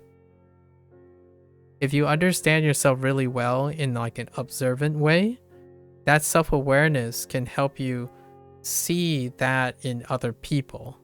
Not convince yourself that other people are like that, but you can see signs in which, hey, I think I can be friends with that person because that person seems like something like that. I think it's a suggestion. Obviously, this isn't like some really, this is not meant to be professional advice, but the idea is there are other ways that don't have to be involve other people to increase your odds. You just regret not socializing for the past 3 years. I see. Yeah, it took me this year, 1 whole year, to be emo and rethink what I have done and what I've done wrong. I hope you don't really feel that way, that you've done something wrong. It's difficult to even understand that in such a young time, right? So now you know what it's like to do what you are currently doing. So now you can choose to try to do something differently, perhaps. I feel whenever someone says they don't communicate with others because they have low confidence in having interesting things or lots of things to talk about other people, that comes from a place that is reinforced by a lot of regrets, right? Lots of regrets, lots of thinking that you wasted your time, kind of thing. And you can take, in my opinion, being able to take control of that is probably one of the earlier steps. Like, nah, now I know what it's like not to socialize. Well, let's talk about it. Let's talk to other people about not socializing. I'm sure you'll be able to find some person who's like also chilling in the corner thinking like, it's almost time to graduate and I'm chilling.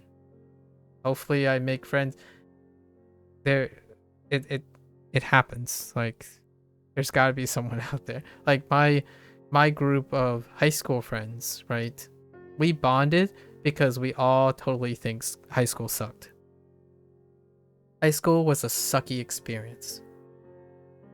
Like, that is what kept us together. High school sucked. And then all the times that were good or awesome about high school is when the rare times that we were able to spend time. Like, being present in each other. Like, we weren't necessarily like the type of people who had common interest. We developed a common interest. So because we were in school together and we kind of agree that school kind of just suck in general, we ended up all deciding to do an activity together. And that activity ended up being the things we shared together. So it wasn't anything that either of us knew. Like, what I mean is, me being Chinese had really little to do about that. My friend being something. So building self-esteem can, yeah, that's why next year resolution is to think more positive thoughts and don't be so negative. Yeah, don't be so negative and unlucky. Yeah, that's understandable. Well, I look forward to your next year thing. If you ever talk to me, you're probably gonna get annoyed at some point if you stay negative. If you're always gonna be negative about yourself, I'm probably gonna sound like I'm gonna be nagging at you all the time. I don't generally like, I generally do not allow people or enable people to get more negative than they already are. So feel free to share whatever negativity you have, but I'm probably going to turn that around on you. So be warned. Be warned. I'm fairly a positive person, and largely because I was a negative person when I was younger. I was very, very much a negative person. Fear drove me to perform. So, yeah. Anyways, thanks for sharing. Chern. Ooh, I just realized the time.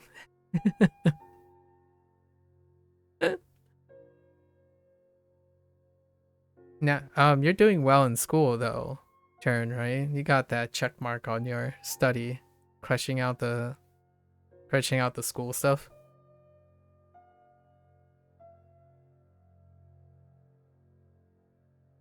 他的眼睛真大是用了美图应用吗？他的 Fucking fictitious. You and your sarcasm. Academic is fine. That's a win. That's a win. Not a lot of people can say that, you know?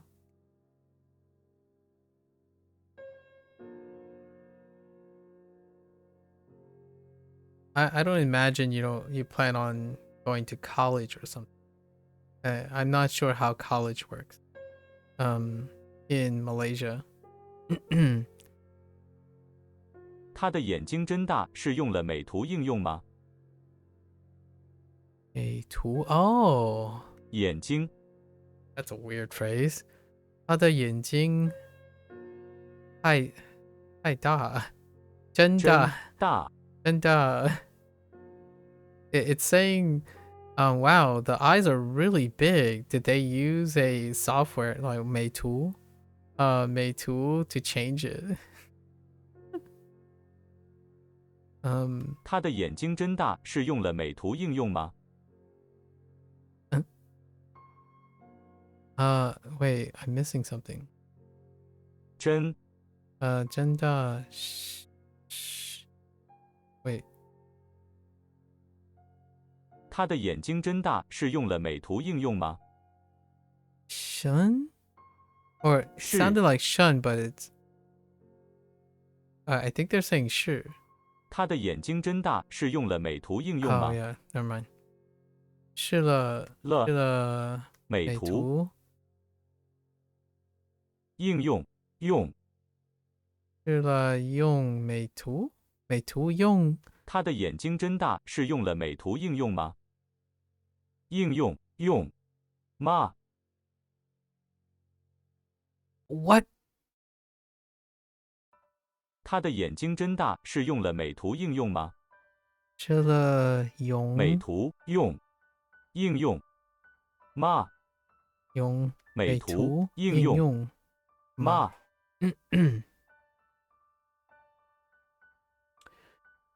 Maybe you come from a background where a lot of people are better than you, because I'm in a Chinese school, so there are a lot of smart people here. So when you say a Chinese school, there's a difference, there's a segregation or like a feeling of cultural dissonance between the Chinese that are in a Chinese school and a Malaysian in a Chinese school. That's a pretty interesting thought about smart people. So you think yourself as a loser, suck at everything? Well, you certainly don't suck at something that I would say is a rare skill, which is to hold a conversation. You don't want to bother? No worries. Like, we have plenty of time. Like, you know, no hurry, right? There's plenty of time elsewhere nowadays. It's all right, right? You wouldn't get better at communication if you don't use it. And obviously, it goes without saying that we're both learning a language right now. Communication skills can be intuited and learned by using it, right? So I think if talking to someone just for chit chat in general normalizes your way of expressing yourself, then within reasonable bounds, right? Within reasonable bounds for like personal information and whatnot, that's a great starting place. I earnestly see the most progress when it comes to like communicating and self-esteem when you finally meet someone, much like I hope that you find a friend in IRL that you can talk to, yet like someone who is physically more available, right? Proximity, maybe common interest and time, because low self-esteem, I know there are other factors that can affect you, which that whole Chinese school thing that you're sharing can be a gigantic factor. With friends, support, and your family, right? You do have supportive family. Generally, self-esteem is reinforced by that, hopefully. Finding a friend or two definitely would help for self-esteem. The problem is me online and me offline is a different person. I can imagine. Online, you can just type there, no feelings or expression involved, and you don't see the person's face. Well, here's the deal. You could change that, right? You can choose to change that. Online certainly removes the no feelings and expression involved. However, it can bridge offline things. You can, there are things you're very comfortable in doing, now you can choose to seek more of that. Like, okay, well, let's get you to add some feelings to your online conversations. Not because you're looking to make friends online per se, but you're having a chance to practice it, right? If you're having an inability, in my opinion, if it's no-go offline, like just no-go at all, your safe space then technically is online. So using your safe space, it can produce the opportunities necessary to work on skills that will give you more confidence, right? Provide more confidence. I know this sounds very cliche sometimes. There are many people right now that use online as an avenue to try to normalize what they do offline, like that, overcoming that insecurity and low self-esteem and whatnot. However, a lot of times there isn't much there isn't much resources that would cater to that deficiency or that feeling of deficiency. With that said, though, there are Discord channels, there are, it's become a lot more accessible for people to develop an investment, an emotional investment, in a way that involves interacting with another person. Like, for example, today, in the present day, I know one person that I spend a lot of time with nowadays, and that person and I are no longer are no longer the same people that we were like 5 or 6 years ago. And it is possible. You can choose to invest feelings and expression into some of the things you do online, keeping in mind that if people don't reciprocate, it might not necessarily be you. I think sometimes low self-esteem also comes with the fear of like potential rejection or betrayal or like just non-importance, right? Cue the thing where someone writes a beautiful comment with lots of research and then suddenly no one responds, and then like 10 people dislike the comment or something. That is definitely something really scary online that can pretty much shut the person out ever from trying again.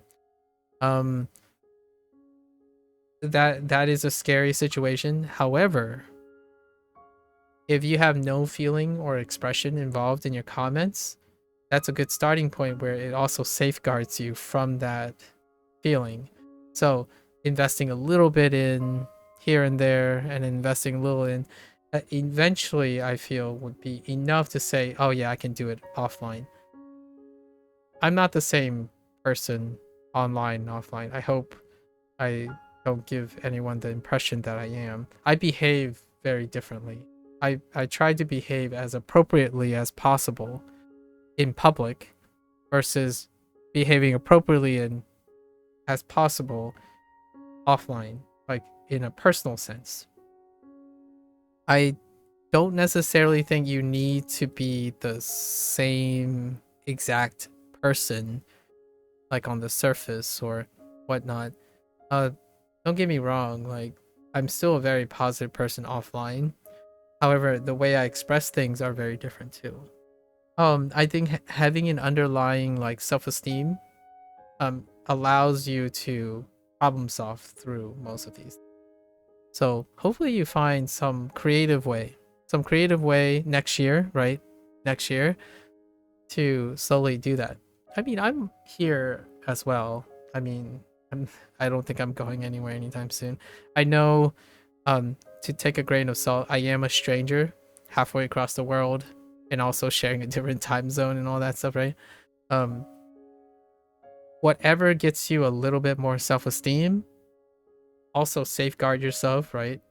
When things don't work out, you know that your self-esteem keeps going up because it's more than you did before. If you manage to talk to someone for and hold their attention and share their attention for a month, and then they like left. That's 1 month more than you have done before, and that's progress, right? So things like friends leaving you or having an argument and then people break up, it's still one more time you tried and more experience. You're gaining experience with people. It's often better the next time, then the next time, then the next time. And at some point, you don't have to be an analytical, smart person. When you're really experienced, you know the moment you see someone, talk with someone, observe someone, or even bump into someone that's like, hey, we can be friends now. Because I've already tried many, many times. I think some of the best friends ever built are not necessarily the first friends you've ever made or the first people you ever built upon. With the experience that you gather, you become more and more consistent at finding friends for life. Friends continue to come and go a lot of times, and once that's enough, even the friends that aren't like based on whatever you initially had, they stay with you for a lifetime, right? So I'm talking about like an early stage thing. In the beginning, you have to try making friends, and they're gonna come and go. The first one's gonna be the toughest, in my opinion, to lose. I am not friends with the first 6 people I have ever trusted. Like, they're no longer in my life, right? And acquaintances, like people who know me, talk with me, there's at least hundreds of them, and all of them, it didn't work out. And then now I'm streaming, right?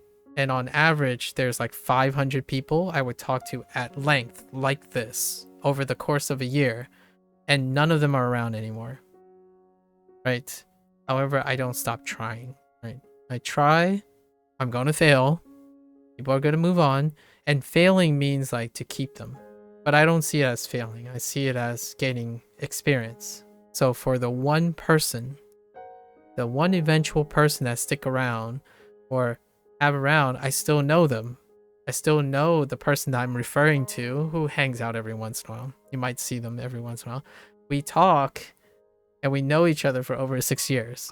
And it wasn't over anything in common. Nothing in common whatsoever. And then by sheer chance, we played one video game. And we didn't even play video games with each other. We played video games individually, and then we just hung out. And now we know each other for 6 years. So, and we have an entirely big age gap, by the way. There's a whole generational gap between me and this person. So, I think you got this. You got this, Jared.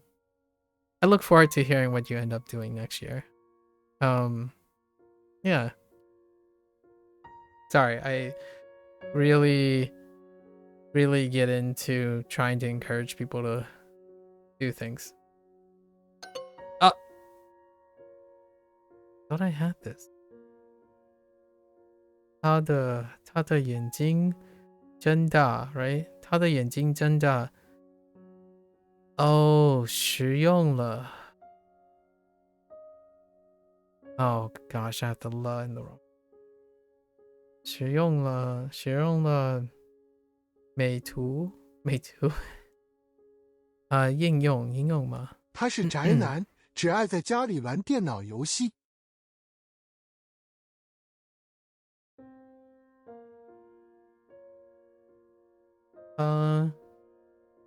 实在男。他是宅男，只爱在家里玩电脑游戏。他是宅男，只爱在家里玩电脑游戏。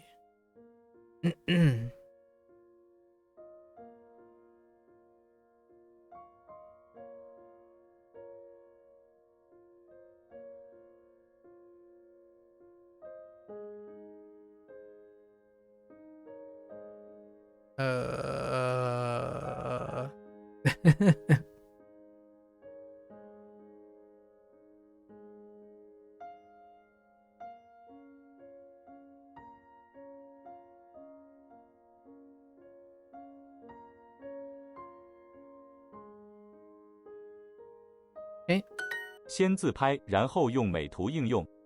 先自拍，先自先自拍，拍，自拍，先自拍呀。First take and then 然后然后用美图应用。囧字是什么意思？种子是什么意思？喂，哦 yes， 囧字是什么意思？什么意思？我学中文学了1年了，还是菜鸟。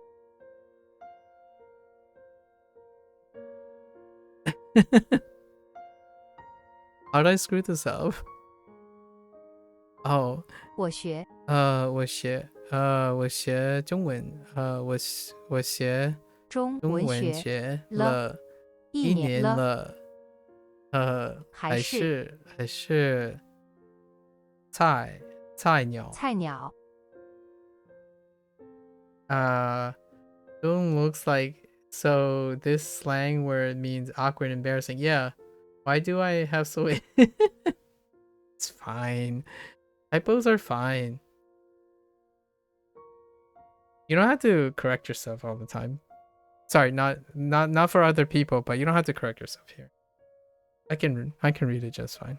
No worries. I'll ask questions if I don't understand it. You gotta take a break. You gotta take a break from yourself. 他的眼睛真大是用了美图应用吗？ Let's see. Why are there so many little buttons? Wait. 他的眼睛更大，眼睛真大，是用了用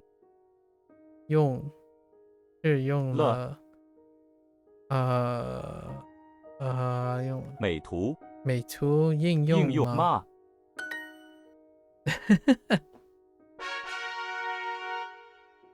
？All right. Should we do a little 15 minutes? Oh, it's 5 a.m. I think we're gonna work on... Yeah, we're gonna work on our mnemonic and then call it a day. Right. So, let's see. Okay.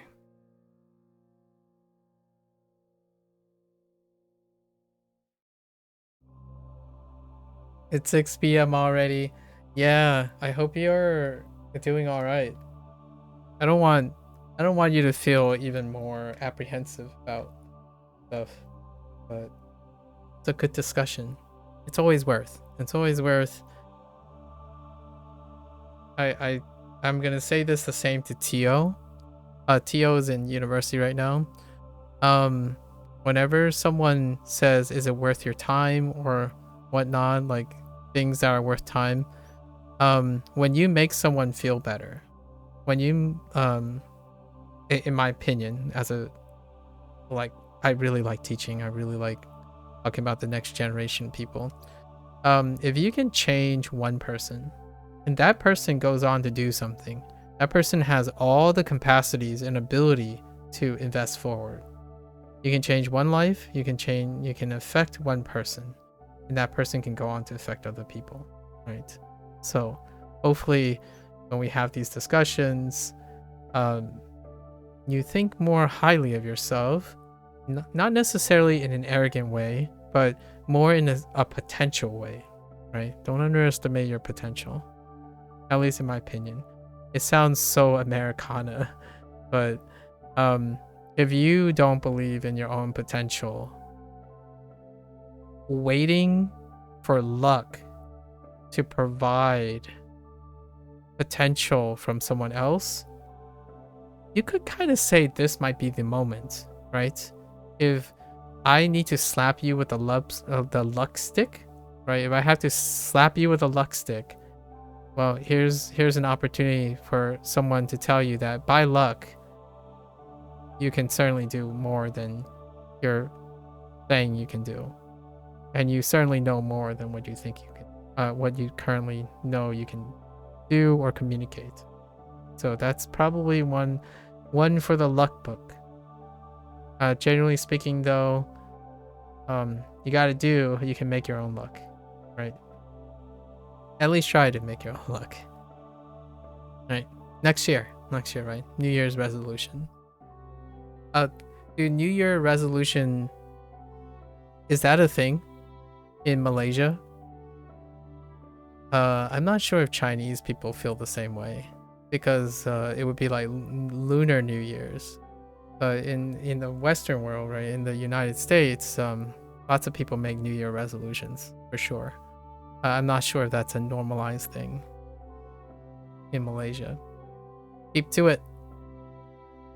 All right, let's cover the new characters, and I'll fill in the rest later. So this new character is Mansion, right? So we have Mansion.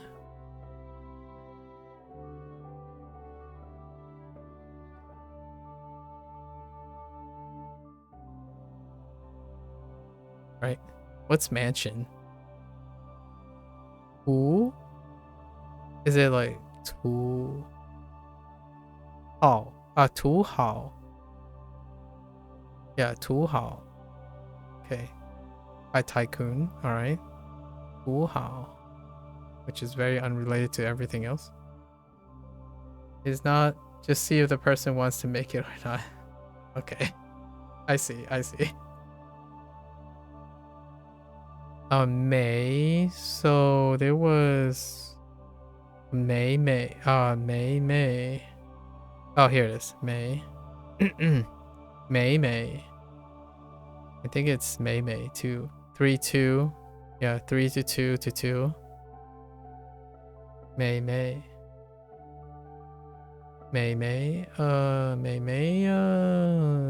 Okay. This is all unrelated, so we're just gonna stack them for today. And I'll figure out how to organize them tomorrow. May.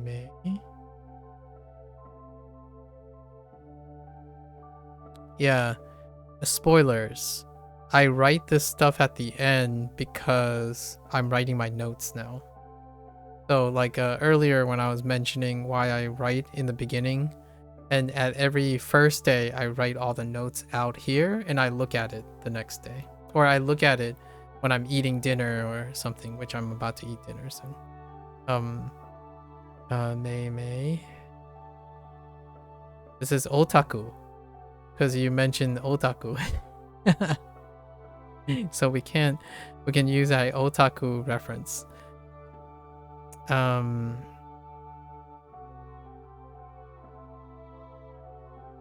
did otaku work? Is it no nan? Oh yeah, you said why are otaku males, right? So these are the two characters that go together.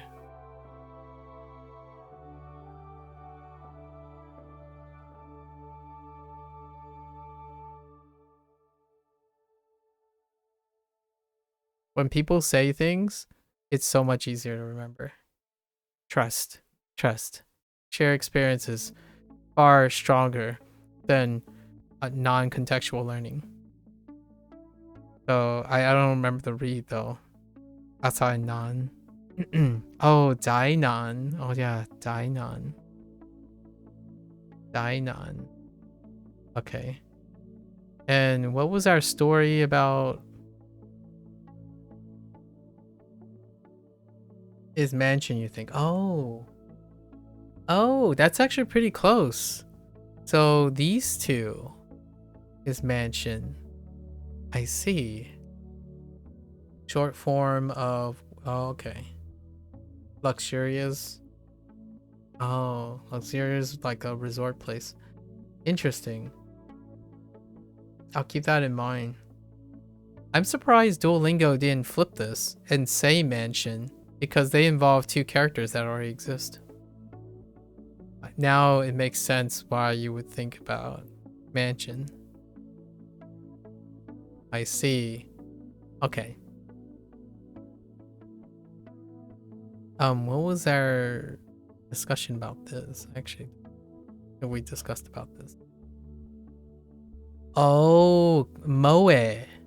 We discussed moe about this. Huh, it's a crown on top of Ming. Oh, is that why you mentioned bright window?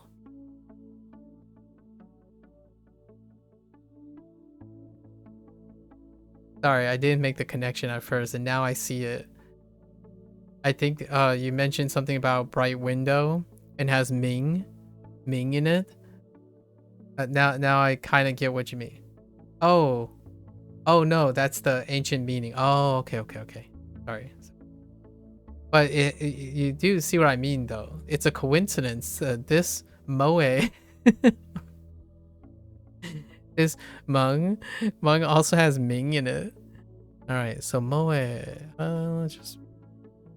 It's gonna be hard to unknow moe as well. That's a really good one. When I learn moe in Japanese, I'm probably gonna remember that. Do we have any stories today about this character? Oh yeah, my short story about Gao Fu Shuai. Gao Fu Shuai. Okay, so that's Fu. Oh, that means crush? Ooh, as in like in anime. Oh, I see. Oh, that's kind of cute. All puns intended. And in manga, I see. So this is Gao. Fu. Here the translation it says slang crush, especially on an imaginary character in manga. Oh. Wait, did it actually? Okay. Sorry. For a moment there, I thought I thought you meant like it literally said that. I had to double check. Sorry. Gao Fu Shuai. We already have Shuai. There it is. Shuai next door. Okay.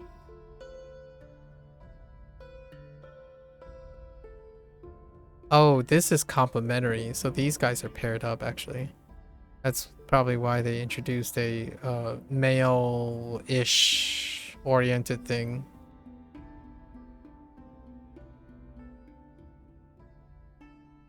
Oh, I can see the exercise already.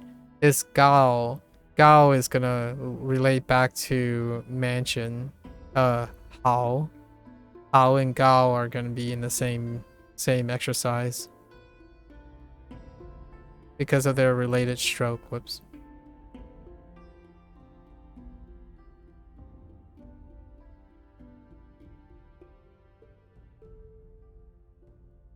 Oh, ooh.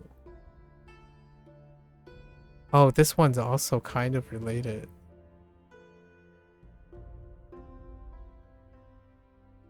And then Shuai. Okay. So then we have, maybe I can relate these two down here. And then I can relate these two. And then nothing for Tycoon yet. Nothing for Tycoon yet. So there's a lot of overlap right now in association for context. What the... Oh, xiang, share. 分享.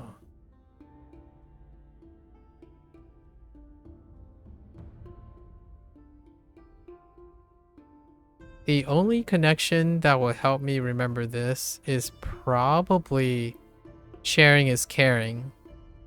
And how do I connect this? Fun or bun bun bun and fun and fun deals with feelings in Japanese. It deals with results of feelings. So I'm gonna say, to remember sharing is caring, I'm gonna use Japanese. I'm gonna leverage Japanese here. And if I know caring, then what I'm gonna do is I'm gonna pair it up with this character. So that's what I'm gonna use for now, for my mnemonic. Because of jibun. Jibun is what I'm thinking of right now. Not kimochi, but jibun. Or kibun? Sorry, kibun, not jibun. That's my sub. Kibun. Right. Yes, kibun. So sharing. You share feelings. Sure, I'm sorry. I'm being pedantic now, but share feelings. Sharing is caring. Let's see. In both directions. So this is ping luan, right? Ping luan. So comments, which deals with sharing. So these are going to be lumped together. Comment and sharing. And ping has it's an apple. And the reason why I remember ping is because it reminds me of apple. An apple, if I care about a person or if I want to comment on a person, I give them food for thought. So that's why I think of an apple. It's a food for thought. Also, London. I don't know how I'm going to connect it with Duen, but this is London. London. Luen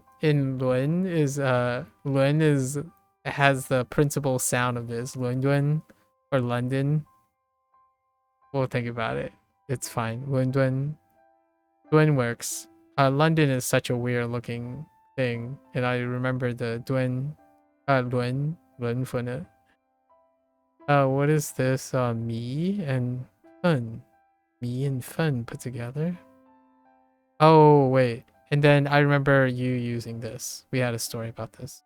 Yeah. So fun, see, and you said that cute little line about being your fan. That's kind of cute. So I appreciate that. That'll help me remember that. That me.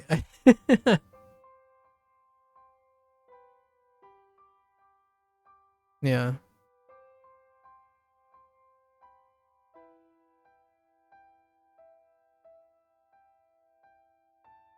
So fan, right? This has, oh yeah, and you can even say me fun, right? But like, this is interesting. So me, I like rice. What do I feel about rice? I'm a fan of rice. And here's our two threads, right? Here's my mnemonic for this one. My mnemonic is that when you're a fan, then you're meant to be together, right? If you're a fan, you feel like you're meant to be together. The reason why I'm saying that is because this is a thread. And oftentimes thread means people's destinies who are tied together. So if you like rice, like I do, then possibly we can be fans of each other. And that would be my mnemonic for this one. Also, if you're a fan, you probably comment, right? You probably comment and share.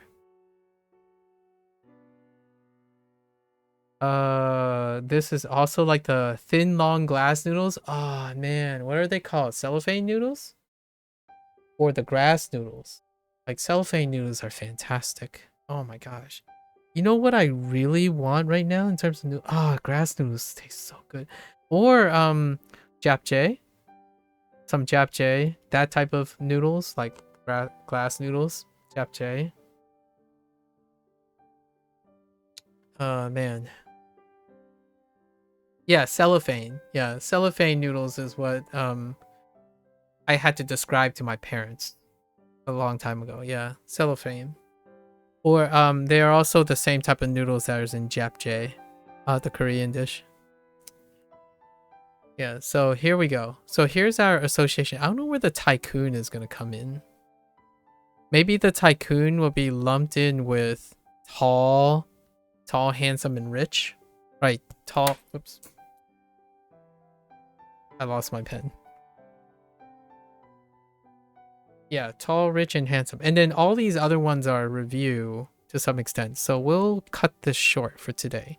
I'll come up with stuff today. Let's look at it first. Chi Huo, right? Chi Huo, foodie. We have foodie here. Never eat japchae before? Oh, really? I hope you find a place for japchae. I'm sure there's a place for japchae in Malaysia. Japchae is so refreshing. Definitely a summer food or a spring food when it's like really humid out and stuff. Japchae is often served cold. It's quite wonderful. Let's see. You don't really go to Korean restaurants? Oh, okay. That's fair. You can probably prepare it at home too. It's a common, I'm gonna say it's a common folk dish. It's kind of like having tomato eggs, like tomato eggs, right? You have a dish, it's a side dish, it's a banchan, right? Banchan. It's a side dish that it's very refreshing. Side dish that you add with your protein, your heavy protein and stuff. So it's kind of like tomato. I like to think of it as like a tomato eggs with your rice in the morning kind of thing. Japchae is like really nice and refreshing. Why is this here? When did we use this? Oh no, the apps. Oh no. I'll remember the apps. Yeah, Meitu. Meitu. This is I mean 字.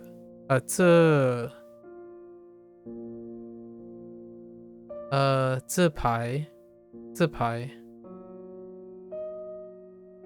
Was it 自拍? Oh, 自拍. Oh, you know what? We should add a selfie here. 自拍. So I'm gonna write these out now because too tired. I myself is not tired. My voice is going out. Sorry. Okay. 在牛. So that's a beginner. We'll just write noob, right? Noob. Okay. And then we have 刷 刷 something to swipe or to scroll.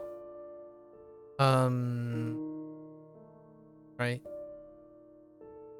Just browse. 刷, that's fine. Okay, and then we have 有 and 朋友.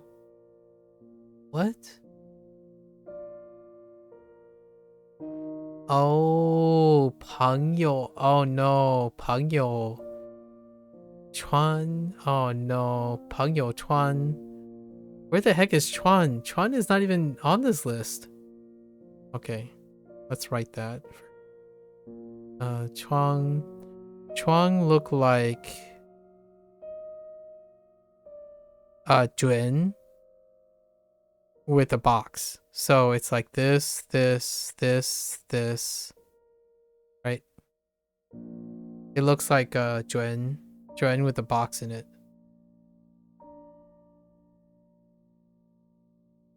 Yeah, pretty much. And then how yo. How yo is what I thought they were going. Where's how? Why is how not listed here?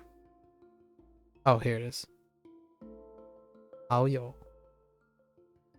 Juan. Juan is Juan is a roll. 春转 春转 春转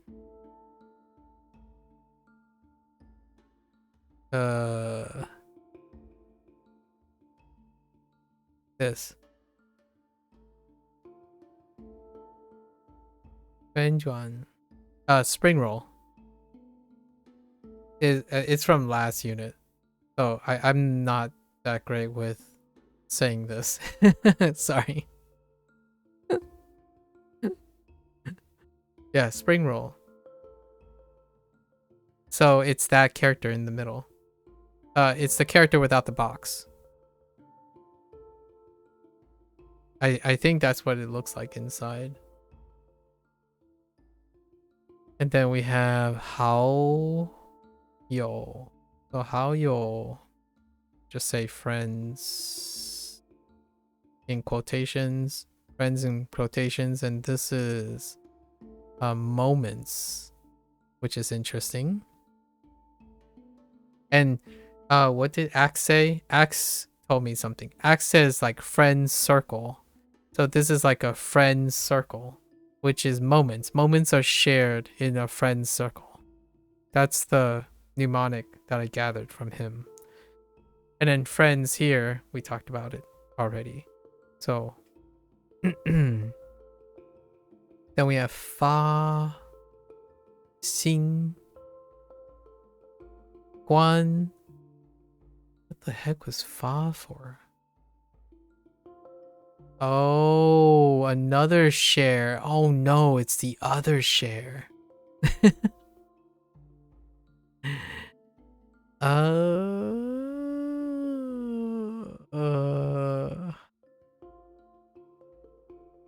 Let's pivot here. It was John. Which one is John? John something. John. Oh, it's John. Oh, that John. Oh, John Fa. Okay.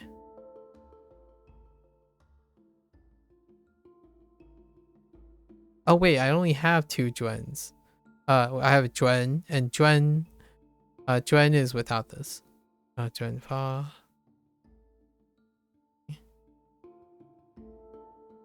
That's fine. That's an association. Sing? Sing for what? Oh man. Wei Sing. Wei Sing. Fine. Oh, do I even have Wei? I don't have Wei.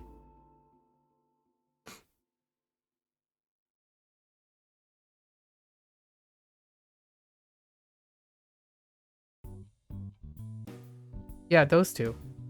Oh, are they not the same? Hold up.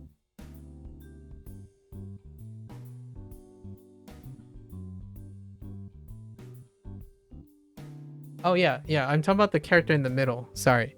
So like it's the box, but it's the same radical. That's how I'm remembering that's how I'm reminding myself. The radical in the middle is the same. Oh. It's the Oh no, it's Tren is different. Tren is this.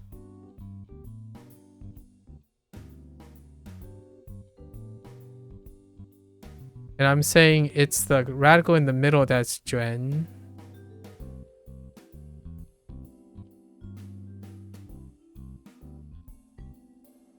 So this is spring roll. So this is Juan. And this is Chun. And the phrase is spring roll. Like Chun as in like spring. spring, 春卷, 春转. Yeah, 春转. And then I'm saying this character, 转, is in the middle of the box. Sorry if I confused you. I'm sorry. I'm sorry. Yeah, I was saying the 卷 is in the box, and that's how I remember how to write it. It's a 卷 inside the box. My bad. Yeah, and 春 is spring, and that's where I got the spring roll thing. Let's see. Oh, this is gonna be tough. Xing. It's another character. It looks like Yama. Is that Yama and Wan put together? Hold up. This one I actually have to look because I can't see it. There's not enough resolution.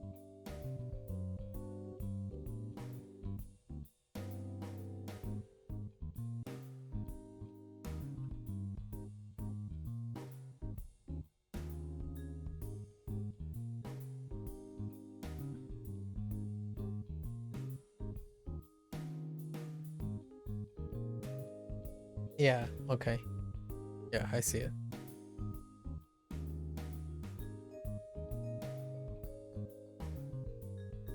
Juan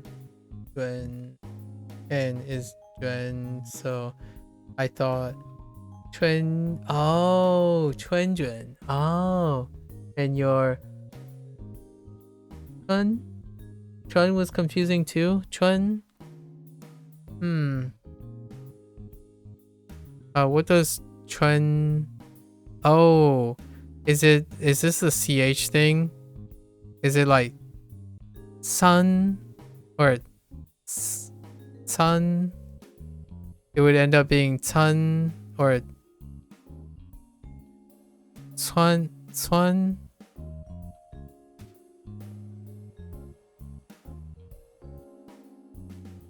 Yeah, like Chuan or something like that. You said Chun.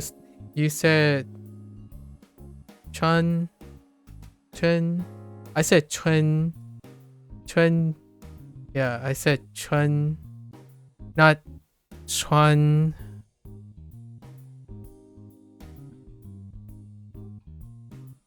So I'm saying Chun Juan.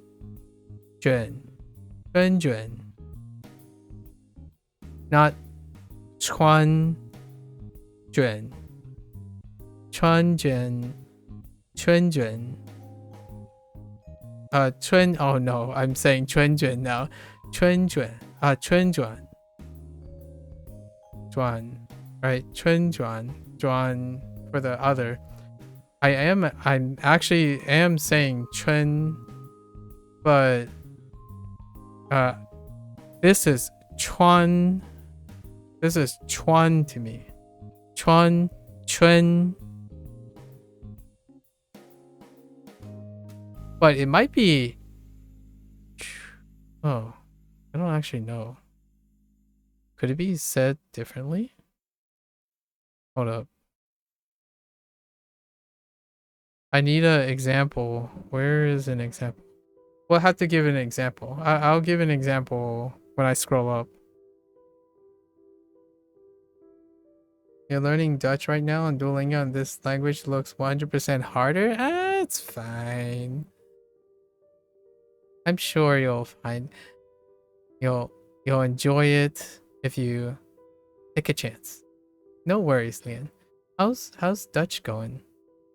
I do have to log off soon. Wait, let me get where is it? It's here. Fine. Oh no, it's not here. Nah, you were right. Just now. Chun is the U sound and Chuan is the U sound. Oh, okay. Yeah, if I wanted, I just wanted to make sure that I'm not trying to confuse you. I am not trying to confuse you. Trust. Oh no, it got shifted. All right, we're fine. This is where we're gonna stop. I don't think I can rewrite the whole thing because of the movie. Oh wait, never mind. It's back. Wait. Oh no, this is fine. We're still here. So I think maybe my zhuang was not good. So I think I might have been saying this. Whoops. Juan. And it's throwing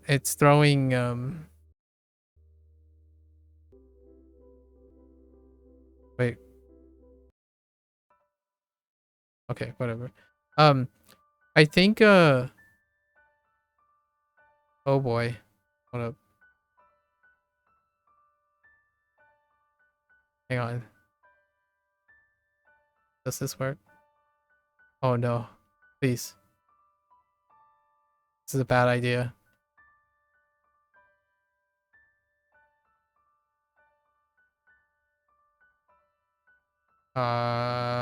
Yeah.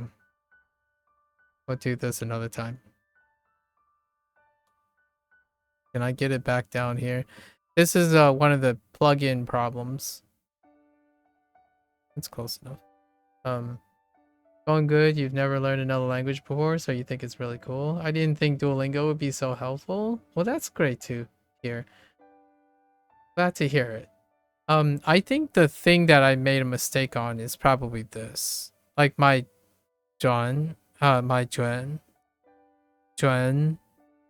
is not very good. They pronounce this part a little bit more like E.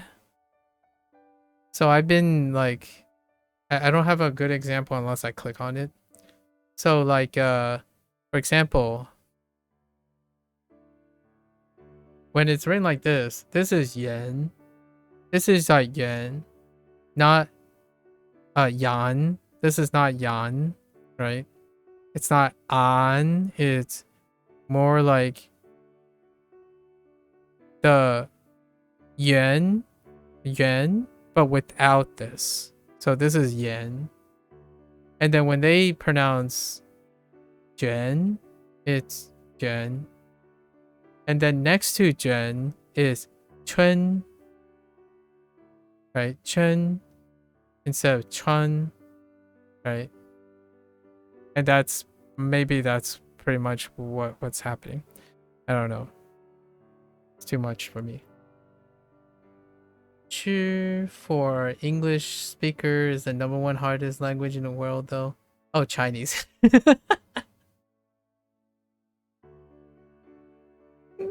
Sorry. So when it comes to that tier list, when it comes to that tier list, it's assuming it's monolingual English. So monolingual English, which can describe a lot of people.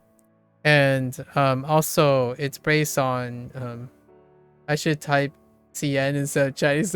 It's funny. Sorry. I think it's really funny. Like when someone types like JP, I'm like, JP, just points? I'm like, oh right, Japanese. Don't worry, it's gonna happen. Abbreviations get me all the time. Sorry. It's assuming like monolingual English, and it's often assuming late stage like adult plus a lot of times. And I think it's predicated on metrics that deal with hardest as in a very type of specific educational style, educational, quote unquote, educational background. And it also does not, I think for the most part, it doesn't control for cultural. It doesn't control for cultural factors, in my opinion. When I was looking at the thing, it's very hard. It's very hard to control for educational background and what you call it, cultural variables. Cultural variables. So grain of salt, right? Grain of salt. For the whole artist things, but I did see the tier list. It's tiered, which is funny. It's tiered, and people like tier lists, you know, online. So Chinese and Japanese is tiered in tier. I forgot which way they go. I think tier 1 is the hardest, and then it goes down to tier 5, which is like a general grouping. So yeah, if you happen to be a monolingual English person who has a cultural background that is not exposed to another language, especially an Eastern language, then probably tier 1. Chinese and Japanese. That's the list that everyone tends to refer to as common sense, like as in like the most referenced perception is that same tier list. Yeah, group 1. Chinese and Japanese are group 1 for monolingual, monocultural English speakers. It's different if it's a monolingual English person, English family who raises like a child on a military base in Japan, for example, right? That would be a very, or for example, I don't know if it's obvious, Lian, I'm Asian American, so whether my take a grain of salt, right? I don't think this is too bad, and it's actually a lot of fun, but I am also, my parents are Chinese, so we have to keep in mind my primary language is English though, American English, so lots of other factors. Sure. Sorry. Sure, for English speakers, the #1 hardest language in the world. I was like, eating is the hardest thing. English, I'm like, wait a minute. Like, all right, we really gotta finish this. Oh no. I'm having way too much fun today. And let's just keep like E1, right? Oh, this is E by. It's probably E by 1 to make it 1 million, right? E by 1, yeah. So this one's self-explanatory. E by 1. And then this is the latest stream. It is probably the latest stream. There was times when I started earlier, but this one's a good one. I'm not tired like in terms of the mental state and stuff, but my voice is giving out. Like it is very very worn. So Jia, what is Jia for? Oh, add me as a friend. So just Jia. Oh, what? Oh, there's nothing here. I think it's for adding as a friend, right? So they're doing 加好友, right? 加好友. And what the heck was this for? What was Guan for? Oh, Guan.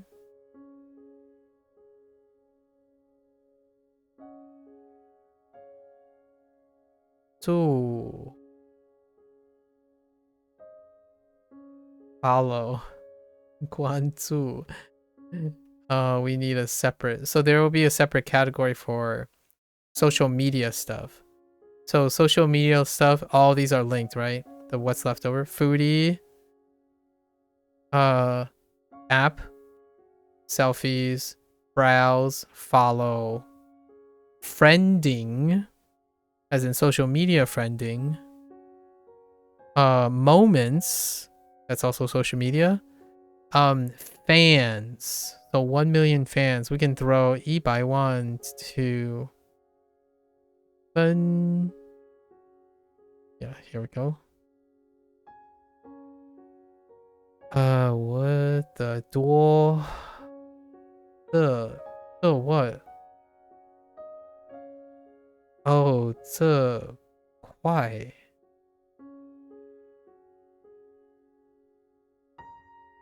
What? this piece 这块什么意思？这是什么意思？意思？So what? I don't know what this is. We'll chalk it up to question mark, right? 多 maybe like 很多粉丝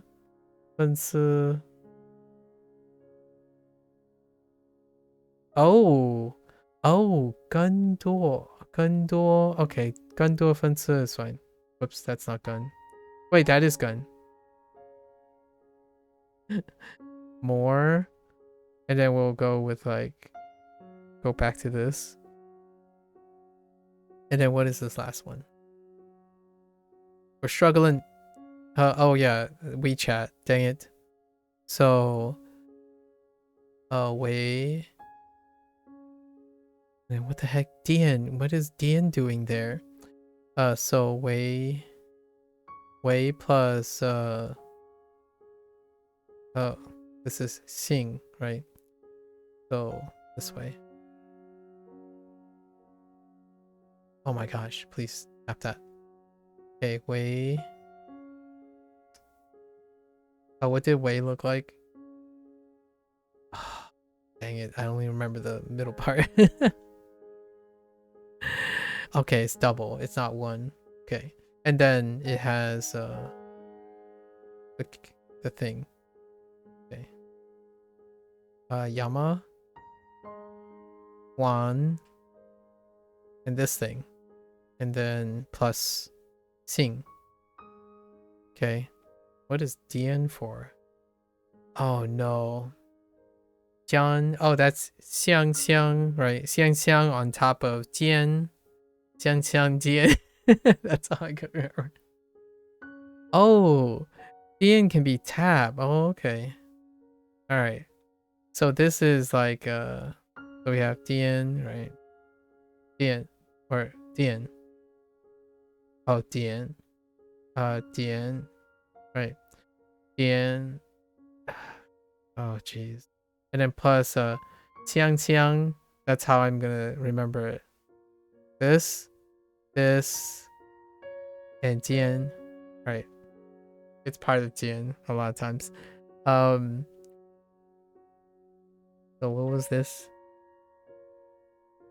I totally forgot what this is already.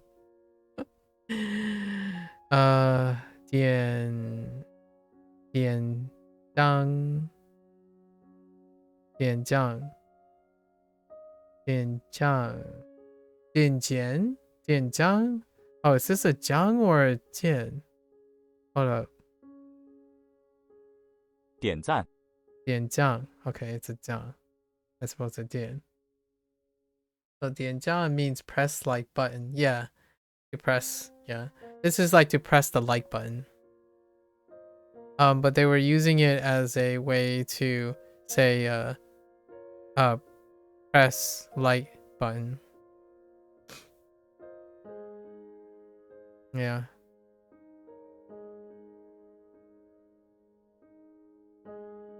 Okay, that's good enough. We're over budget. We're over budget time. We'll be back tomorrow. Yeah, hopefully we'll be back tomorrow. We'll be a little bit more rested. Oh no, but tomorrow is new vocab day for Japanese.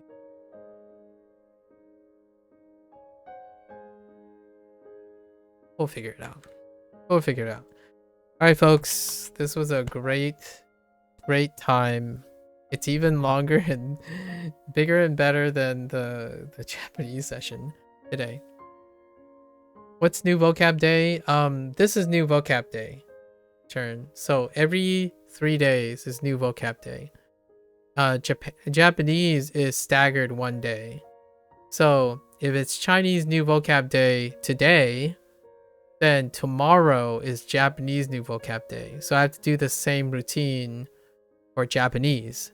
But now Chinese is on review. It's not done yet, but I will try to finish this for tomorrow, right? So tomorrow's recall is no longer new vocab day. Day 2 and day 3 are reviews technically.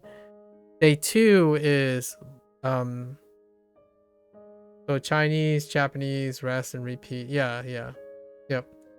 So no new vocab day on day 3. Yep. And then the following day is so tomorrow's Chinese day is look for holes day.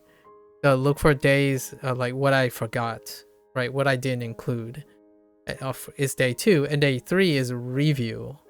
You review day, and then it staggers with Japanese. So tomorrow is look for what I forgot day for Chinese, the scavenge day, the hunt day, and then Japanese will be new vocab day, and then the following day Chinese will be review day, and then rinse and repeat.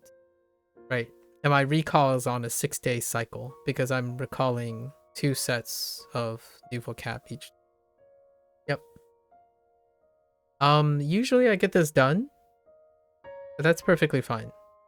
Most of the stuff is already grouped together. We can probably link these a little bit better, so it'll look like a different format by the time I get to it tomorrow, I think. Yeah. All right. So it's been great. Lots of wonderful discussions. Get that self-esteem, Jern. I look forward to our discussions in the future. Thank you for chatting and sharing your thoughts and whatnot. I think that goes a long way. Goes a long way. From you and me both. I actually will not have trouble remembering anything that's on the left side. So all the new characters are going to be largely pretty easy to remember because I have stories attached to them already. And then the rest of the stuff I'm going to have to reorganize because they're characters that I already know. So I need to be able to make them distinguishable by their meaning. And I have a few stories. We talked about a few of these terms while we were talking.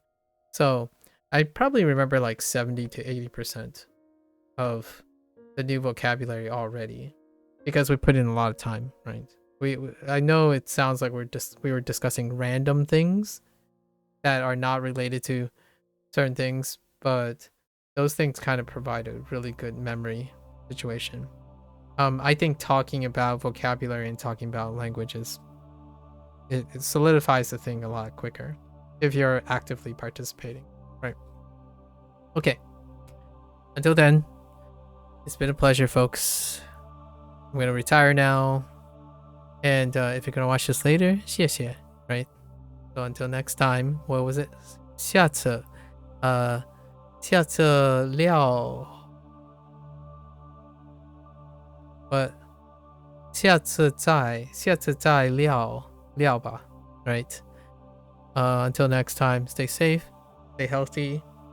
またね, right? じゃあね, bye bye. And stay safe, stay healthy. And as always, I'll check you, I'll see you guys next time. Take care. Bye bye.